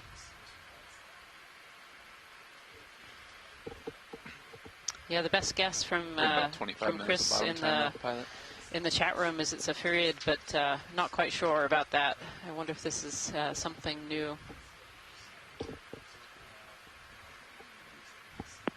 But Chris, would you at least say that it's a demo sponge? I'm gonna get to the bottom. It's not a glass sponge, right? I'm gonna get to the bottom of this one.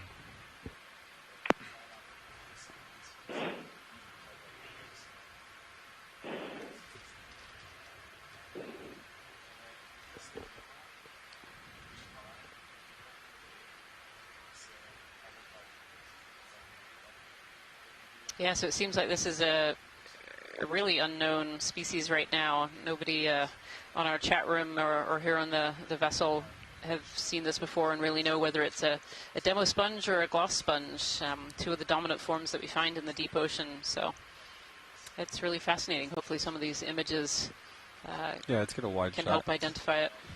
Video, let's get a video. Like a framed up shot. Unfortunately, our bio boxes are full, so we're unable to take a sample of this sponge. Maybe we'll see it again on one of our future dives coming up. So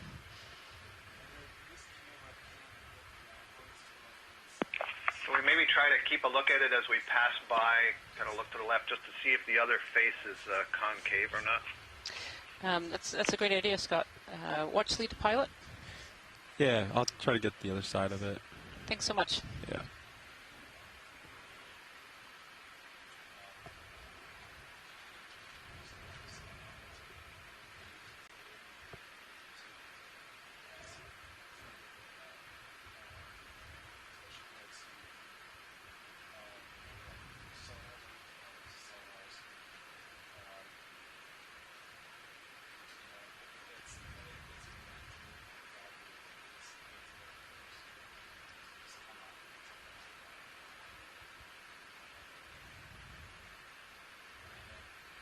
Oh, look at the inside of the sponge. It looks really different from this angle. It's definitely a little concave. Good frame it up video.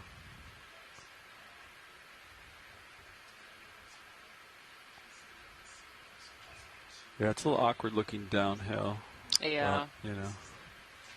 Thank you for trying. Yeah. Appreciate it.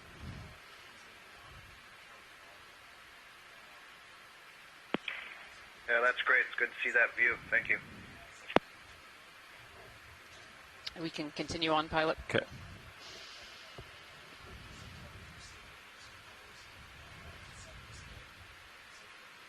If I get to move in, Nav.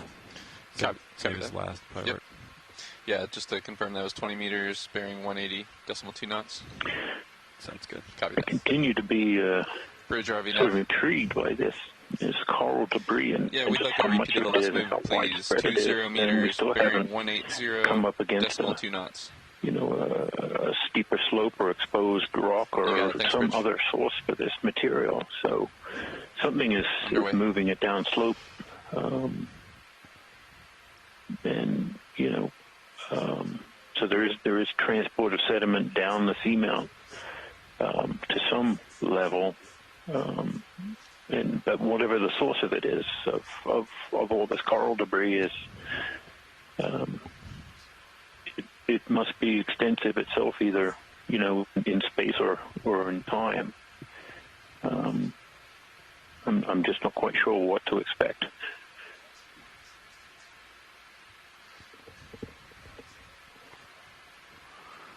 Another sponge up there, looks like.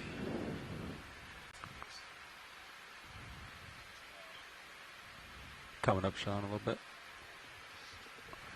Yeah, copy that. Delta 13, I'll pump it here with you. And camera's at 4.5 for reference. Okay. Good. We're seeing little bits of the rock substrate poking up where the sponges are attaching to, but not extensive outcroppings like we have seen up until now. We're at a depth of 2386, so we've actually gone up we've shallowed up by about 200 meters from where we landed. But based on the slopes we were seeing on the maps, I wasn't expecting kind of big sediment fields such as this. So it's always very interesting trying to translate a multi-beam map to what the surface is actually going to look like. It's quite an exciting and fun puzzle to do this ground truthing of these multi-beam areas. Yeah, when you think you figured out how to do it, you then learn that you don't know how to do it. Yeah. And that, every area is different. So yeah. There's more sponges. I feel like we're starting to see less in the way of corals than we saw further down. But there seem to be less of these large boulders sticking up, which is really what seemed to attract those corals there. Okay, video. I'm going to wait for Sirius to move here. We could frame these up a little bit. Zoom in partial. Yeah, we may be moving into an area where the rocks are just poking up everywhere, so it's becoming a harder substrate with less sediment. Yeah. This quite hard to tell. Little tiny Anthomastus, the red Octocoral sticking out of the bottom of these two sponges. That's pretty fun. It's right on the laser now. So you have two different species of sponges growing on this old coral branch, and then this little Anthomastus soft coral sticking out.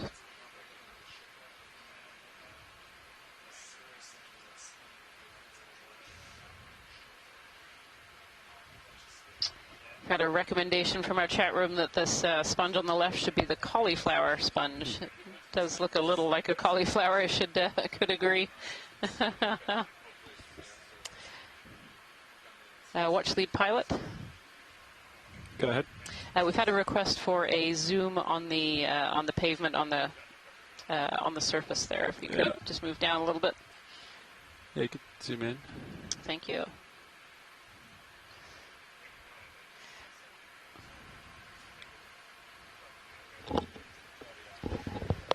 Again, lots of that coral rubble. See the difference.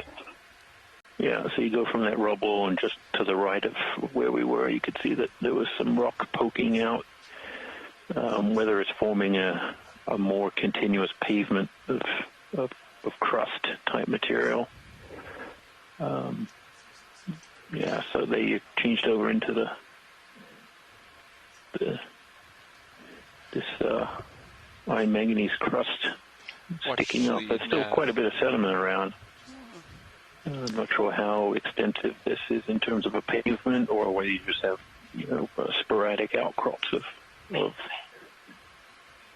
the substrate through the sediment. Yeah, it's interesting. This animal that's actually on top of this this rock here, it's kind of blended in with the sediment. But I think that's another type of sponge. You can, or maybe a tunicate. Copy, Bridge. Thanks. Can we snap zoom on kind of that center? Yeah, you can come in video. If we can come in further. Max zoom, watch lead. Okay. Or Holothurian to give you a third choice? Be advised, pilots. It could be a Holothurian, but I see some kind of structure inside the siphon there. Copy that. Yeah, your camera's definitely better than mine. Good copy, thanks. We're unfortunately at max zoom. I think this is pretty tiny on the seafloor here. Okay, video, come out. Watch lead nav.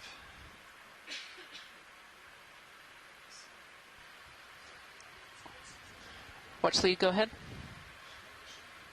Hey, Watch Lead. Just wanted to make sure you guys were aware we have about 15 minutes of bottom time remaining. Perfect. Thank you so much. You're welcome. I'm going to hop to this next rock up here. A couple larger colonies on it.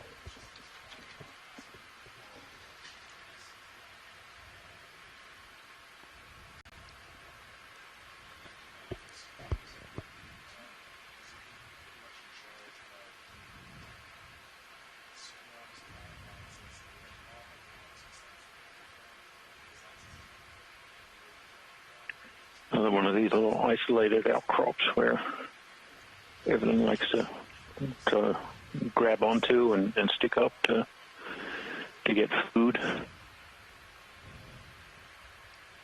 It's interesting because, you know, in a lot of places you'd say, well, that's debris that fell down from somewhere above. I'm just not seeing a lot of above for a lot of this to be coming from. So it's kind of neat to see these high points. You know, you get the little local high points, and you start to see more of the corals and suspension feeders, and it's you know, analogous to the whole seamount is a raised spot in the surrounding abyssal plain, which is why we have all of these suspension feeders here. And then the individual corals and sponges are high spots on the high spots that other organisms crawl up and settle onto. If the biochemistry of the coral allows go for the sea star. They will defend as much as they can. See if we see anything else small while we go in. See if our first brittle star on a coral today. It is. It looks like a little brittle star all curled around kind of the basal partition here of this coral, this bamboo coral. That's another really unusual thing. I mean, ophiuroids, brittle stars are so common in the deep sea, and I can only remember seeing one before this one, other than the persinges. I mean, yep. It actually looks almost like there's a crinoid in there as well. You see there's kind of whiter feathers in the background. These crinoids are called feather stars because their arms look like feathers. And you see there's a crinoid. It's perched kind of on the central branch, and then this brittle star has its arms kind of tangled around the branches around it, almost like giving this little crinoid a hug. Copy, Bridge. Thank you. There's something very unusual going on with the bamboo coral. You can continue to look at those really cool echinoderms, but there are whorl-like branching occurring on this bamboo coral. That's characteristic of Okeanos and a couple of other genera, but that's not what this is. So again, I'm thinking it might be some kind of a response to injury. I see there's a lot of tissue missing here. Branch on the right. You can see on the right side there's a bifurcation. You know, the branch comes out in two and it's in one plane, but on the left it's in a whorl of three, and there was something similar to that down below, and that's a little bit of an unusual branching structure for this kind of coral. Okay. Yeah, he's just noting the branching points.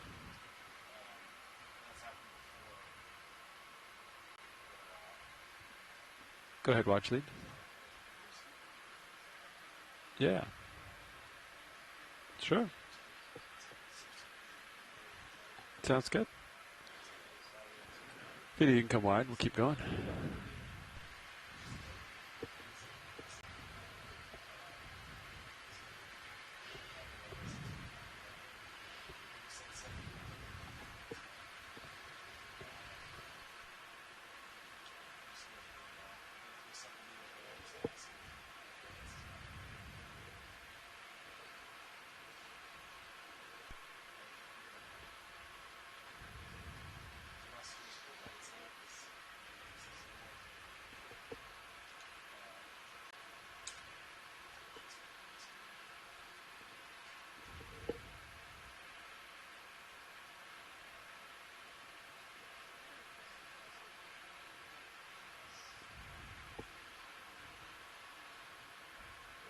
I think they want high pack.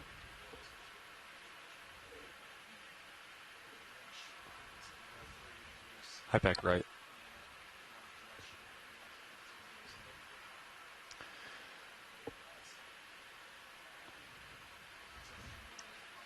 Sirius should be about finished moving, FYI.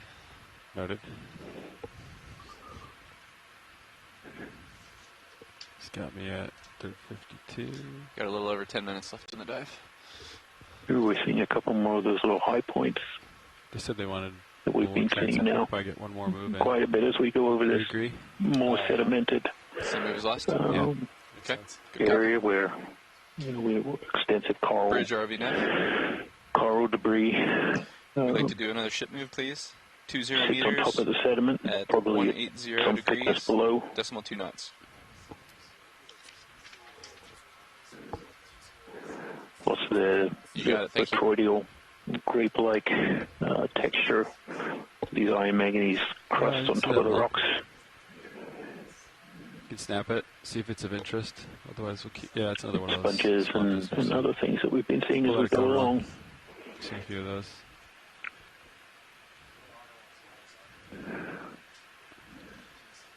Yeah, let's see what other outcrops we see with the distance. Just going to head over to the one here on our left. There's a couple sponges on it. Going to transit a little bit here.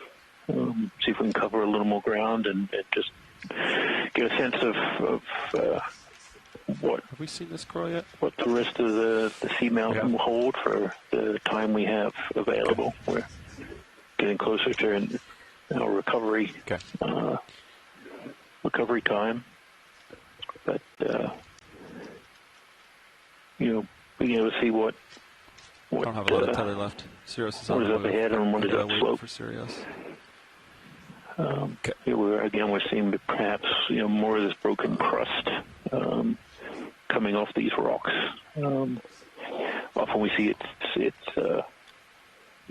concentric, or kind of coats the entire surface, so you get these layers formed.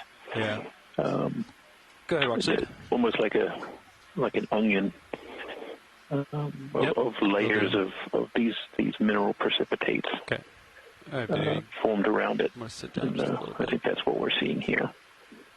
The crust is kind of broken open and fractured, and we're seeing the outside, and then you can see how thick the crusts actually are. Oh wow! The whole thing crust. Amazing.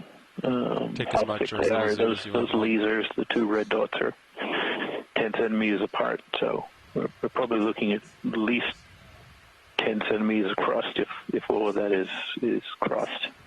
That's amazing. That is like such we've been saying all along. If they're precipitating at a millimeter per million years, and you're getting a 10 centimeter crust, that's a long time. What we don't have a great handle on, and it may vary from place to place, is how that rate can change. So if it's 2 or 3 millimeters per million years, it doesn't represent as much time. But we do know it's slow, regardless of what that rate is.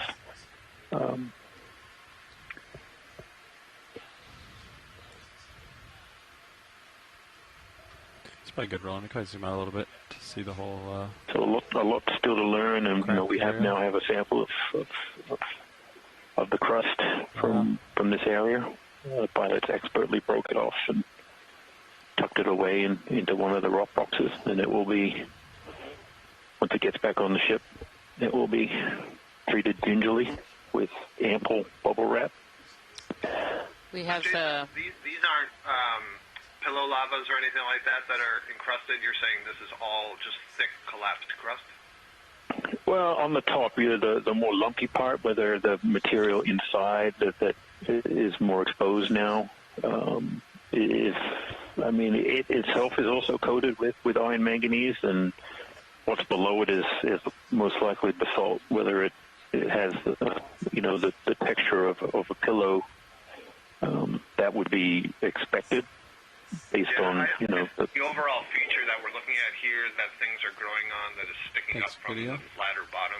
I was wondering, is that smooth a little bit? I think I have some tether to continue transecting. Yep, that is encrusted, or are you saying that basically that whole 10 centimeters thickness is all manganese crust on something? Copy, bridge, thanks. It sure looks like it's crust. For that thickness, that would be an amazing thickness of crust. I'm not sure that I know of a crust that thick. and that's why maybe the rates are, for whatever reason, higher here. And that sample that was collected should hopefully answer some of that that question of how quickly is the crust accumulating. There is some nucleus, some substrate that this material is precipitating onto, and it's no doubt basalt, just based on what we know from seamounts nearby. But it's just really hard to see that original, the seamounts I've been on with different, ROVs and submersibles. It's so rare to find something sort of this age that you can say, wow, that's a pillow. That it's just so hard to tell from visual inspection. So hopefully once the rocks get back on the ship, they can hopefully tell a little more closely whether we actually sampled some basalt as well as the crust. But it sure did look like a pillow. It's like you'd call that out from if it showed up. So, but in that it would be a really big pillow as well. So. There's It's interesting in that it looks like it's completely stripped of any tissue. Yeah. And yet it's still standing more than a meter tall. I was going to say the same, Scott. It's like that's been stripped of tissue fairly recently, because those bamboo corals, as we know, kind of fall apart at the nodes after a while after they've died.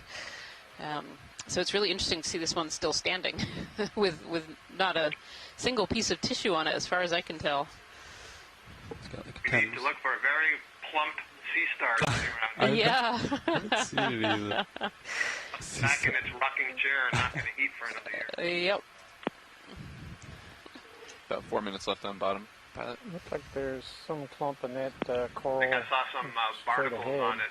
So, what that tells us is that way up there. the colony can be killed off if it's eaten completely. Could be if the injury is fairly small, it can regrow and perhaps recover, but I guess there's some arms race going on there. Nice sea pen for us. Oh, look at that, Anthemestus. Yeah.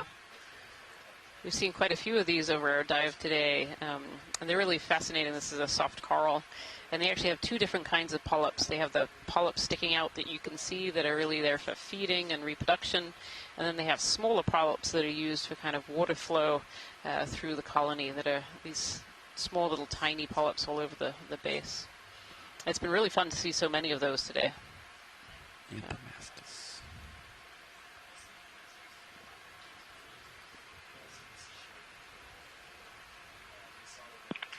I wonder how many of these really thin bramble bamboo coral colonies we've just a few minutes. Today. Couple minutes. They blend right into the substrate if you're not right I'll down give you about 5 minutes to set up off the floor. Okay.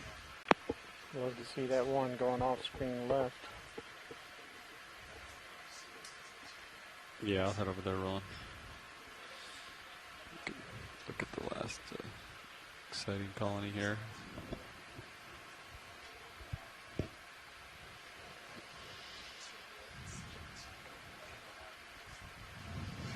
Look like all the polyps are facing away from you're us. heading out my port side. You want to rotate to keep in view? So yeah, you go, we're done moving, I think. Corallium species there, and some more bamboo coral. Or these Geodia sponges, like in the top right there, these kind of grapefruit size, or larger. We've seen some actually much larger than grapefruit size Geodia sponges on this particular trip, on this particular dive so far. Okay, come in. Yeah, it looks like they're all kind of facing uphill, like as if. Yeah, and so this shot here is showing pretty much what we've seen most of the dive, where we have these dead coral stalks that have been covered over in the manganese oxide, and these new coral species growing off of these old dead branches and forming whole new colonies. And here we have two different kinds of coral.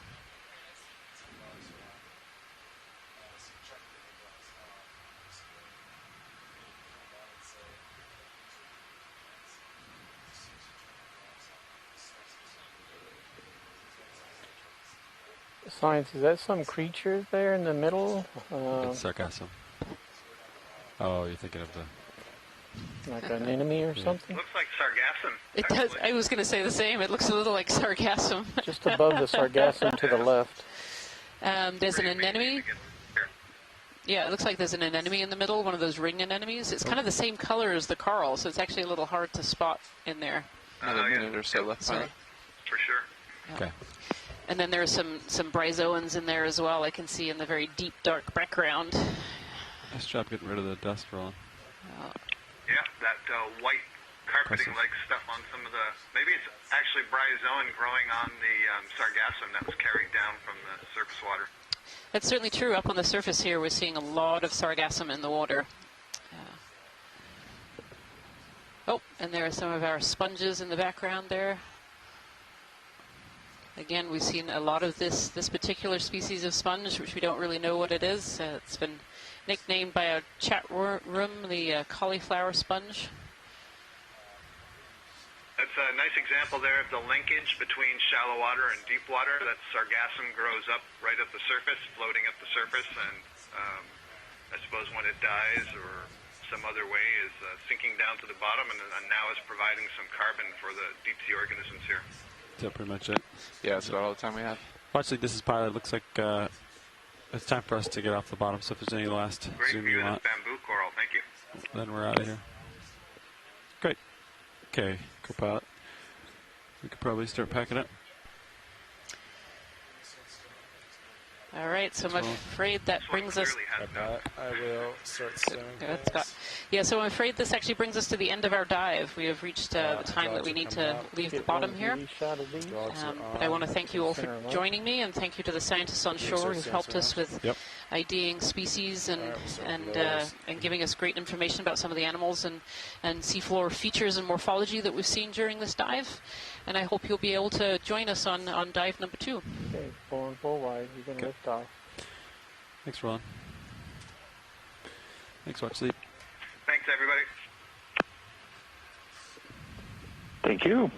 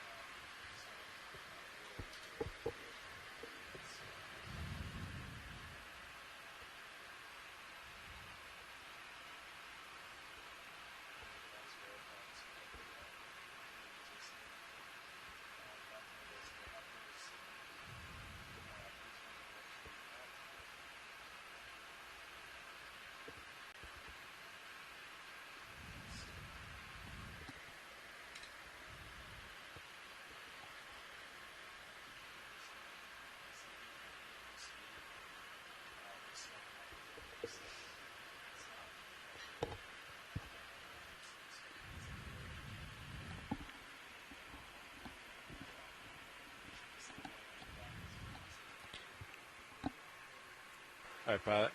Hydraulics stowed. I'm going to come underneath you. Copy that. You want to line up with the ship? Yeah, I'll rotate a little here. I'll point down a little bit, and I'll come up, give you some more Z-bias. I'm in auto depth. Copy that. I'll stretch out tether.